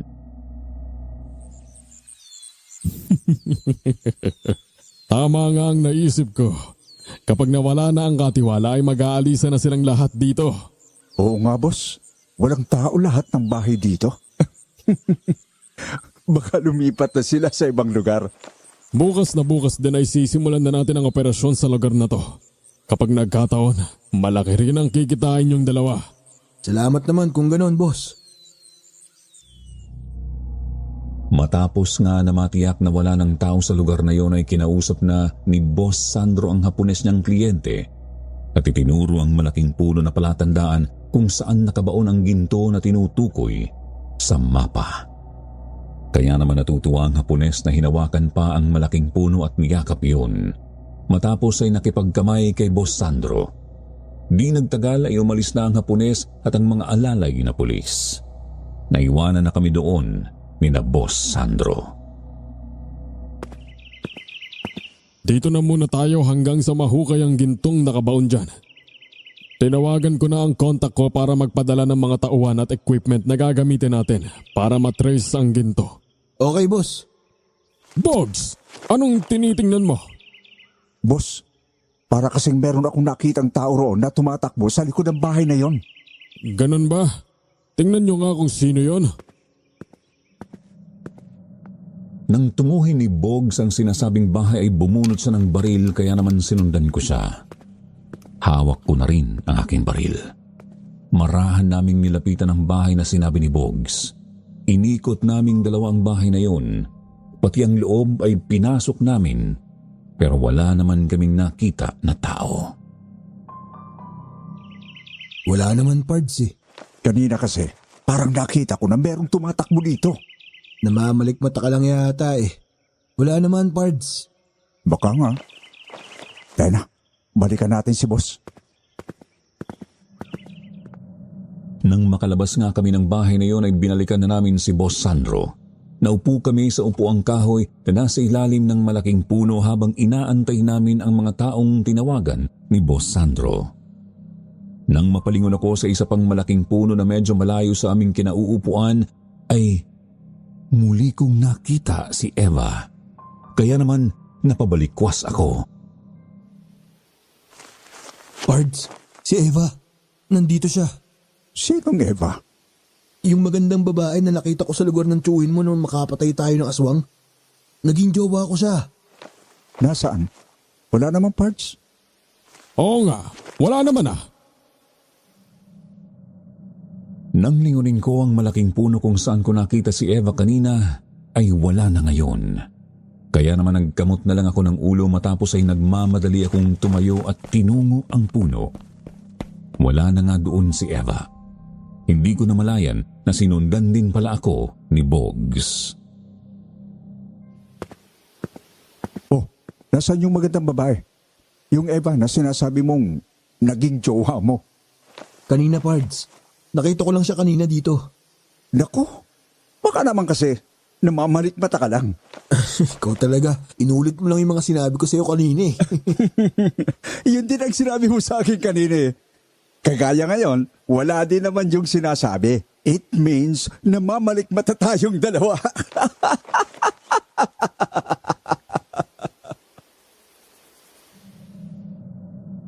Napapailing na lang ako na tinalikuran si Bogs. Natatawang bumalik sa upuan. Siguro nga ay talagang namalikmata lang ako dahil hindi maalis sa isipan ko si Eva na labis kong minahal. Ilang beses ko siyang hinahanap-hanap pero hindi ko na siya nakita pa. Hanggang sa dumating na ang grupong tinawagan ni Boss Sandro kung saan mayroong dalang mga machine and equipment ang mga ito na ginagamit talaga para matrace ang kinalalagyan ng ginto. May dala ring backhoe ang mga ito. Kaya nang matiyak na nasa ilalim na ng malaking puno ng mangga ang hinahanap na ginto ay sinimulan noon din ang pagputol sa puno ng mangga. Tinabas din ang mga buho at kawayan na nandoon. Hanggang sa sumapit ang gabi, kinausap ni Boss Sandro ang mga trabahador. Kayo na ang bahala kung saan kayo magpapahinga. Lahat ng bahay dito ay wala nang nakatira. Magpahinga tayo at bukas pagsikat ng araw ay tutuloy natin ang paghuhukay. Tama si boss. Tayo na, Pards. Pahinga na tayo. Sige, saan tayo? Doon kayong dalawa sa medyo malaking bahay na yon. Samahan niyo ako. Sige, boss. Sumunod naman kami ni Bogs kay Boss Sandro. Pumasok kami sa loob ng bahay. May mga papag nga doon na yari sa kawayan. Kaya naman kaagad kaming nahiga para makabawi ng pagod sa maghapon. Naramdaman ko na rin ang unti-unting paglamig ng panahon.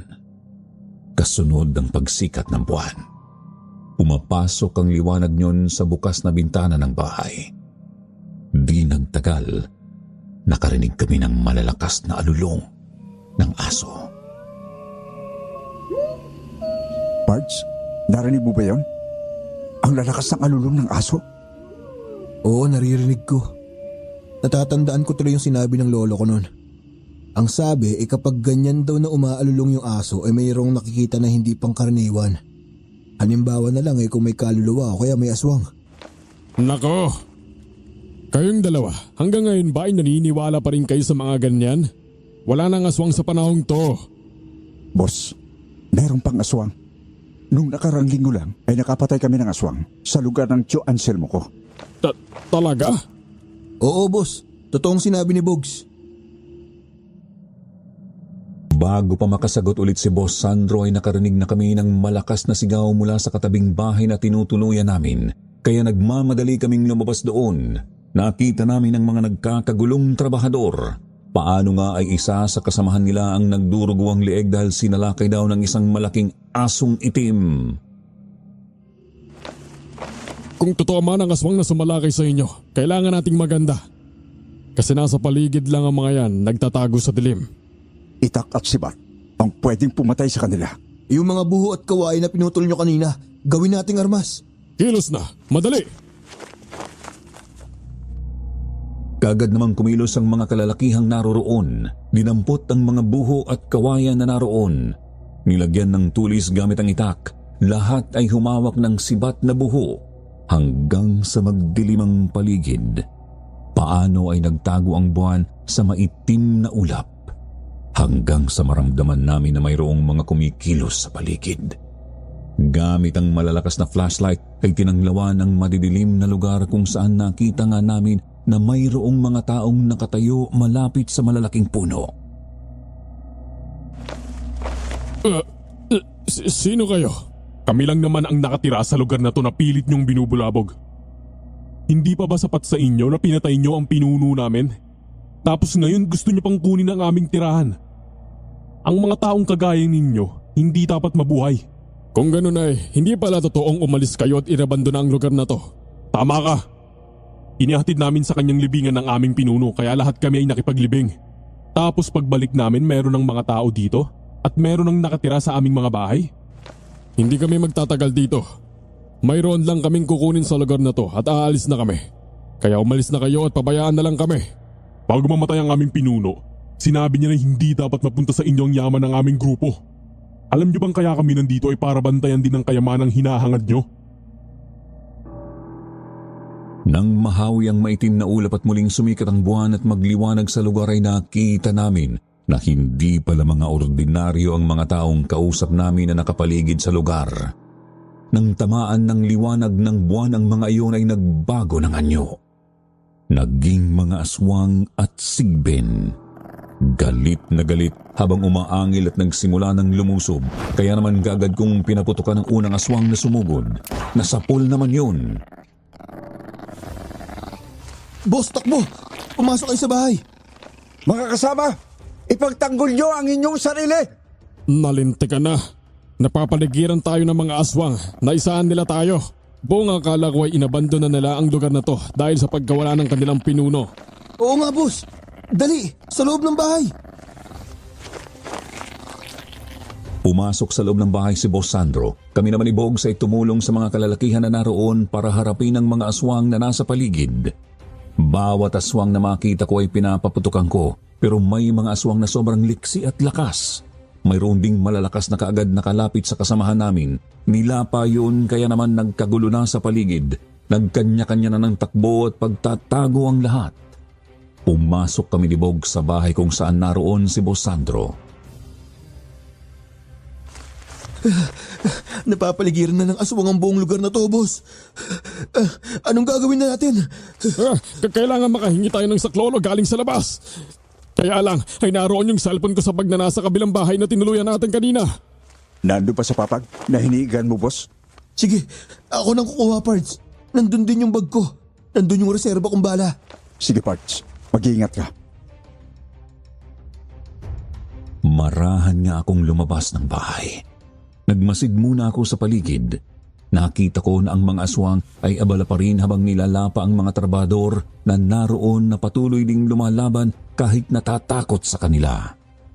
Marahan akong nagtago sa kamada ng mga kahoy tapos ay pumasok sa loob ng bahay na tinuluyan namin kanina. Hindi naman yun kalayuan kaya nakapasok kaagad ako. Nakuha ko ang bag ni Boss Sandro tapos ay nakuha ko na rin ang aking bag. Pinalitan ko ng magasin ng aking baril tapos ay lumabas na ako ng bahay at binalikan sina Boss Sandro. Kailangan na nating umalis habang abala pa sila sa mga trabahador. Kapag nakarating tayo sa kotse, ligtas na tayo. Sige, tayo na, dali. Pards, may bala ka pa? Oo, meron ba? Kung ganun tayo na. Muli nga ay maingat kaming lumabas ng bahay. Sa kabilang bahagi kami dumaan. Pero dahil balwarte nga iyon ng mga aswang ay madali nilang napansin ang pagtakas namin. Kaya naman nang hinabol na kami ng mga aswang ay tumakbo na kami sa kakahuyan taliwas sa plano na papunta sa kotse dahil may mga aswang nang nakaharang sa daraanan papunta doon. Boss Sandro! Tayo na! Madali! Basta huwag niyo akong iiwanan. Kapag naligtasan natin ang mga aswang na ito, babayaran ko kayo ng malaking halaga. Hayaan na sila! Napakarami nila na humahabol sa atin! Habang tumatakbo kami sa kakahuyan ay lumilingon ako paminsan-minsan sa gawing likuran namin kung saan nakita ko ang napakaraming mga aswang na humahabol sa amin. Galit na galit ang mga iyon. Naririnig din namin ang malalakas na pag-angil ng mga iyon. Kaya naman ang takot at paghahangad na mabuhay ay damang-dama ko. Napabilis ng aming pagtakbo para matakasan ang kamatayan. Hanggang sa madapa si Boss Sandro. Boss, tumayo ka! Hindi ko na kaya! Hindi ko na kaya! Pagod na ako! Mga lintig na aswang yan! Lalaban na ako ng sabayan! Pagod na ako! Patay na akong patay! Mauna na kayo! Bilis! Pero boss... Salamat sa pagiging tapat ninyo sa akin. Pero siguro hanggang dito na lang ang pagsasama natin. Iligtas nyo na ang mga sarili nyo. Pipigilan ko sila. Nang tumayo si Boss Sandro, nakita ko ang pagkadesperado niya. Tiningnan niya ang hawak na baril, tapos ay napatingin sa amin, kaya naman naunawaan na namin ni Bogs yun. Nagmamadali na kaming tumakbo pero hindi pa kami nakakalayo ay nakarinig kami ng malalakas na putok ng baril. Kaya nang saglit akong tumigil sa pagtakbo at lingunin si Boss Sandro ay nakita kong kinalaban niya ang mga humahabol na aswang. Dinumog siya ng mga aswang na naroon. Nabitiwan niya ang baril at mula sa kanyang bagay mayroon siyang kinuha. Isa pala iyong granada. Ah! Mamatay kayong lahat! Kasunod niyo na yung malakas na pagsabog. Kitang-kita ko ang pagsambulat ng mga katawan ng mga aswang na nadamay sa pagsabog na yun. Saglit ding nagliwanag ang lugar dahil sa pagsabog ng granada. Pagkatapos ay muling nagdilim at ang tanging liwanag na lamang ay ang liwanag na nagmumula sa buwan. Nagpatuloy ako sa pagtakbo hanggang sa makita ko na may mga aswang na humarang kay Bogs. Pards! Dito! Madali! Mauna ka na, Pards. Pipigilan ko ang mga ito. Hindi ako aalis nang hindi ka kasama. Kailangan dalawa tayong makauwi ng buhay. Hindi sa lahat ng pagkakataon ay pwede yung Pards. Sige na, takbo na! Hinarap nga ni Bogs ang mga aswang na sumugod sa kanya. Pinaputukan niya ang mga iyon hanggang sa maubusan siya ng bala. Ginamit niya ang dalang itak para ipagtanggol ang kanyang sarili, subalit higit na marami at malalakas ang mga aswang. Nagawa nilang lapain si Bogs. Narinig ko pa ang malakas na sigaw ni Bogs habang tumatakbo ako papalayo sa lugar na yun. Hanggang sa makalayo ako at makarating sa sagingan. Nagulat ako ng isang babae ang humarang sa akin. Eva, ikaw nga. Bakit nandito ka? Dahil taga rito ko, Boyet. Ang lugar na itong aking tahanan. Ha? Kung ganun, isa ka ring aswang? Tama ka. Isa ako sa mga kalahi nila. Ito ang dahilan kaya hindi kita maipakilala sa aking mga magulang. Hindi sila papayag na humibig ako sa hindi namin kalahi. Ang ang napatay niyo sa dalampasigan ng aking kaibigan na si Eleanor. Matatanggap ko naman kahit ano ka pa, Eva. Dahil mahal kita. Pero kung hindi talaga tayo para sa isa't isa, maluwag na sa aking kalooban na ang aswang napapatay sa akin ay ang babaeng aking minamahal. Binitiwan ko na ang hawak kong baril. Pagod na rin akong tumakbo. Inihanda ko na ang aking kalooban na yun na ang aking katapusan at ang kasiyahan na muli kong nakita ang babaeng aking minamahal. Sige na, handa na ako. Patayin mo na ako. Baliw ka! Mahal kita. Paano kitang sasaktan? Isa pa, ay hindi ako papayag na isisilang ko ang aking anak na walang ama. Ha? Buntis ka? Oo, nagbungang ginawa natin sa ilog. Kaya kailangan mo akong panagutan. Kung hindi, talagang lalapain kita. Ha? Talaga ba? Sige. Oo. Pananagutan kita. Pero kailangan mong sumama sa akin. Oo naman. Sasama ako sa'yo kahit saan. Buo na ang loob ko na iwanan sila at sumama sa'yo kapiling ng ating anak. Noon din ay magkahawak kamay kaming tumakbo sa kadiliman ni Eva. At dahil alam niya ang pasikot-sikot sa lugar na yon, ay madali kaming nakatakas. Hanggang sa sumikat ang araw at makarating kami sa kabilang baryo. Niyakap ko ng mahigpit si Eva at hinagkan sa labi sa sobra kong kaligayahan. Sa ngayon, payapa kaming namumuhay ni Eva. Pinili ko na tumira na lang kami sa bundok upang kung sumpungin man siya ng pagiging aswang niya, wala siyang mapeperwisyong tao. Sa halip ay mga hayop gubat na lang ang kanyang nilalapa. Bumababa naman ako sa bayan para magtrabaho at kung minsan ay nagtatagal ako doon ng ilang araw. Naging masaya kaming dalawa ni Eva, lalo na nang isilang niya ang aming anak na si Angel. Hanggang ngayon ay hindi pa rin ako makapaniwala na may isang aswang na umibig sa hitman na kagaya ko. Hanggang dito na lamang, Sir Jupiter. Maraming salamat sa pagbasa sa aking kwento.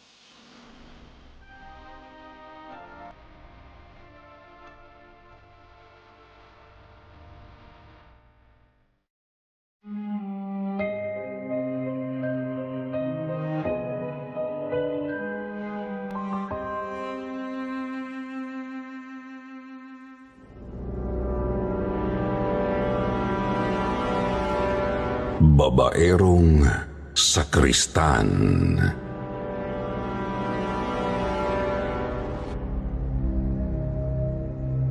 Hindi biro ang naidudulot ng pagiging.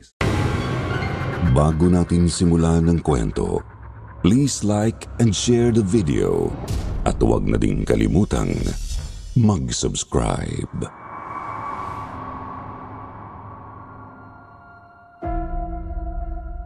Magandang araw sa lahat.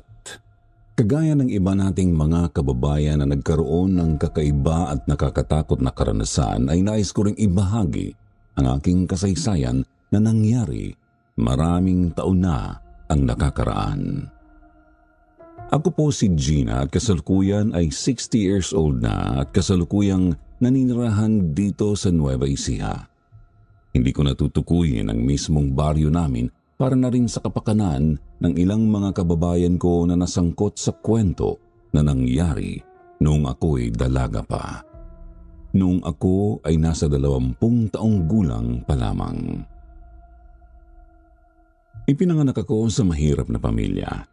Ang aking itay ay isang magsasaka at ang aking inay naman ay tindera ng gulay sa palengke na malapit lang din naman sa aming baryo. Solong anak lang ako. Kaya naman alagang-alaga ako ng aking inay. Bata pa lang ako ay palagi na akong pinupuri ng lahat dahil hindi sa pagyayabang ay maganda ako. Maputi, matangos ang ilong at apple shape ang labi. Kaya mula sa aking elementary days ay palagi na akong muse sa aming school. Bagay na palaging ipinagmamalaki ng aking mga magulang. Sabi pa nga ni inay, ang aking kagandahan ang mag-aahon sa amin sa kahirapan. Hanggang sa magdalaga na ako ay palagi pa din akong nakukuhang muse. Nasa college na ako nang dumating ang mabigat na pagsubok sa amin at nang umuwi ako isang araw. Inay, bakit maraming tao dito sa atin? Bakit kayo umiiyak? Gina! Ang itay mo! Ano pong nangyari kay Itay? Wala na ang itay mo, Gina. Patay na siya. Nadisgrasya siya sa bukid. Tinamaan ng kidlat ang ating kalabaw na sinasakyan ng itay mo. Po? Ang Itay? Wala na ang itay? Kaagad na tumulo ang luha ko nang ituro ni inay ang papag na kinahihigaan ni Itay. May nakatakip na kumot sa buong katawan niya. Nanginig ang aking labi at pakiramdam ko ay biglang nanghina ang katawan. Tapos ay marahan kong nilapitan si Itay. Hilam na sa mukha ang aking mga mata. Ang lakas ng tibok ng aking puso. Dahan-dahan kong hinawi ang kumot na nakatakip sa kanya dahil gusto ko siyang makita. Nang maibaba ko na ang kumot hanggang sa kanyang dibdib, nakita ko ang sunog na mukha ni Itay at ang malaking sugat mula sa pisngi hanggang sa dibdib, tanda ng pagtama ng kidlat. Itay, kaya ba niyakap mo ako ng mahigpit kanina bago ako pumasok sa school? Kasi yun ang huling pagkakataon na magkikita tayo. Ang daya-daya mo naman eh. Sinabi ko naman sa'yo na hintayin mo ko. Na kapag nakatapos ako ng pag-aaral, ay matutulungan na din kita. Makakapagpahinga ka na, Itay. Pero bakit ganito? Sinabi ko na kasi sa kanya na wag nang magpunta sa bukid. Dahil malakas ang ulan. Napakatigas kasi ng ulo. Sabi niya yun daw ang magandang pagkakataon para mag-araro kasi malambot ang lupa at hindi maiinitan ng kalabaw. Bakit hindi kayo nakinig, Itay? Bakit iniwan niyo kami? Ang daya-daya mo naman. Ang hirap tanggapin ito, alam mo ba yun? Paano na kami ngayon?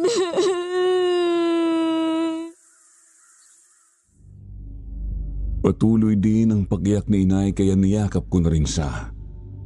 Di nagtagal dumating na ang mga tauhan ng punerarya. Kinuha na ang bangkay ni Itay para maisaayos yun. Nanlulumo naman akong nagtungo sa aking kwarto at doon ay muli akong umiyak. Inilabas ang kalungkutan na likha ng pagkawala ni Itay. Makalipas ang may 8 oras ay ibinalik na ng punerarya ang bangkay ni Itay. Nakalagay na sa kabaong. Nang masilip kong muli sa kabaong si Itay ay napahagulgul ulit ako dahil alam ko na ilang araw lang hindi ko na siya makikita pa. Gina, anak. Tana, alam kong masakit pero kailangan nating tanggapin ang katotohanan. Wala na ang Itay mo. Inay, paano na tayo ngayong wala na ang Itay? Hindi kita pababayaan, anak. Magtulungan tayong dalawa. Lakasan natin ang ating loob, ha? Inay, parang hindi ko kayang tanggapin na wala na ang Itay.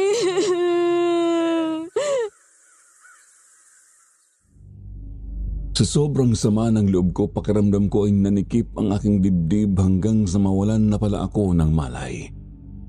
Malalim na ang gabi nang ako ay magising. Nalaman kong nasa kwarto pala ako at narinig ko ang usapan ng mga tao sa labas kaya naman kaagad akong bumangon at lumabas ng kwarto. Nang palapit ako sa kabaong ni Itay ay nakita ko na mayroong malaking asong itim sa ilalim yun, kaya kaagad kong kinuha ang walis tingting at pinalo yun. Tinamaan sa likod ng aso kaya umangil yun na parang naggalit sa akin. Walang hiya kang aso ka? Anong ginagawa mo dyan, ha? Anong nagkaroon ng aso dyan? Tulungan niyo kami! May malaking aso dito!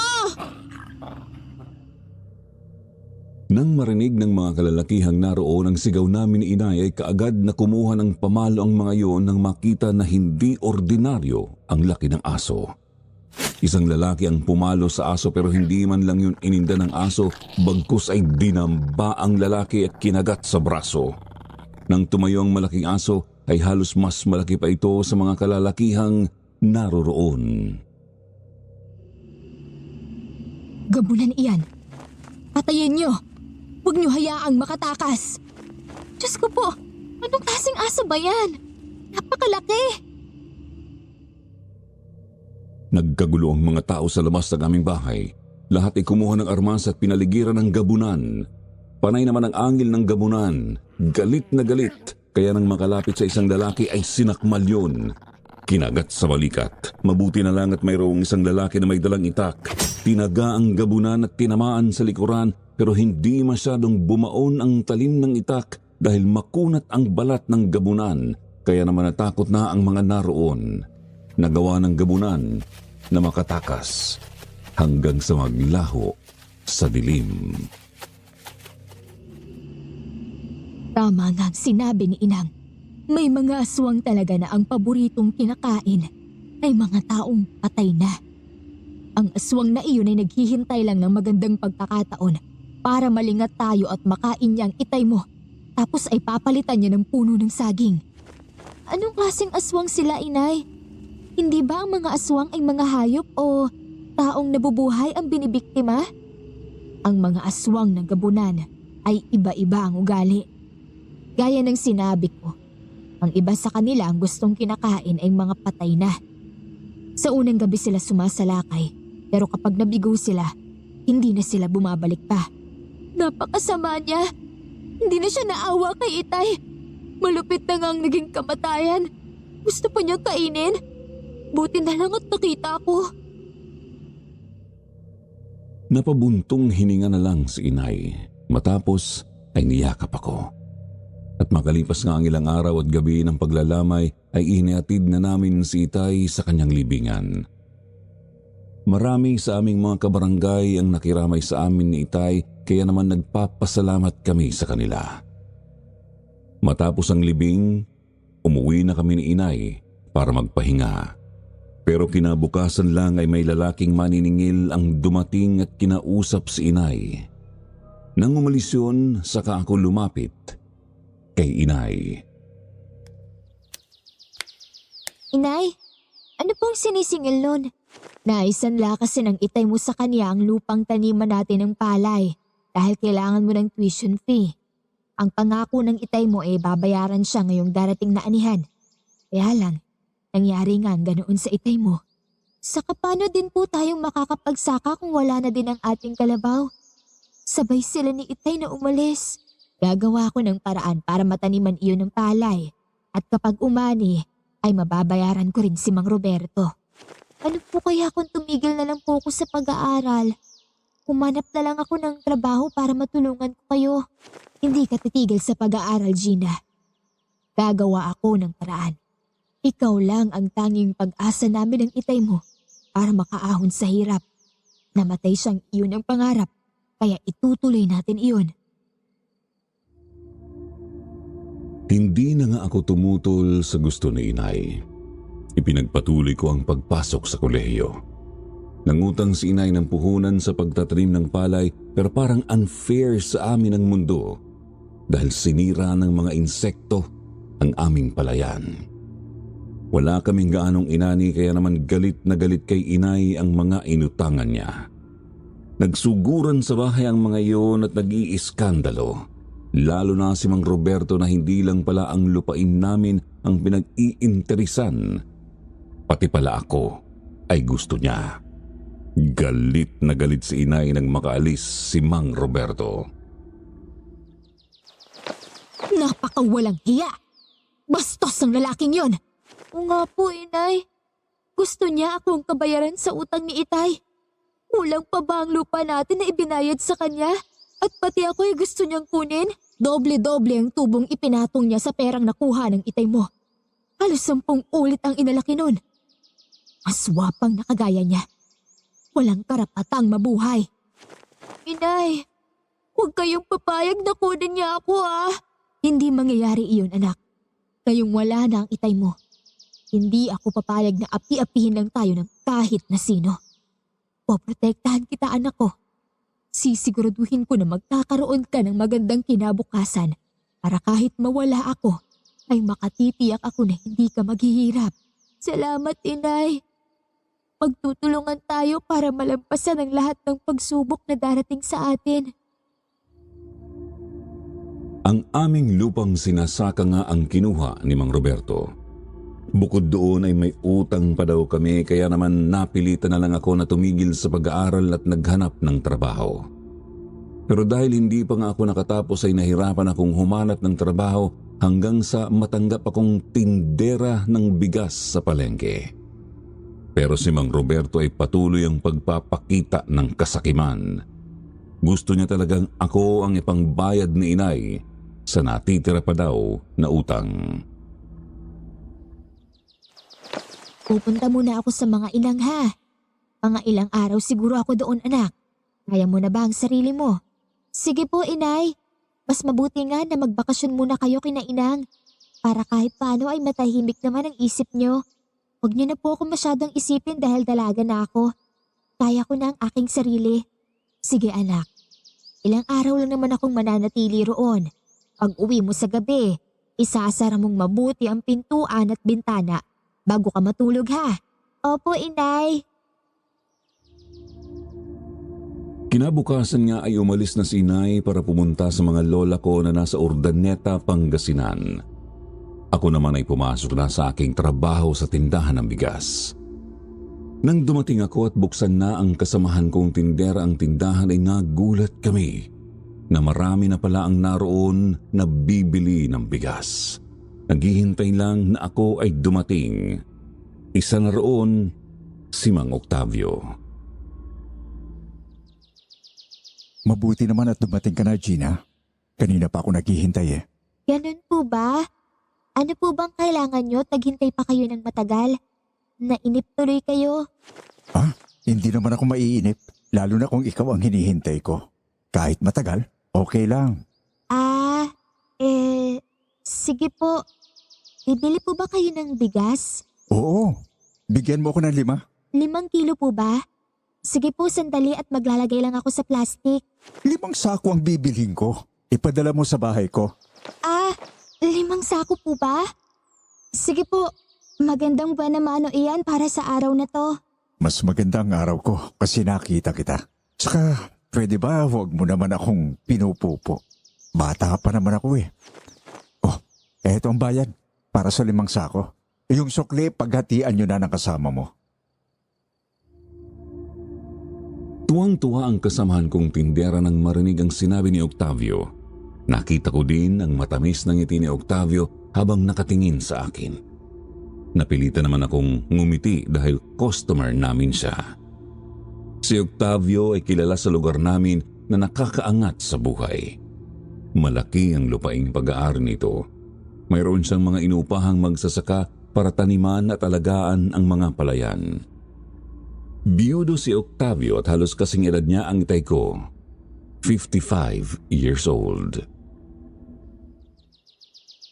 Sige po, pagdating ng driver at pahinante ay ipapadeliver ko na ang bigas sa bahay nyo. Hayaan ka na naman. Sabi ko, wag mo na akong pinupo kasi hindi pa naman ako katandaan. Malakas pa ko at naghahanap nga ng magiging asawa. Sige. Nasanay lang kasi ako na maging magalang sa mga nakakatanda sa akin. Magsasalita pa sana si Octavio ng isang lalaki ang dumating na halos kasing edad ko lang din. Bibili din siya ng bigas kaya siya naman ang hinarap ko pero si Octavio ay nanatiling naroon. Matapos na maibigay ko ang bigas na binili ng lalaki ay nagpakilala yon. Siya si Ernesto.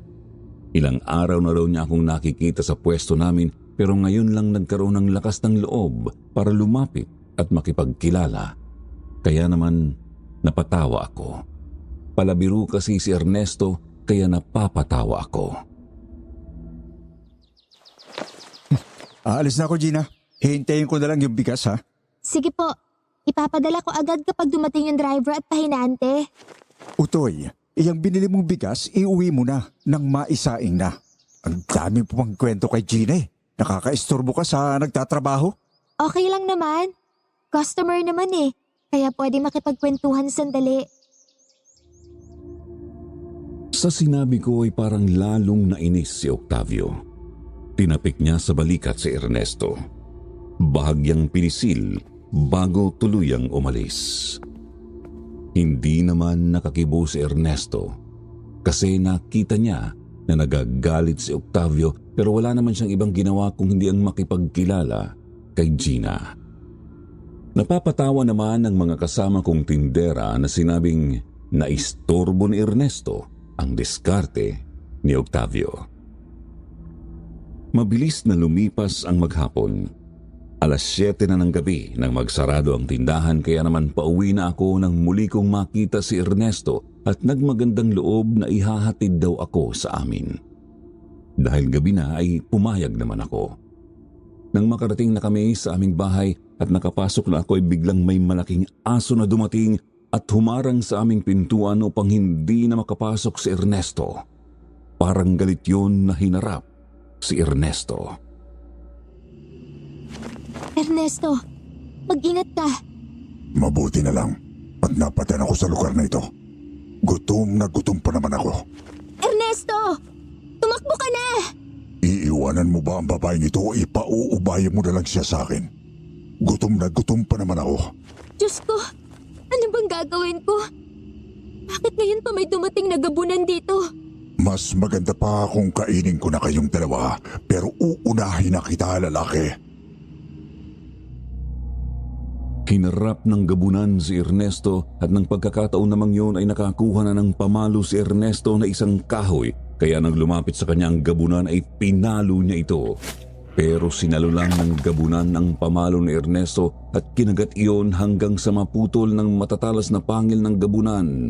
Tapos ay binuhat si Ernesto at inihagis. Kaya naman sa takot ni Ernesto na makagat ng halimaw ay kumaripas na ito ng takbo. Nang makita ko yun, kaagad kong isinara ang pintuan at bintana ng bahay. Kinuha ko ang karit ni Itay at nagsiksik ako sa isang sulok ng aming salas dahil alam kong nasa labas ang gabunan. Duwag naman pala ang maliligo mo. Ayun, kung maripas na ng takbo kahit alam niya na delikadong buhay mo, iniiwang ka na niya. Kaya ngayon, aking ka na. Babantayan kita buong magdamag. Hindi ka makakatakas sa akin. Nasaan ka na ba? Naku po, ang walang hiya talagang hindi umalis. Bakit naman kasi ngayon pa umalis si Inay? Ano na ba ang aking gagawin? Pero, hindi ka dapat matakot, Gina. Tama, wala kang aasahan kung hindi ang sarili mo. Kaya dapat maging matapang ka kung hindi. Mamamatay ka. Sabi ni Itay, kapag nasa kagipitan ako, kailangan kong magtiwala sa aking sarili. Para akong baliw na bumubulong at kinakausap ang aking sarili para palakasin ang aking loob. Lalo na nga at alam kong nasa labas ng aming bahay ang gabunan at inaabangan lang ang aking paglabas hanggang sa marinig ko ang kaluskus sa aming pintuan na parang kinakalmot ng matutulis na kuko ng gabunan. Tapos ay lumipat siya sa bintana at sa maliit na siwang ay ipinasok ang kamay niya na may matutulis na kuko at mahahabang balahibo na kulay itim. Kahit natatakot ako, tinaga ko siya ng karit. Lumayas ka dito! Kampun ka ng dyablo!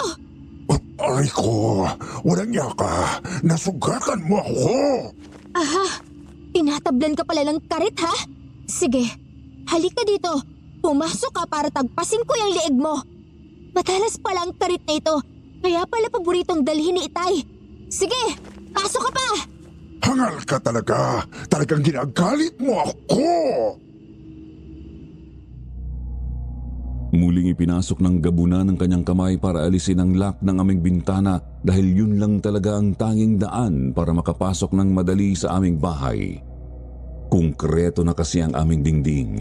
Yero ang bubungan at ang pintuan namin ay gawa sa makapal na kahoy, kaya ang bintana ang talagang pinuntirya ng gabunan. Kaya nang muling ipinasok ng gabunan ng kanyang kamay, ilang beses ko yung tinaga kaya naputol yun nang mapaatras ang gabunan at masilip ang hawak kong karit. Unang yaka, yari pala sa pilak ang karit mo, kaya pala nagawa mo akong masugatan. Lalo mo lang akong ginagalit. Pinutol mong kamay ko! Oo, tama ka. Kagamitan ito ng aking Itay. Ngayon ay alam ko na, kaya pala palagi niya itong dala. Panlaban pala sa mga katulad mo. Pero naalala ko, mayroon din palang panlaban ng inay ko. Sandali lang. Kahit takot ako ay kinuha ko ang naputol niyang kamay at inihagis sa labas ng bahay, tapos ay nagmamadali akong tumakbo sa kwarto ni Inay kung saan nakita ko ang arinola niya na puno pa ng ihi. Nakalimutan kong itapon sa banyo kaya 2 araw na yun doon. Kaagad kong kinuha ang arinola tapos ay sinilip ko ang gabunan na nasa tapat pa din ng bintana at iniinda ang sugatang kamay. Kaagad kong binuksan ang bintana at isinaboy ang ihi sa gabunan. Ang pangi! Walang yaka! Bastos! Oh, ano lasa? Ang alat, diba? Yan naman ang panlaban ng aking inay. Mas malupit! Dahil sa ginawa mo, hindi kita mapapatawad ngayon! Galit na talaga ako! Nagkamali ako ng iniisip. Akala ko kapag ginawa kong labanan siya at masugatan ay aalis na siya. Hindi pala. Lalo siyang nagalit. Binalya niya ang bintana ng aming bahay na halos mawasak na, kaya napaatras ako habang hawak pa din ng mahigpit ang karit. Hanggang sa masira ang kabilang bahagi ng aming bintana dahil ilang ulit iyong binalya ng gabunan.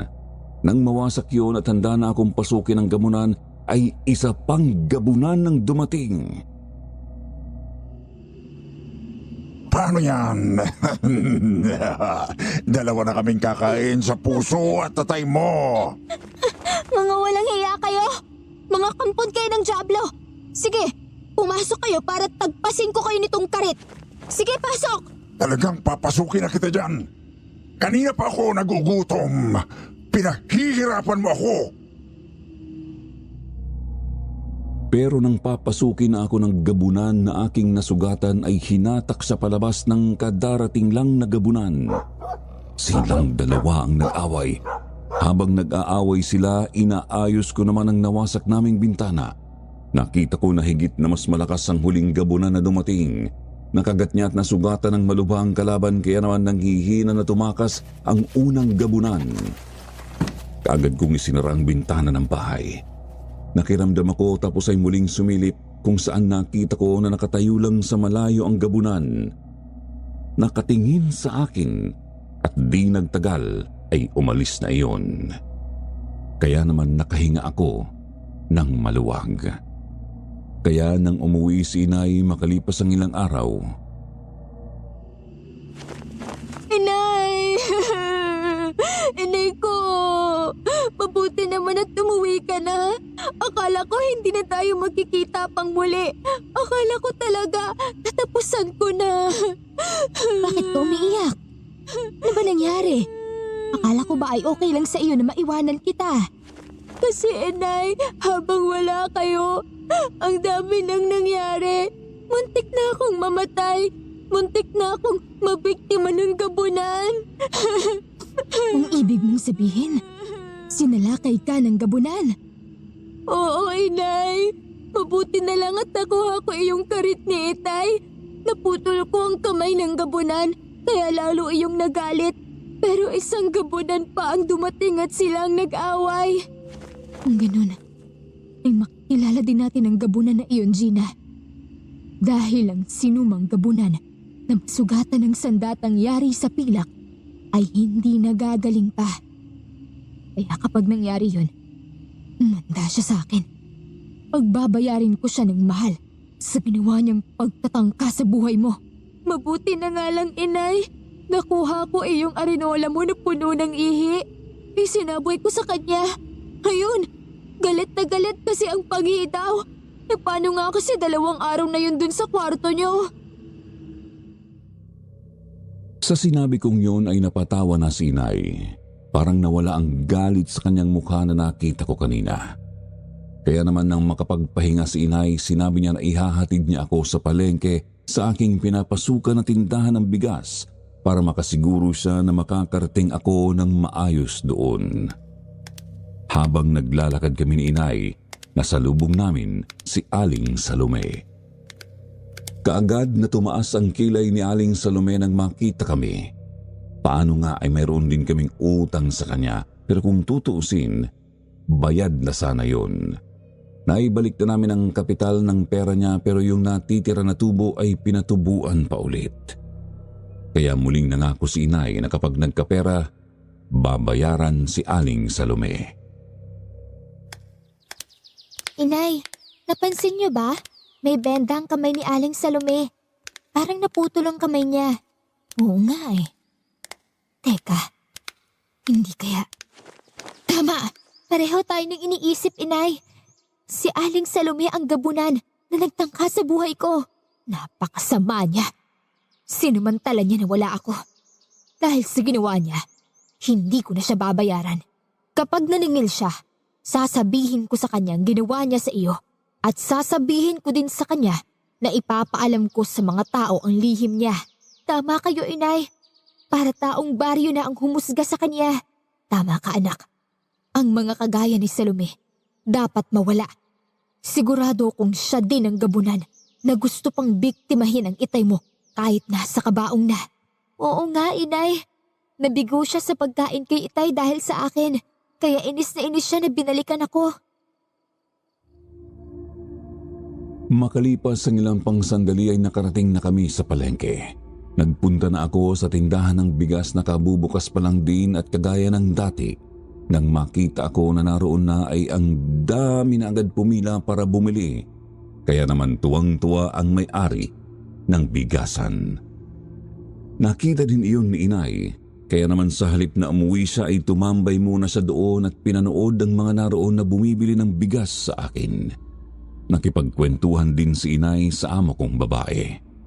Naririnig din niya ang mga biro at matatamis na salita ng mga lalaking bumibili ng bigas.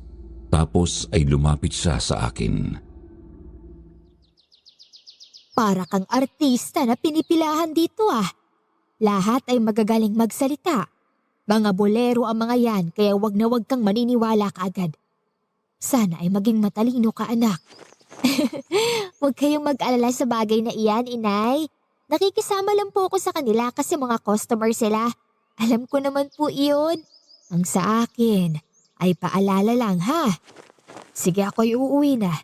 Maghahanda ako ng pagkain para mamaya pag uwi mo, may makakain ka. Sige po, inay. Mag-iingat po kayo.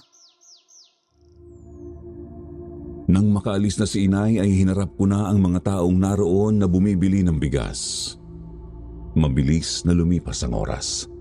Maaga kaming nagsara ng araw na yon kaya naman 5:00 pa lang ng hapon ay naglalakad na ako pauwi sa aming bahay. Napadaan ako sa bahay ni Aling Salome kung saan nakita ko na maraming tao na naroon sa paligid ng bahay ni Aling Salome. Nakita ko na naroon din si nanay. Inay, anong meron dito? Si Aling Salome kanina pa sumisigaw at nagwawala. Parang nasisiraan na yata ng bait. Ayun oh, tignan mo, papalabas na ng bahay niya. Panay ang sigaw. Oo nga po, parang inaatake siya ng mga kulisap. Ayun po oh, ang dami. Iba-ibang klase ng kulisap ang kumakagat sa kanya. Kaya sigaw siya ng sigaw. Tignan niyo, inay. Oo, kanina ko pa iyan nakikita. Kinakagat siya ng mga iyan kaya galit na galit siya. Di naglaon sa sobrang galit ni Aling Salome ay napilitan itong magpalit ng anyo. Huli na nang mapansin ito na maraming tao pala ang naroon sa paligid ng kanyang bakuran. Nasaksihan ng lahat ang pagiging gabunan ni Aling Salome. Kaya naman galit na lumapit sa bakod na yari sa kawayan si inay. Walang hiya ka talaga, Salome! Ikaw pala ang gabunan na namemerwisyo dito sa atin. Muntik mo nang kainin ng asawa ko. Pati ang anak ko ay gusto mong biktimahin. Nang makita kami ni Aling Salome ay bumakas ang galit sa mukha niya. Ngayon ay hindi na pinansin ng mga kumakagat na kulisap sa buong katawan. Sinugod niya kami pero ang mga kalalakihang naroon ay nakakuha na ng pamalo at panggapos. Pinagtulungan nilang hulihin at gapusin si Aling Salome na nasa anyong gabunan. Sabi kasi ng isa sa mga naroon ay magagamot pa si Aling Salome. Pero ang mga kulisap ay nagpatuloy sa pagsalakay kay Aling Salome dahil mas marami pang bubuyog, putakti, hantik, lamok, alupihan at iba pa ang dumating at kinain si Aling Salome. Ang iba ay pumasok sa bibig, ilong, tenga at mata ni Aling Salome. At dahil nakagapos siya, wala siyang kalaban-laban. Ilang sandali pa, namatay si Aling Salome. Nag-alisa na mga kulisap, inay. Parang pinatay lang nila si Aling Salome tapos iniwanan na. Hindi na niya kinaya ang hirap. Tignan mo, naukit ang mga mata niya. Naubos ang ilong at tiyak pati ang utak niya ay ubos na din. Kinain ng mga insekto. Pinagbayaran lang niya ang mga kasalanan ginawa niya. Pero at least, hindi tayo naging dahilan ng kamatayan niya. Kaya malinis pa din ang ating konsensya. Oo naman. Halika na. Umuwi na tayo at nang makakain na ng hapunan. Ang mahalaga ay mapapanatag na tayo kasi wala na ang gabunan. Katulad namin ay nag-alisa na din doon ang mga taong nakasaksi sa nangyari. Iba-iba ang reaksyon ng lahat. May nagagalit, mayroong natutuwa. Nagagalit sila dahil huli na nang malaman nila kung sino ang salot.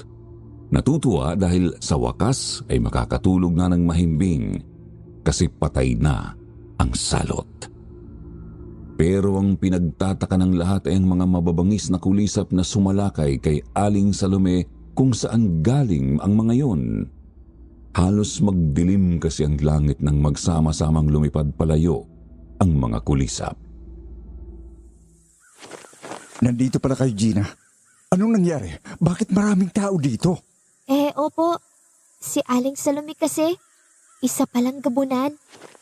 Dapat siyang mapigilan. Delikado kung patuloy siyang makapaminsala. Patay na po si Aling Salome. Hayun po, inaayos na ng mga kamag-anak nila. Teka po, bakit napunta kayo dito? Papahapon na. Dinalaw ko si paring Roberto.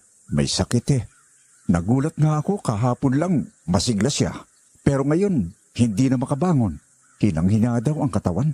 Marami naman po siyang pera. Marami siyang pangpagamot. Malakas siyang magpatubo sa mga may utang sa kanya kaya baka kaya niyang bayaran kahit ang pinakamagaling na doktor.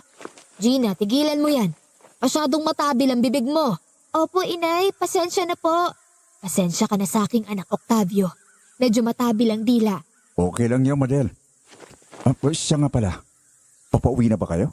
Ihatid ko na kayo. Dala ko naman ang owner type jeep ko Naku, wag na po. Malapit na naman ang bahay namin. Kaya na naming maglakad. Siya nga naman, Octavio. Sanay naman kami maglakad. O sige, kung ayaw nyo, pwede ba akong mamasyal sa inyo, Madel? Magdadala ako ng regalo para sa inyo. Hindi kaagad nakakibo si inay. Parang nataranta siya at parang umurong ang kanyang tila. Napatingin siya sa akin. Pero nangislap ang kanyang mga mata at parang bahagya siyang kinilig. Bahagya na akong dinikitan at bahagyang siniko sabay bulong sa akin habang ang mga mata ay nanatiling nakatingin kay Octavio. Anak, Mukhang interesado sa akin ang matandang ito. Siguradong alam niya na wala na ang itay mo kaya nagpapasaring na kaagad. Mukhang ganoon nga, inay. Kasi nung isang araw din ang daming bigas na binili sa amin. Mukhang nagpapalakas din sa akin. Ngayon ko naisip na kayo pala ang target. Madel, pwede ba akong pumasyal sa inyo? Kung papayag ka? Kamamatay lang kasi ng aking asawa. Pangit naman kung makikita ka ng mga kapitbahay ko na nagpupunta sa amin. Baka pwede sa babang luksa na lang niya. Sige, payag ako. Basta Madel, kapag kailangan nyo ang tulong ko, magpasabi ka lang. Salamat. Matapos yun ay tumalikod na si Mang Octavio. Sumakay na sa kanyang owner at umalis. Nang mapadaan sa tapat namin ay ngumiti siya ng matamis kaya naman napangiti na rin si inay. Muli ay nakita kong nangislap ang mga mata ni inay at para siyang kinilig sa mga ngiti ni Mang Octavio. Inay ha? Kamamatay lang ni itay kung may kiringking ka na. Uy anak, bastos talaga yung dila mo. Siyempre, hindi ko naman basta makakalimutan ng itay mo kasi naging mabuti siyang asawa. Pero kasi wala na siya at kailangan mong makatapos ng pag-aaral. Kailangan nating mabuhay. Nagkataon na, may asim pa pala ako kaya, ayan si Octavio. Siya ang magbibigay ng pangarap kong maginhawang buhay. Inay, salamat po. Kasi puro pa rin ang kapakanan kong nasa isip niyo. At magandang buhay para sa akin ang pangarap niyo. Dalawa na lang tayong magkasama, anak. Kailangan maging matatag tayo. Kailangan nating lumaban sa malupit na takbo ng buhay. Lahat gagawin ko. Maprotektahan ka lang. Inakbayan na ako ni inay tapos ay naglakad na kami pauwi. Nang makarating kami sa bahay ay sabay na kaming kumain ni inay. Matapos niyon ay nagkulong na siya sa kanyang kwarto. Kaya naman nagpunta na rin ako sa aking kwarto at nahiga sa papag na naroon. Talagang napagod ako sa ilang araw na nakaraan. Idagdag pa ang puyat, kaya naman di nagtagal, nakatulog na ako. Kinabukasan pumasok ako na maaga. Hindi na ako nagpatid kay inay kasi wala nang dapat ipangamba. Nakita ko ulit si Mang Roberto na nagpapainit sa sikat ng araw habang inaalalayan ng asawa. Sobra ang ipinayat ni Mang Roberto. Parang sobrang hina na din ng katawan nito. Nangangatog ang tuhod sa paglalakad. Nakailang hakbang lang at ito ay natumba. Dahan-dahan itong bumangon nang makita ako. Naupo sa upuang ibinigay ng asawa nito. Nang makita ako ni Mang Roberto parang nahiya siya at di makatingin sa akin dahil sa kanyang kalagayan. Tapos ay isang tricycle ang dumaan. Palengke. Sakay ka ba, miss? Sige, sasakay ako. Mang Roberto, mukhang ang laki ng ibinagsak ng katawan mo ah. Anong nangyari sa'yo? May sakit ka ba? Hingal na hingal si Mang Roberto. Hindi na niya magawang magsalita. Parang kahit ang dila niya ay umatras na. Palagi niyang hawak ang sikmura. Bakas sa kanyang mukha na sumasakit yun. Parang hirap na hirap si Mang Roberto hanggang mapaubo siya kung saan ay sumuka siya ng dugo. Napakaraming dugo kaya naman nataranta na ang asawa ni Mang Roberto. Delikado na po ang lagay ni Mang Roberto. Mabuti pa dalhin niyo na po sa doktor para matingnan. Oo nga po. Isakay niyo na po dito sa tricycle. Dito na kayo sa loob at ako naman sa likuran ng driver. Okay lang ba sa'yo, miss? Oo, ayos lang sa akin. Delikado na ang lagay niya. Dapat sa doktor na siya dalhin. Bumaba nga ako ng tricycle at lumipat sa likuran ng driver. Ang pagkakataong ito ay parang nawala ang galit ko kay Mang Roberto. Napalitan ng pagkaawa sa kanyang kalagayan ngayon. Sinabi ko na din sa tricycle driver na idiretso muna sa ospital bago ako idaan sa palengke dahil nakikita ko na panay ang pagsuka ni Mang Roberto ng dugo at ang dugong isinusuka niya ay mayroong mga buhay na uod at bulate kasama na ang matatabang linta na parabang ito ang sumira sa loob ng katawan ni Mang Roberto. Matapos ihatid sa ospital si Mang Roberto ay inihatid na ako sa palengke ni Riden. Miss, pasensya ka na ha. Nakapamasyal ka pa tuloy bago ka nakarating dito. Ayos lang yun. Kawawa naman kasi si Mang Roberto eh. Sana lang makaligtas pa siya. Ano kayang sakit ang dumapo sa kanya? Hindi ko alam kung anong klaseng sakit yon. May mga uod sa sinusukan niyang dugo. Nagtataka mga doktor kasi pati linta isinuka niya. Nakakatakot naman pala ang nangyari sa kanya. Oh, etong bayad ko. Naku, huwag na. Nalate ka ng dahil sa akin, kaya okay lang yun, miss. Huwag ka nang magbayad. Ako nga pala si Reden. Talaga? Hindi mo na ako pagbabayarin? Hindi ka nagbibiro? Oo, huwag ka nang magbayad. Malaman ko lang ang pangalan mo okay na sa akin. Gina. Gina ang aking pangalan. Ganda ng pangalan mo, Gina. Kasing ganda mo. Sige, alis na ako. Bebiyahe muna ako. Sana hindi pa ito ang huli nating pagkikita. Sige, ingat. Salamat ulit ha. Ngumiti ng matamis si Riden sabay kamot sa kanyang ulo. Tapos ay sumakay na siya sa tricycle at umalis. Tinanaw ko pa siya habang papalayo dahil sa totoo lang ay parang kakaiba si Riden. Kasi ang mga mata niya, napakaganda. Nakakaakit ang mga ngiti niya at napaka-gentleman niya pati sa pananalita. Kaya naisip ko, ang bait siguro niyang tao. Bukod pa doon, magandang kanyang katawan at talagang gwapo siya. Nang hapon na yon ay muli kong nakita si Riden. Gina, sakay ka na. Ihahatid na kita sa inyo. Wag na. Malapit lang naman ang sa amin. Kaya ko naman lakarin yon. Bumiyahe ka na lang para kumita ka pa. Ihahatid na kita sa inyo. Huwag ka nang maglakad. At saka hindi naman kita sisingilin eh. Sa akin naman ang tricycle na ito kaya pwede kong ilibre kahit na sino ang gusto ko. Sabihin na lang natin na doon din ang punta ko. Ganoon ba? Tagaroon ka ba? Oo, doon ako sa gawin ni Mang Roberto. Kumusta na nga pala siya? Ano nang nangyari sa kanya? Patay na siya, Gina. Sabi ng asawa niya pagdating nila sa ospital ay lalong nagsuka ng dugo si Mang Roberto. Tapos mga kulisap, uod at linta ang lumabas sa bibig kasama ng dugo. Hindi rin alam ng doktor kung anong sakit niya tapos, yun na, tumirik na daw ang mata ni Mang Roberto. Grabe palang hirap ng katawan na inabot niya. Sabi naman ng isang kapitbahay namin ay binarang daw si Mang Roberto. Barang? Ano yun? Para din yung mangkukulam. Kaya lang ang pagkakaiba nila, ang mangkukulam ay gumagamit ng karayom at manika.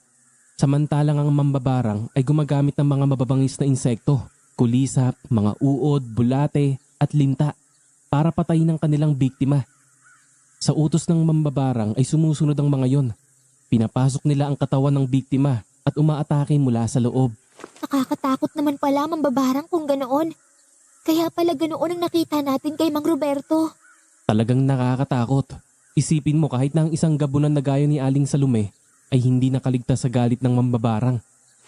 O sige na, sumakay ka na at ihahatid na kita sa inyo para malaman ko din ang bahay mo. Hindi ka talaga taga rito ano?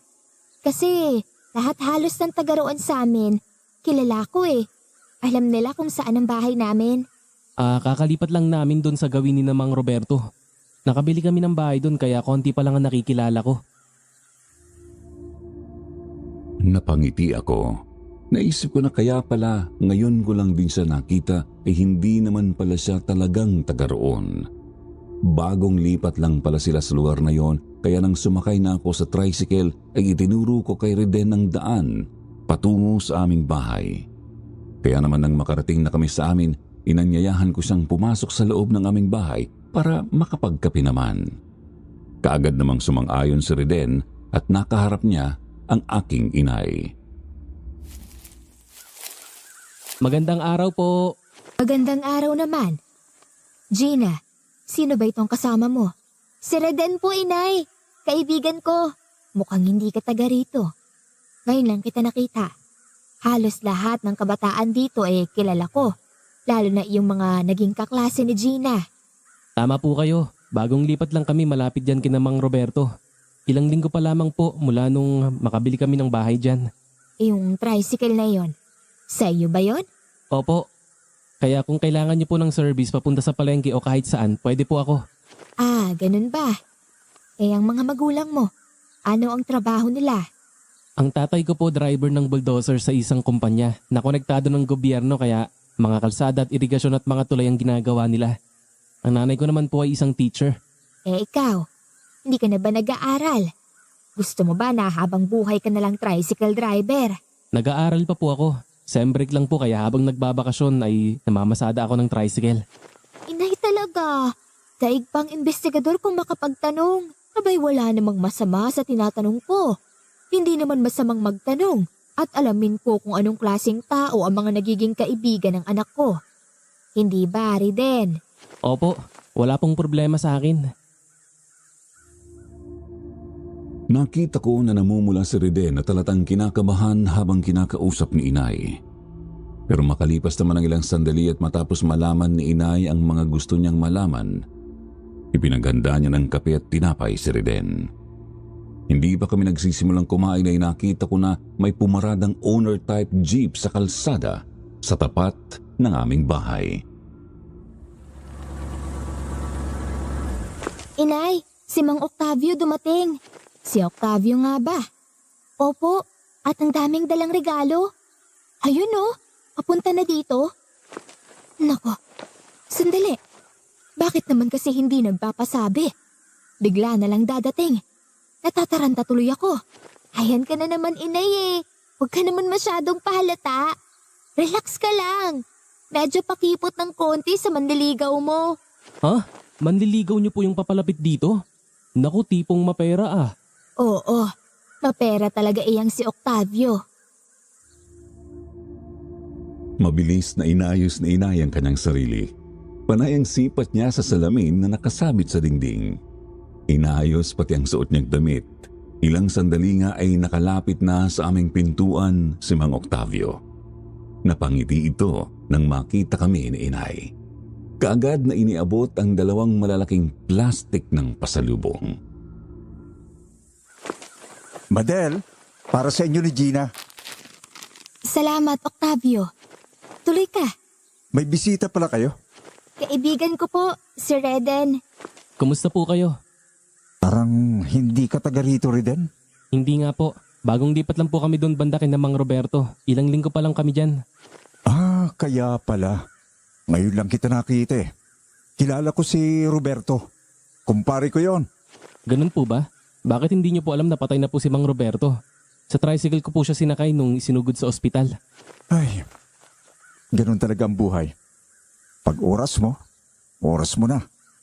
Kapag masaya ka, sulitin mo na yung mga sandaling yon. Tama ka dyan, Octavio. Gusto mo ba ng kape? Sige, kung pwede. May dala akong tinapay dyan at saka palaman. Pansit at manok para sa atin. Napangiti si Inay tapos ay tumayo siya at nagtungo sa kusina. Sinundan ko naman siya doon para tulungang ihanda ang mga pagkain na dala ni Mang Octavio. Pansit, tinapay at isang buong litsong manok. Nakita ko ang kasiyahan sa mukha ni Inay habang nagtitimpla ng kape. Sabi pa niya hindi niya akalaing sa edad niyang 50 at biyuda na, meron pang magkaka-interes sa kanya at isang mayamang tao pa. Kaya naman matapos na ihanda ang pagkain, bumalik na kami sa salas. Pero nagulat ako nang makitang wala na si Reden. Nasaan na po si Reden? Umalis na. May gagawin pa daw siyang importanteng bagay. Ako na lang daw magsabi sa'yo na umalis na siya. Pambihira naman siya. Hindi man lang nagpaalam. Hindi man lang hinintay na makabalik kami dito. Nagmamadaling umalis eh. Sabi ko nga magpaalam sa'yo. Sabi ako na lang ang magsabi na alis na siya. Hayaan mo na, Gina. Baka naman kasi importante talaga. O siya, sige. Kumain na tayo. Pinagsaluhan nga naming tatlo ang mga pagkaing dala ni Mang Octavio. Masayang masaya kaming tatlo habang kumakain. At matapos yun ay nagpaalam na din si Mang Octavio. Pero nangako na madalas siyang papasyal sa amin. Pinayagan naman siya ni inay. Nang sumunod na araw ay naglakad ulit ako patungo sa palengke kung saan ako pumapasok. Panay ang tingin ko sa mga tricycle na dumaraan. Iniisip na daraan si Riden. Pero nakarating na ako sa palengke ay hindi ko siya nakita. Ewan ko pero parang hinahanap-hanap ko si Riden. Good morning. Magandang umaga din po. Bibili po ba kayo ng bigas? Oo, magpa-deliver ka sa amin ng 5 kaban. At sa inyo, yung 1 kaban na bigas. Sa amin po yung 1 kaban? Oo, naroon naman ang inay mo, hindi ba? Matatanggap niya yon. Opo. Sige po. Oh, eto ang bayad. 3,000 yan. Sobra-sobra po ito. Sa iyo na ang sobra para may panggastos ka. Tsak na meron kang mga gustong bilhin. Ayan ang pera, bumili ka ng gusto mo. At huwag ka nang tumanggi, ha? Salamat po. Matapos na iabot sa akin ni Mang Octavio ang pera, umalis na siya. Ibinigay ko naman sa may-ari ang bayad ng 6 na kaban ng bigas at ang sobra ay sa akin napunta. Nang dumating ang driver at ang pahinanti ay ipinadeliver ko na ang bigas ni Octavio at ang bigas para sa amin. Kaya nang hapong yun, pagkatapos ko sa trabaho ay naghanap ako ng damit sa palengke. Noon ko muling nakita ang isa kong manliligaw na si Ernesto. Magaling na ang sugat niya sa braso na likha ng gabunan na si Aling Salome. Muli ay nanuyo si Ernesto. Inihatid ako sa amin. Wala na si Ernesto nang muling dumalaw si Octavio. Magandang gabi, Gina. Magandang gabi po. Tuloy po kayo. Salamat. Sandali po at tatawagin ko ang inay. Nasa kwarto po nagpapahinga lang. Wag na, Gina. Ikaw naman talaga ang dahilan kaya ako dumalaw dito. Gusto kitang maging asawa. Ako po? Akala ko po ang inay ang nililigawan niyo kaya palagi kayong narito. Ikaw ang gusto kong ligawan, hindi ang inay mo. Nanunuyo ako sa kanya para ibigay niya ang basbas para maligawan kita. Totoo ba ang narinig ko, Octavio? Kung ganoon ay mali pala ang lahat ng nakita ko. Ang anak ko pala ang punteriya mo. Oo, Madel. Gusto kong maging asawa si Gina. Handa akong ibigay sa kanya lahat na karangyaan. Yung buhay na pinapangarap mo para sa anak mo ay magagawa kong tuparin yon. Mang Octavio, ngayon pa lang ay sinasabi ko na sa inyo, wala kayong aasahan sa akin kasi parang tatay ko na kayo. Gina, huwag kang maging tanga. Sa hirap ng buhay nyo ngayon, ako lang ang pag-asa ninyo. Aasenso kayo ng inay mo. Magiging masaya kayo. Pasensya na po, pero hindi perang basihan para maging masaya. Lahat ng ibinigay nyo, ibabalik naming mag-ina. Hindi ako papayag sa gusto nyo. Ang inay ko, masayang masaya siya sa pag-aakala na siya ang nililigawan nyo. Nagkamali pala kami. Ibinalik ko ang pera ni Mang Octavio tapos ay pumasok ako sa aking kwarto. Pero naririnig ko ang usapan nila ni inay. Kaya hindi ko mapigilan ang aking sarili na muli silang silipin. Patuloy na nagpapaliwanag si Mang Octavio. Tahimik namang nag-iisip si inay na parabang pinag-iisipang mabuti ang mga sinasabi ni Mang Octavio. At makalipas ang mahabang oras, umalis na si Mang Octavio.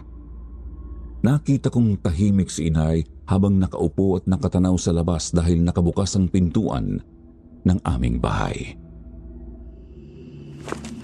Inay, ayos lang ba kayo? Nagkamali ako ng akala. Hindi pala akong gusto niya. Kung hindi ikaw. Pero ayaw ko naman sa kanya, Nay. Napakatanda na niya para sa akin. Para ko na siyang ama. Matanda na rin ako, anak. Ilang panahon na lang din ang itatagal ng buhay ko. Ang kagaya ni Octavio, ang kailangan natin para mabuhay ng maayos. Kung magiging asawa mo siya, makakatiyak ako na magkakaroon ka ng buhay na pangarap ko. Inay, huwag niyong sabihin na nasilaw kayo sa mga bagay na sinabi ng matandang iyon. Hindi niyo nga ako ibinigay kay Mang Roberto. Ngayon ay parang gusto niyo kong isubo kay Octavio. Dahil magkaiba sila.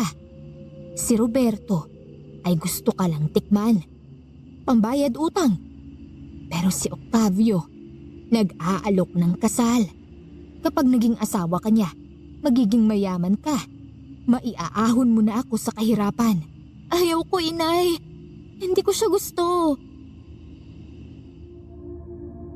Parang bigla ay naging iba ang tingin ko kay inay. Parang mas mahalaga na sa kanya ngayon ang pera. Ang karangyaan na iniaalok ni Mang Octavio, kaya puno ng tampo ang aking kalooban nang iwanan ko siya at pumasok ako sa loob ng aking kwarto.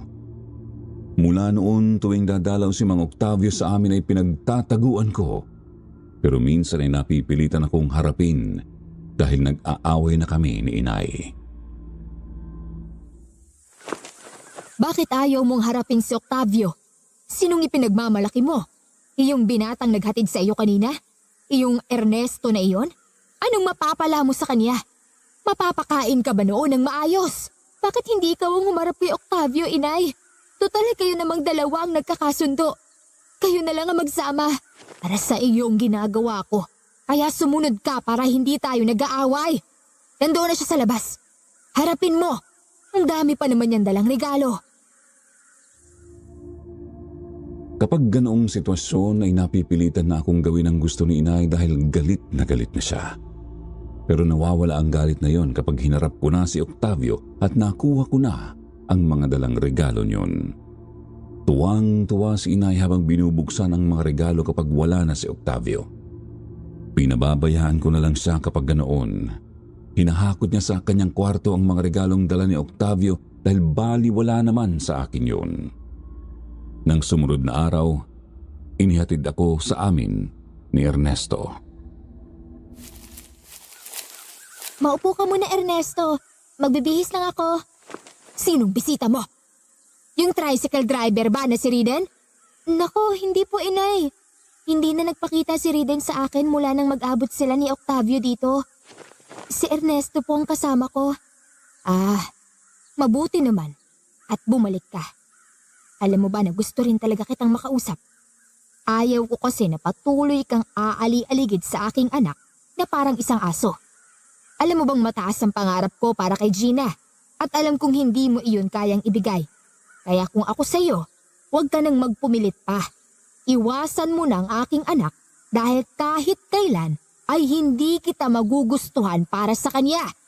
Inay naman, huwag naman kayong magsalita ng ganyan. Tama naman ako. Isang kahig, isang tuka na nga tayo, tapos ay mag-aasawa ka pa ng isa ring mahirap na kagaya nito. Kapag ginawa mo yan, kalimutan mo na ako. Hindi na makakibo si Ernesto. Hiyang-hiya siya kay inay. Napipilitan na lang siya na humiti ng pilit sa akin dahil sa mga panghahamak sa kanya ng aking ina. Kagad siyang nagpaalam sa amin ni inay. Malungkot siyang umalis kaya naman nainis naman ako kay inay. Kaya nagkulong na lang ako sa aking kwarto. Kinabukasan ay nalaman ko na may sakit si Ernesto kaya sinamahan ako ng kaibigan kong tindero sa palengke para dalawin si Ernesto. Hindi ko inaasahan na muli kong makikita doon sa Reden habang papunta kami kina Ernesto. Gina, bakit nandito ka? Hoy, buhay ka pa pala. Akala ko'y namatay ka na eh. Sobra ka naman. Pasensya ka na ha. Bigla akong umalis nung gabing nasa bahay niyo si Mang Octavio. Sabi kasi niya sa akin na umalis na ako at wag na makigulo sa inyo. Kasi malapit ka na raw niyang pakasalan. Naniwala ka naman. Bakit bigla kang aalis? Pwede mo naman akong kausapin tungkol doon. Saka sa tingin mo, magpapakasal ba ako sa ganoon katanda? Hindi ko alam. Kasi makapangyarihan ng pera. Yung ibang mga babae nga kapag niligawan ng maperang tao. Kahit gaano kalayo ang agwat ng edad ay tatanggapin dahil sa pera. Pwes, wag mo kong ipari sa kanila. Kung ganun eh, mayroon pa pala akong pag-asa na ligawan ka? Ay nako, ewan ko sa'yo, Riden. Ang bagal mo. Parang ang manhid mo. Ang hina ng loob mo. Hindi ka kagaya ni Ernesto na kahit ayaw sa kanya ng inay ko, ay patuloy lang ang panunuyo niya sa akin. Ibig sabihin, nandito ka para puntahan si Ernesto? Sinagot mo na ba siya? Kaibigan ko lang si Ernesto, hoy. Nanliligaw siya pero hindi ko tinatanggap dahil kaibigan lang ang turing ko sa kanya. Ngayong may sakit siya, nandito lang ako para dumalaw. Kung ganon, samahan na kita. Wag na. Baka kasi para ka na namang kabuti nalulubog lilitaw. Magpapakita ka ngayon tapos biglang mawawala. Hindi ko na uulitin yun, promise. Lalo na ngayong alam ko na wala ka naman palang pagtingin sa matandang yun. Mabuti naman kung ganoon. Sinamahan nga kami ni Reden papunta sa bahay ni na Ernesto kung saan nakita namin ang mga magulang niya na natataranta habang kasamang dumating ang isang matandang lalaki na isa pa lang, albularyo. Nang makita kami ng kanyang ina ay pinapasok kami sa loob ng bahay.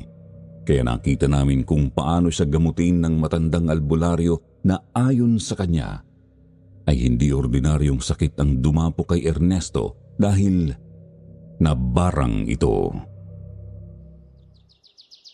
Mambabarang na naman ang may kagagawan. Kaya pala biglang lumaki ang tiyan niya. Oo nga. Para siyang 9 na buwan ng buntis. Bakit siya binarang? Ano kaya ang kasalanan niya?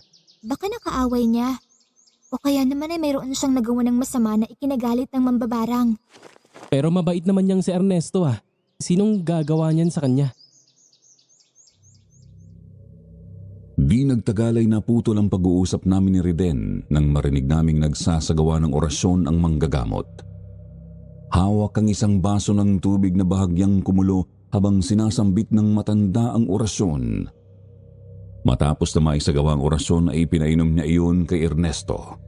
Ilang sandali pa ay nakita namin na hindi na maipinta ang mukha ni Ernesto sa sobrang sakit na nararamdaman. Tutop niya ang tiyan niya at di nagtagal, sumuka siya ng sunod-sunod.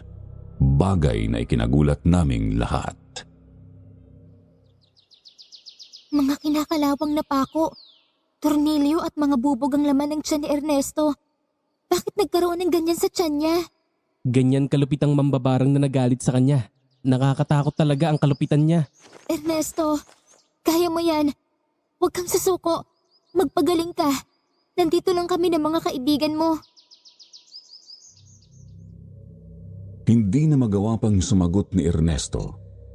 Bahagya lang siyang ngumiti sa akin matapos ay muli siyang sumuka at sa pagkakataong ito naman ay lumot at burak ang isinuka niya na may kasamang mga bulate at linta. Kaya naman gulat na gulat kami sa nakakadiring bagay na isinusuka ni Ernesto. Ayon sa albularyo, malakas ang kapangyarihan ng mambabarang. Hindi niya kayang matanggal ang sumpa ng barang. Ganun pa man ay muli itong nagsagawa ng orasyon hanggang sa sumuko ang albularyo. Manong, baka may magagawa pa kayo para tulungan ang kaibigan namin. Huwag po kayong sumuko. Gina, hindi niya kayang kapangyarihan ng mambabarang. Tingnan mo, lumuhan na ng dugo si Manong. Kung ganoon, pababayaan niyo na lang na ganyan si Ernesto? May tiyuhin ako na albularyo. Magaling siya. Baka matulungan niya si Ernesto. Baka pwede tayong humingi ng tulong sa kanya para matulungan natin si Ernesto. Alis na sana kami ni Reden nang sabihin ng matandang albularyo na huli na ang lahat. Nang tingnan naming muli si Ernesto ay naghahabol na siya ng hininga kung saan parang nasasakal siya. Tumirik ang kanyang mga mata habang nakabuka ang kanyang bibig. Ilang sandali pa, namatay na si Ernesto. At mula sa nakabukas niyang bibig ay naglabasan ng napakaraming gagamba at anay. Parang ginawang lungga ng mga ito ang katawan ni Ernesto at doon nagparami. Napakaraming insekto. Lumayo ka, Gina. Huwag mong hayaan na magapangan ka ng mga yan. Kapag nakapasok sila sa katawan ng tao, iyon ang gagawin nilang lungga. Diyos ko po. Lumabas na tayo. Ang dami nila. Baka tayo naman ang pagbalingan.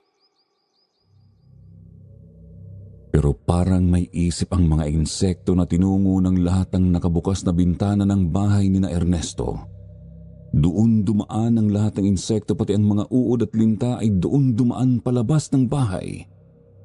Nang wala na ang mga insekto ay sakalang nakalapit kay Ernesto ang kanyang mga mahal sa buhay. Awang-awa ako sa kanyang ina na umiiyak at sumisigaw habang yakap ang kanyang bangkay.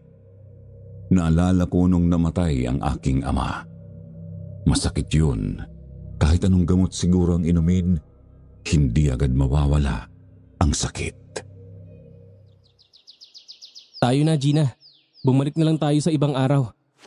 Napakawalang puso naman ng mambabarang na yon. Siya ang dapat na mamatay at hindi ang mga mabubuting tao na gaya ni Ernesto. Ingatan mo yung pananalita mo, Gina. Baka meron pa siyang alagang insekto na umaaligid dito ay marinig ka. Baka ikaw naman ang pagbalingan ng galit ng mambabarang na yon. Kasi naman kung masasamang tao sana ang binibiktima niya, ayos lang yun. Pero kung katulad na Ernesto, parang nasayang lang ang buhay niya. Kinuha ng malupit na mambabarang.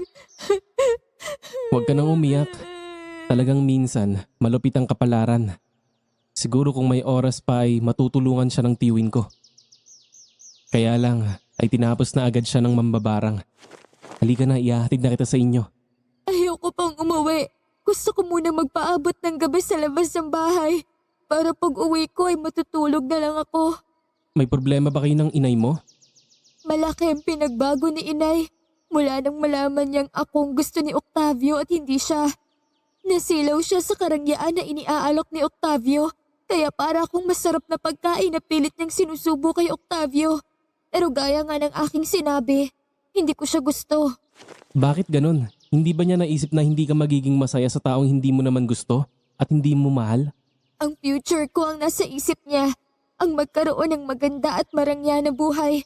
Pero mali ang paraan. Napabuntong hininga na lang si Riden, tapos ay inakbayan ako habang patungo kami sa tricycle niya na nakaparada. Kasunod namin ang kaibigan kong tindera din sa palengke. Naramdaman ko ang init ng haplos ni Riden. Gusto ko din naman na may mapaghihingahan ng sama ng aking loob, kaya pinabayaan ko na lang na akbayan niya ako hanggang sa makarating kami sa tricycle. Umalis kami sa lugar na yon. Inihatid muna namin ang kaibigan kong tindera tapos ay namasyal kami ni Reden. Hindi namin namalayang malalim na ang gabi pero ayaw ko pa ring umuwi. Kaya sa parke na malapit lang sa palengke kami tumambay. Bibili ako ng merienda natin. Anong gusto mo? Pepsi o Sarsi? Kahit ano, pareho lang naman sila. Sige, dito ka lang muna ha. Saglit lang ako. Sasama na lang ako sa iyo, Raiden. Ayaw kong maiwanan dito na mag-isa. Wala nang tao dito. Sige, hanap tayo ng tindahan na nakabukas pa. Bili tayo ng makakain. Baka kasi gutom ka na. Magkasabay kaming lumakad ni Reden para maghanap ng tindahan na mabibilhan ng pagkain. Ewan ko pero masaya akong kasama si Reden. Siguro dahil noon pa man ay may lihim na akong paghanga sa kanya. Kaya ngayong alam ko na mahal niya ako ay tatanggapin ko ang pag-ibig niya sakaling magsabi siya sa akin. Siyempre babae ako. Ayoko naman na ako ang maunang magsabi. Pero minsan ay naisip ko din na totoo nga ang kasabihan na action speaks louder than words. Yun ang nakikita ko kay Reden. Hindi siya nagsasabi ng sweet words pero dinadaan niya sa gawa kung kaya lihim akong kinikilig. Pero ng gabing ito, hindi lang kilig ang naramdaman ko. Pati kilabot. Raiden, may malaking aso na nakaharang sa daraanan natin. Oo nga, nakita ko. Parang hindi naman siya ordinaryong aso. Hindi kaya... Raiden, gabunan ni Hata iyan. Dito ka lang sa likuran ko. Huwag kang matakot. Hindi kita pababayaan. Tama nga ang pang-amoy ko. Dito ko lang kayo sa paligid matatagpuan. Tama rin ang kutob ko. Hindi ka ordinaryong aso. Isa kang gabunan. Kaya kung ayaw mong magkaasakitan tayo, pabayaan mo na kaming makadaan. Hindi ako sangangal para palampasin pa ang isang magandang pagkakataon. Hinahanap ko nga kayo. Tapos ngayong nakita ko na kayo, ay papakawalan ko pa? Isa yung malaking kalokohan. Hindi naman ako papayag na saktan mong babaeng mahal ko.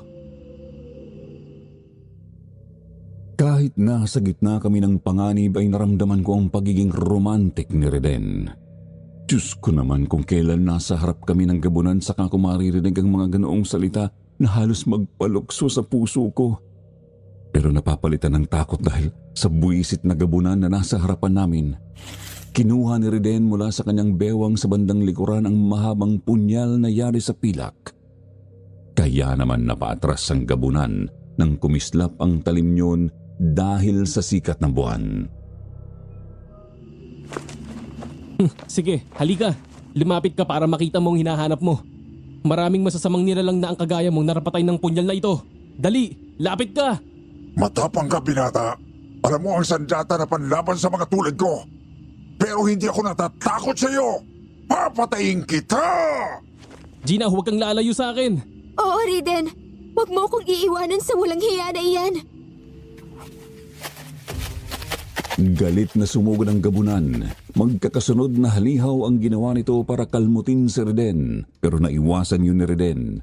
Tapos ay iwinasiwas ni Riden ang punyal. Nasugatan niya sa dibdib ang gabunan pero mababaw lang kaya naman lalong nagalit ang gabunan. Muling dumamba at sa pagkakataong ito nakipag-agawan sa punyal ni Riden hanggang sa mabitawan ni Riden ang punyal tapos ay sinakal siya ng gabunan. Binuhat siya kaya naman hindi na makahinga si Riden dahil sa higpit ng pagkakasakal ng gabunan at nakaangat na sa lupa ang mga paa niya. Kaya nang makita ko yun ay napansin ko ang punyal na nasa di kalayuan. Kinuha ko yun at sinaksak sa likuran ng gabunan pero dahil sa kunat ng balat ng gabunan ay hindi masyadong bumaon ang punyal. Bitiwan mo siya! Walang niya ka! Sinugatan mo ako! Papatayin kita! Walang hiya ka! Bitiwan mo si Riden! Muli kong sinaksak ng punyal ang gabunan at muling tinamaan sa tiyan kaya naman ininda na niya yun. Binitiwan na niya si Riden at natutop niya ang sugat sa kanyang tiyan. Napaatras siya. Bumango naman si Riden ang lapitan ko tapos ay nagmamadali kami ni Riden na iniwanan ang gabunan. Sumakay kami sa tricycle niya at umalis na sa lugar na yon. Sa bahay ni na Riden kami tumuloy sa takot na muling makasalubong ang gabunan. Nang malaman ng mga magulang ni Riden ang nangyari, doon na nila ako pinatulog. Gina, salamat iniligtas mo ako. Ipinagtanggol mo din kasi ako sa gabunan, kaya ginawa ko yun. Gina, sasamantalain ko ng pagkakataon. Kung noon na hindi ako nagkalakas ng loob na sabihin sa'yo na mahal kita at gusto kitang maging asawa, ngayon ay sasabihin ko na. Oo, nasabi mo na nga. Mahal din naman kita, Riden. Talaga? Pinatanggap mo ng pagmamahal ko sa'yo?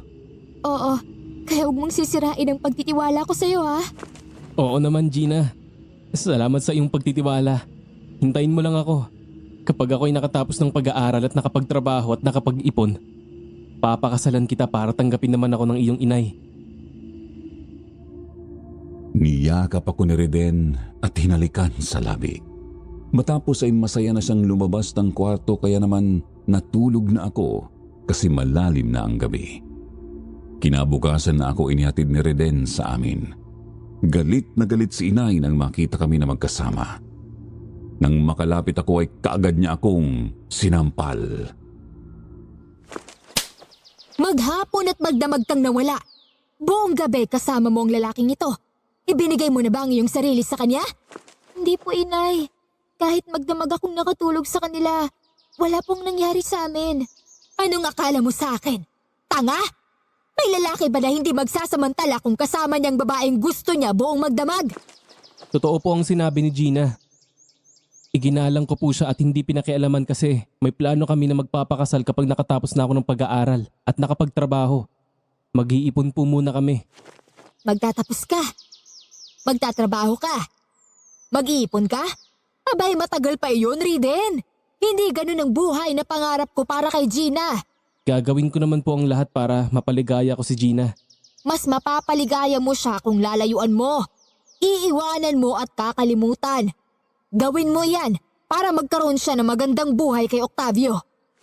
Inay, si Riden ang mahal ko. Wala akong pagtingin sa matandang yon. Huwag kang tanga, Gina! Huwag mong sayangin ang ganda mo! Hindi na isasaing at nakakain ng letseng pagmamahal na yan! Ang isipin mo ay ang kinabukasan mo. Ang magandang buhay na maibibigay ni Octavio. Talagang ang laki na ng pinagbago mo, inay.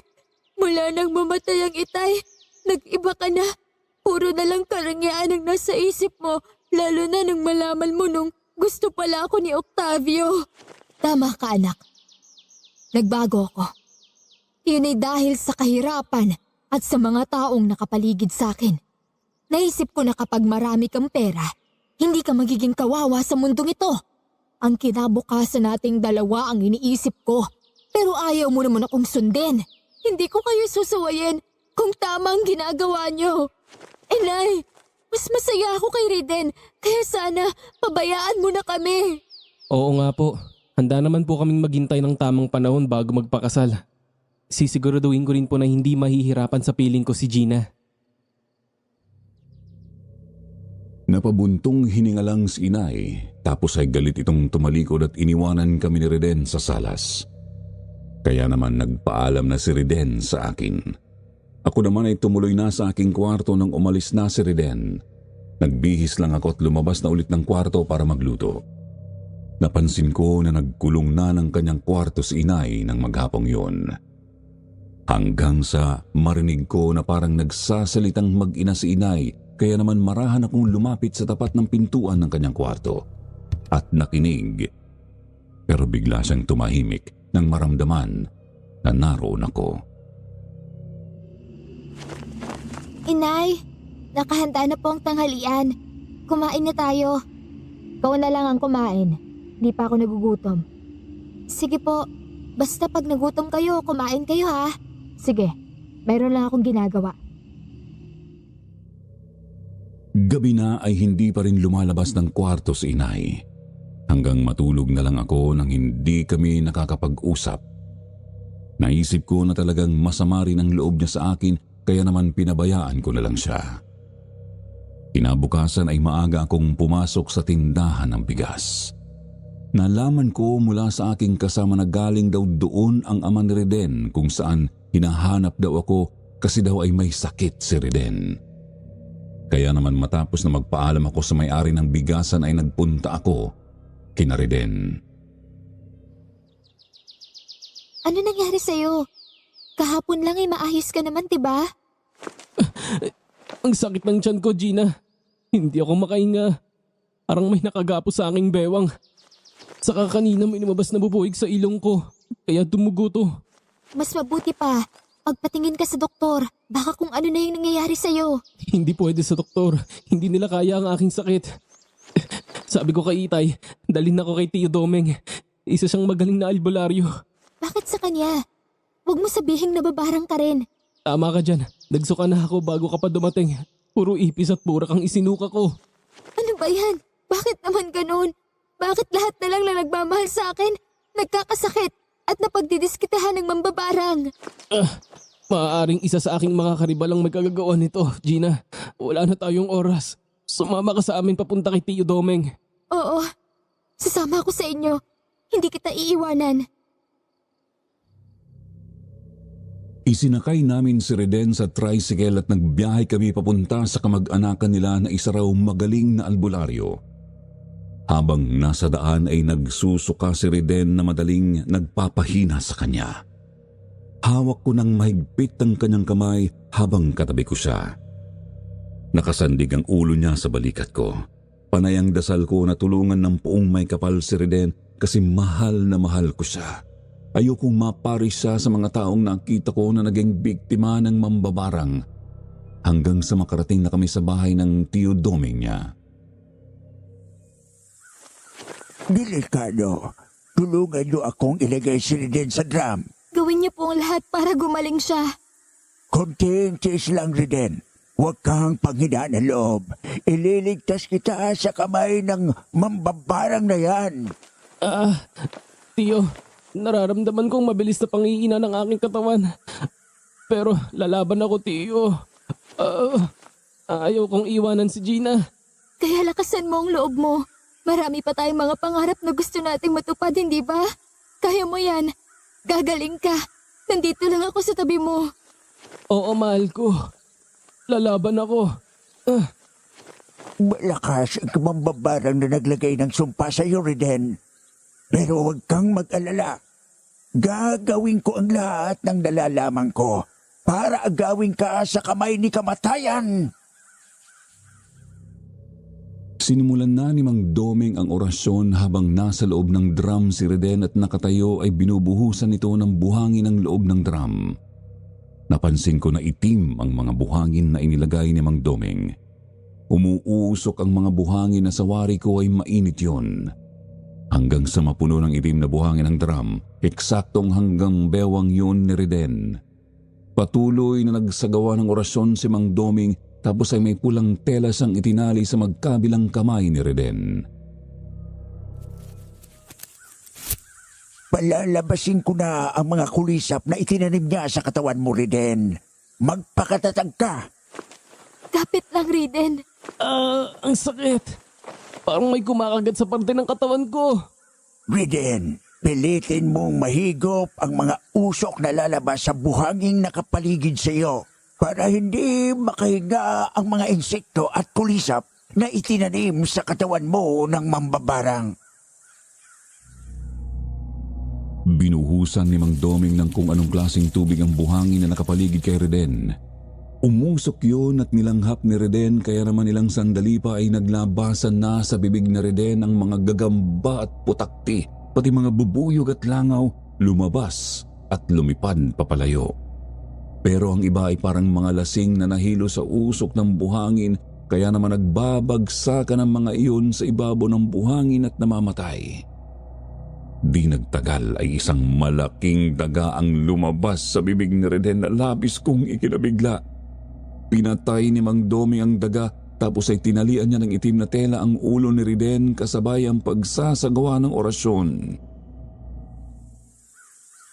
Alabum, abrak, tenet, impactum, pactum, pactum, Diyos, Diyos, pititikum-tikum, amen. Sa wakas, nahuli din kitang walang yaka. Ikaw naman ang pahihirapan ko ngayon.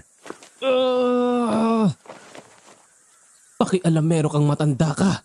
Sinira mo ang plano ko sa lokong lalaki na yan. Riden, nagiging boses babae ka. Boses yan ng mambabarang na nagpapahirap sa kanya. Nahuli ko na siya. Hoy mambabarang, umamin ka kung hindi ay pahihirapan kita. Sino ka? At ano ang kasalanan sa iyo ng pamangking ko? At bakit naman ako magsasabi sa'yo? Ano ka? Nanay ko? Pilosopo ka. Sige, ginagalit mo ako. Ngayon, humanda ka! Kinuha ni Mang Doming ang punyal na pilak at ang puluhan yun ay inilagay sa pagitan ng daliri ni Reden tapos ay piniga ng madiin. Kaya naman napasigaw ang mambabarang na nagpapahirap kay Reden. Habang halatang nasasaktan ng mambabarang lalo nang idiniin pa ni Mang Doming ang pagkakapiga sa daliri ni Reden, napapasigaw ang mambabarang. Ngayon, umamin ka sa akin. Sino ka at ano ang kasalanan sa iyo ng pamangking ko? Bakit mo siya pinahihirapan, ha? Hindi ako magsasabi sa'yo. Hindi ako hangal. Pwes, pahihirapan din kita ng gusto hanggang hindi ka nagtatapat. Ang sakit! Walang hiya ka talagang matanda ka. Kapag nakabawi ako, ikaw naman ang pahihirapan ko. Hindi mo ako kaya mambabarang ka. Magsabi ka na para hindi ka na mahirapan. O baka gusto mong tuluyan na kita. Muling umusal ng orasyon si Mang Doming tapos ay kinuhang buntot pagi at ilang beses na hinampas kay Reden. Sa tuwing tatamaan naman si Reden ng buntot pagi ay napapasigaw ang mambabarang na nambiktima kay Reden hanggang sa tuluyang manghina ang mambabarang. Tama na! Suko na ako. Magsasabi na ako ng totoo. Ngayon, sabihin mo kung bakit pinahihirapan mo ang aking pamangkin. Dahil ayaw ko sa kanya para sa aking anak. Hindi niya maibibigay ang magandang buhay para kay Gina. Habang nandyan siya, patuloy akong susuwayin ng aking anak. Inay, ikaw ang... Halos mabingi ang aking tenga nang marinig ang mga salitang binitiwan ni inay sa harapan ng manggagamot. Nanlulumo akong napaupo habang nakatingin sa mga magulang ni Reden na nagulat din sa natuklasan namin. Halos matunaw ako sa kahihiyan ng mga sandaling ito. Paano nga pati si Mang Doming ay nakatingin na rin sa akin. Kaya naman napaiyak na ako. Patawarin niyo po ako. Patawarin niyo din ang inay ko. Hindi ko po kasi alam na makakaya niyang gawin ang mga bagay na yan. Marunong pala ang mambarang ang inay mo, Gina. Hindi ko po alam. Naguguluhan po ako. Ngayon ko lang din nalaman na ganyan siya. Gina, huwag ka nang umiyak. Magaling na ako. Hindi kita iiwanan. Hindi magbabago ang pagtingin at pagmamahal ko sa'yo. Patawad, Reden. Dahil sa akin, ay nahirapan ka ng ganyan. Tahan na. Kagaya ng sinabi ko, mahal kita at anuman ang mangyari ay hindi magbabago yon. Nilapitan ko si Reden at niyakap ng mahigpit. Muli akong umiyak sa kanyang balikat. Napakasaya ko dahil gumaling siya at nakaligtas sa kamatayan, pero nalulungkot ako sa pagbubunyag ng katotohanan na ang aking inay ang may kagagawan yun. Ayon kay Mang Doming, kailangan muna ni Reden na manatili doon sa kanila. Kasi baka muling balikan si Reden ng aking inay. Kaya nagpaalam ako sa kanila para umuwi sa amin at harapin ang aking ina. Pero nangako ako kay Reden na babalikan ko siya. Galit ako nang umuwi. Pakiramdam ko ay ibang tao ang aking susugurin. Inay! Inay! Harapin mo ako! Lumabas ka dyan sa iyong kwarto! Inay! Gina! Anak! Nang marinig ko ang boses ni inay at makita ko na bumukas ang pintuan ng kanyang kwarto, ay nagmamadali akong pumasok doon, kung saan nakita ko sa istante ang mga garapon, kung saan doon nakalagay ang iba-ibang klase ng insekto at mga kulisap na ginagamit ni inay sa pambabarang. Galit na galit akong hinarap siya. Bakit naging ganyan ka, inay? Bakit nagpaalipin ka sa kadiliman? Bakit naging isa kang mambabarang? Noong una na gustong ipamana sa akin ng lola mo ang mga insektong iyan at turuan akong mambarang. Tinanggihan ko siya kasi ayaw kong maging alipin ng kasamaan. Pero nang namatay ang itay mo, nanggipitin tayo ng mga taong masasama. Ng mga taong masama ang hangarin sa iyo. Naisip ko na mabibigyan kita ng proteksyon kung tatanggapin ko ang alok ng lola mo. Kaya diba, umuwi ako ng Pangasinan para magpaturo sa kanya kung paano mambarang dahil iyon lang ang naisip kong paraan para proteksyonan ka. Pinatay ko si Salome dahil isa siyang gabunan. Pinatay ko si Roberto dahil masama ang tangka niya sa iyo. Pero sina Ernesto at Reden, anong naging kasalanan nila, inay?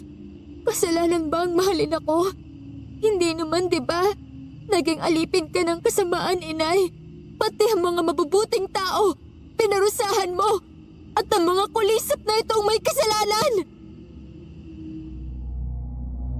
Sa sobrang galit ko ay nagwala ako sa kwarto ni inay. Kinuha kong mga garapon ng mga insekto at kulisap. Ibinato ko ang mga iyon sa isang sulok ng kwarto ni inay, kaya naman nagbagsakan ng mga garapon at nagliparan sa buong kwarto ang mga kulisap at insekto. Ang karamihan ay pinaligiran ako, kaya naman napatigil ako sa pagwawala.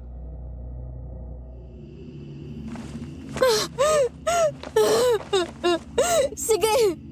Kagaya ng ginawa mo sa iba, ipakagat mo na din ako at ipapatay sa mga alaga mong insekto para matapos na ang lahat ng to. Mas gugustuhin ko pang mamatay kaysa mabuhay ng kasama si Octavio. Patayin mo na lang ako kasi patuloy lang kitang susuwayin kasi mahal ko po talaga si Reden. Gina! Anak! Bumulong si inay sa hangin upang utusan ng mga kulisap at insekto na layuan ako. Kaagad nang sumunod ang mga yon, Nagdapuan ng mga iyon sa kisame ng aming bahay. Kaya naman nang makita kong wala ng kulisap sa aking paligid ay lumabas na ako ng kwarto ni inay. Nagpunta ako sa aking kwarto. Kinuha ko ang mga damit ko sa parador at inilagay sa bag. Matapos ay lumabas na ako ng aking kwarto. Noon ko muling nakita si inay na nakatayo at nakaharang sa pintuan ng aming bahay. Saan ka pupunta, Gina? Aalis ako, inay. Hindi ako pwedeng tumagal sa bahay na to. Natatakot na ako sa inyo. Hindi na kayo ang dating inay ko na mabait at mapagmahal. Hindi na kayo yung dating ina ko na makajos. Pero saan ka pupunta? Huwag ka nang umalis. Babalikan ko si Riden. Babantayan ko siya. Kasi baka kung ano na naman ang gawin niyo sa kanya. Inay, kapag pinatay mo si Riden, ituring mo na rin akong patay. Kasi papatayin ko ang aking sarili. Hindi na, anak. Hindi ko nagagawin yun sa kanya. Kaya huwag mong isiping magpatiwakal. Huwag mo akong iwanan. Hindi ko alam kung pwede ko pa kayong paniwalaan pagkatapos ng lahat. Hindi na ako nagpapigil kay inay. Lumabas na ako ng aming bahay. Iniwanan ko siyang umiiyak. Noon ko naman nasa lubong si Octavio. Gulat siya nang makitang may dala akong bag kaya naman agad akong sinalubong. Wala ka nang pakialam kung saan ako pupunta. At saka pwede ba? Tigilan mo na ako. Kasi kahit anong gawin mo, ay hindi ako iibig sa'yo. Malaki na ang puhunan ko sa'yo, Gina. Hindi ako papayag na hindi ka mapa sa akin. Hindi ko iyon hiningi. Pusa mo yung ibinigay. Kaya wala akong utang na dapat bayaran sa'yo. Mayroon na akong mahal. Si Riden ba? Anong maibibigay sa'yo ng uhuging yon? Huwag kang maging tanga. Kung ako ang iibigin mo, magkakaroon ka ng magandang buhay. Humanap ka na lang ng babaeng mamahalin ka, pati ang pera mo. Kasi ako, ay hindi ganoong babae. Tandaan mo, Gina, kung hindi ka magiging akin, hindi ka rin pakikinabangan ng iba. Inirapan ko lang si Octavio tapos ay tinalikuran ko na siya. Naghintay ako ng tricycle at nang makasakay ako ay nagpahatid ako sa bahay ni Mang Doming kung saan naabutan ko na nakahiga na sa papag si Riden at kumakain ng lugaw na binili ng kanyang inay. Riden, ayos ka na ba? Oo, medyo mabuti na ang pakiramdam ko. Teka, bakit may dala kang bag? Damit ba ang mga yan? Oo, Riden. Nag-away kami ni inay dahil sa ginawa niya sa'yo. Naglayas na ako sa amin. Dito na muna ako para bantayan ka hanggang sa makabawi ka ng lakas. Patawarin mo ako, Gina. Dahil sa akin ay nagkagulo kayong mag-ina. Bago pa tayo muling magkita, ay magulo na kami gawa ni Octavio na patuloy akong ginugulo. Muli yumakap ako kay Riden para ilabas ang sama ng aking loob kay inay. Muli akong umiyak ng impit sa kanyang balikat. Pilit naman akong binakalma ni Riden at nangako na hindi niya ako pababayaan. Mabilis na lumipas ang oras. Nagulat si Mang Doming nang tumahol ang alaga niyang aso tapos di nagtagal ay umungol ang aso na parang natatakot na. Kaya naman sumilip si Mang Doming kung saan nakita ang isang gabunan. Riden, hawakan mo ang pilak na punyal. Humanda kayo. Mukhang gusto tayong pasukin ng gabunan. Naku, Chong. Baka yung gabunan na nakalaban naming dati ni Gina. Nasugatan namin yun eh. Baka gustong gumante. Kaya mo na ba ang sarili mo, Riden?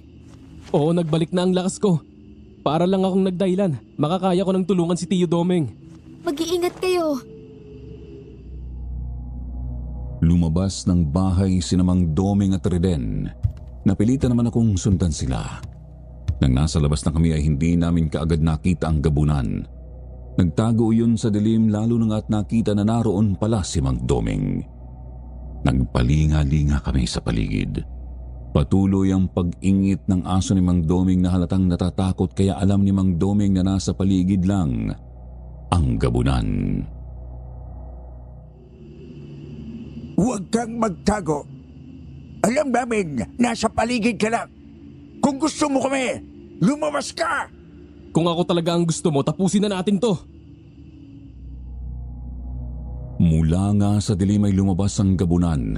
Nagpakita siya sa amin. Bakas sa mukha ang matinding galit. Tapos ay nagbago ang anyo nito. Nagbalik sa pagiging tao upang ipakilala ang kanyang sarili. Naggulat ako nang ilabot ang buo kong katawan nang makilala ang gabunan. Siya si Octavio. Kung ganoon, ay tama lang palang desisyon ko na tanggihan ka. Isa ka palang kampo ng Diablo. Isa nga akong gabunan. Iniligtas kita sa kamay ni Salome, pero hindi mo yung binigyan ng halaga. Lahat ng mamahaling regalo ay binigay ko sa iyo, pero walang kwenta sa iyo. Sinasalakay ko at tinatakot ko ang mga manliligaw mo para masulok kita. Pero si Riden pa din ang pinili mo. Kaya naisip ko na kung hindi ka magiging akin, papatayin na lang kita. Hindi kita papayagang saktan ng aking anak. Ako din. Hindi ako papayag na saktan mo ang aking anak. Magdaraan ka muna sa ibabaw ng aking bangkay. Maden, nandito ka din? Oo.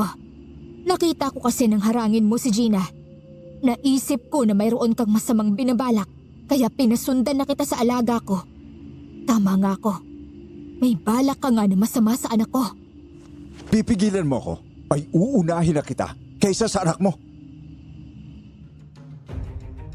Galit na galit si Octavio. Muling nagpalit ng anyo bilang isang gabunan at humakbang palapit kay inay. Sinalubong naman siya ng napakaraming insekto at kulisap na alaga ni inay. Dumapo ang mga ito sa katawan ni Octavio at nagpasukan sa bawat butas ng katawan ni Octavio. Patuloy siyang kinagat ng mga insekto sa labas at sa loob ng katawan nito. Bumagal ang kilos ni Octavio nang maramdaman ang kamandag ng mga insekto, pero patuloy pa rin niyang sinalakay si inay at nang makalapit ay kinagat niya si inay. Nakagat sa balikat at braso. Inay! Inay! Hayop ka, Octavio! Tigilan mo ang inay ko! Tutulungan ko inay mo. Gamitin mo ang punyal, Reden! Mabilis na nga na nakalapit si Reden kay Octavio. Itinusok niya sa likuran ni Octavio ang punyal sa tapat ng puso, kaya naman nagulat si Octavio. Binitiwan si inay at tinarap si Reden, pero dahil napuno ng insekto ang katawan nito, pati ang bibig niya ay puro insekto na. Walang buhay na bumagsak si Octavio. Kaya naman nalapitan na namin si inay. Duguan siya. Patawarin niyo ako. Gina. Riden. Oo, inay. Huwag ka na magsalita. Dadalhin ka namin sa doktor. Nadala naman kaagad sa doktor si inay. Naagapan ang mga sugat niya sa katawan. Nabuhay siya, pero naging baldado ang kanang kamay niya. Itinigil na din niya ang masama niyang gawain at inalagaan ko siya at pinaglingkuran. Tinupad naman ni Riden ang pangako niya na pakasalan ako nang makapagtrabaho siya. Naging masaya kami, pero ang nakakatakot na karanasang iyon ay hindi ko makakalimutan habang buhay.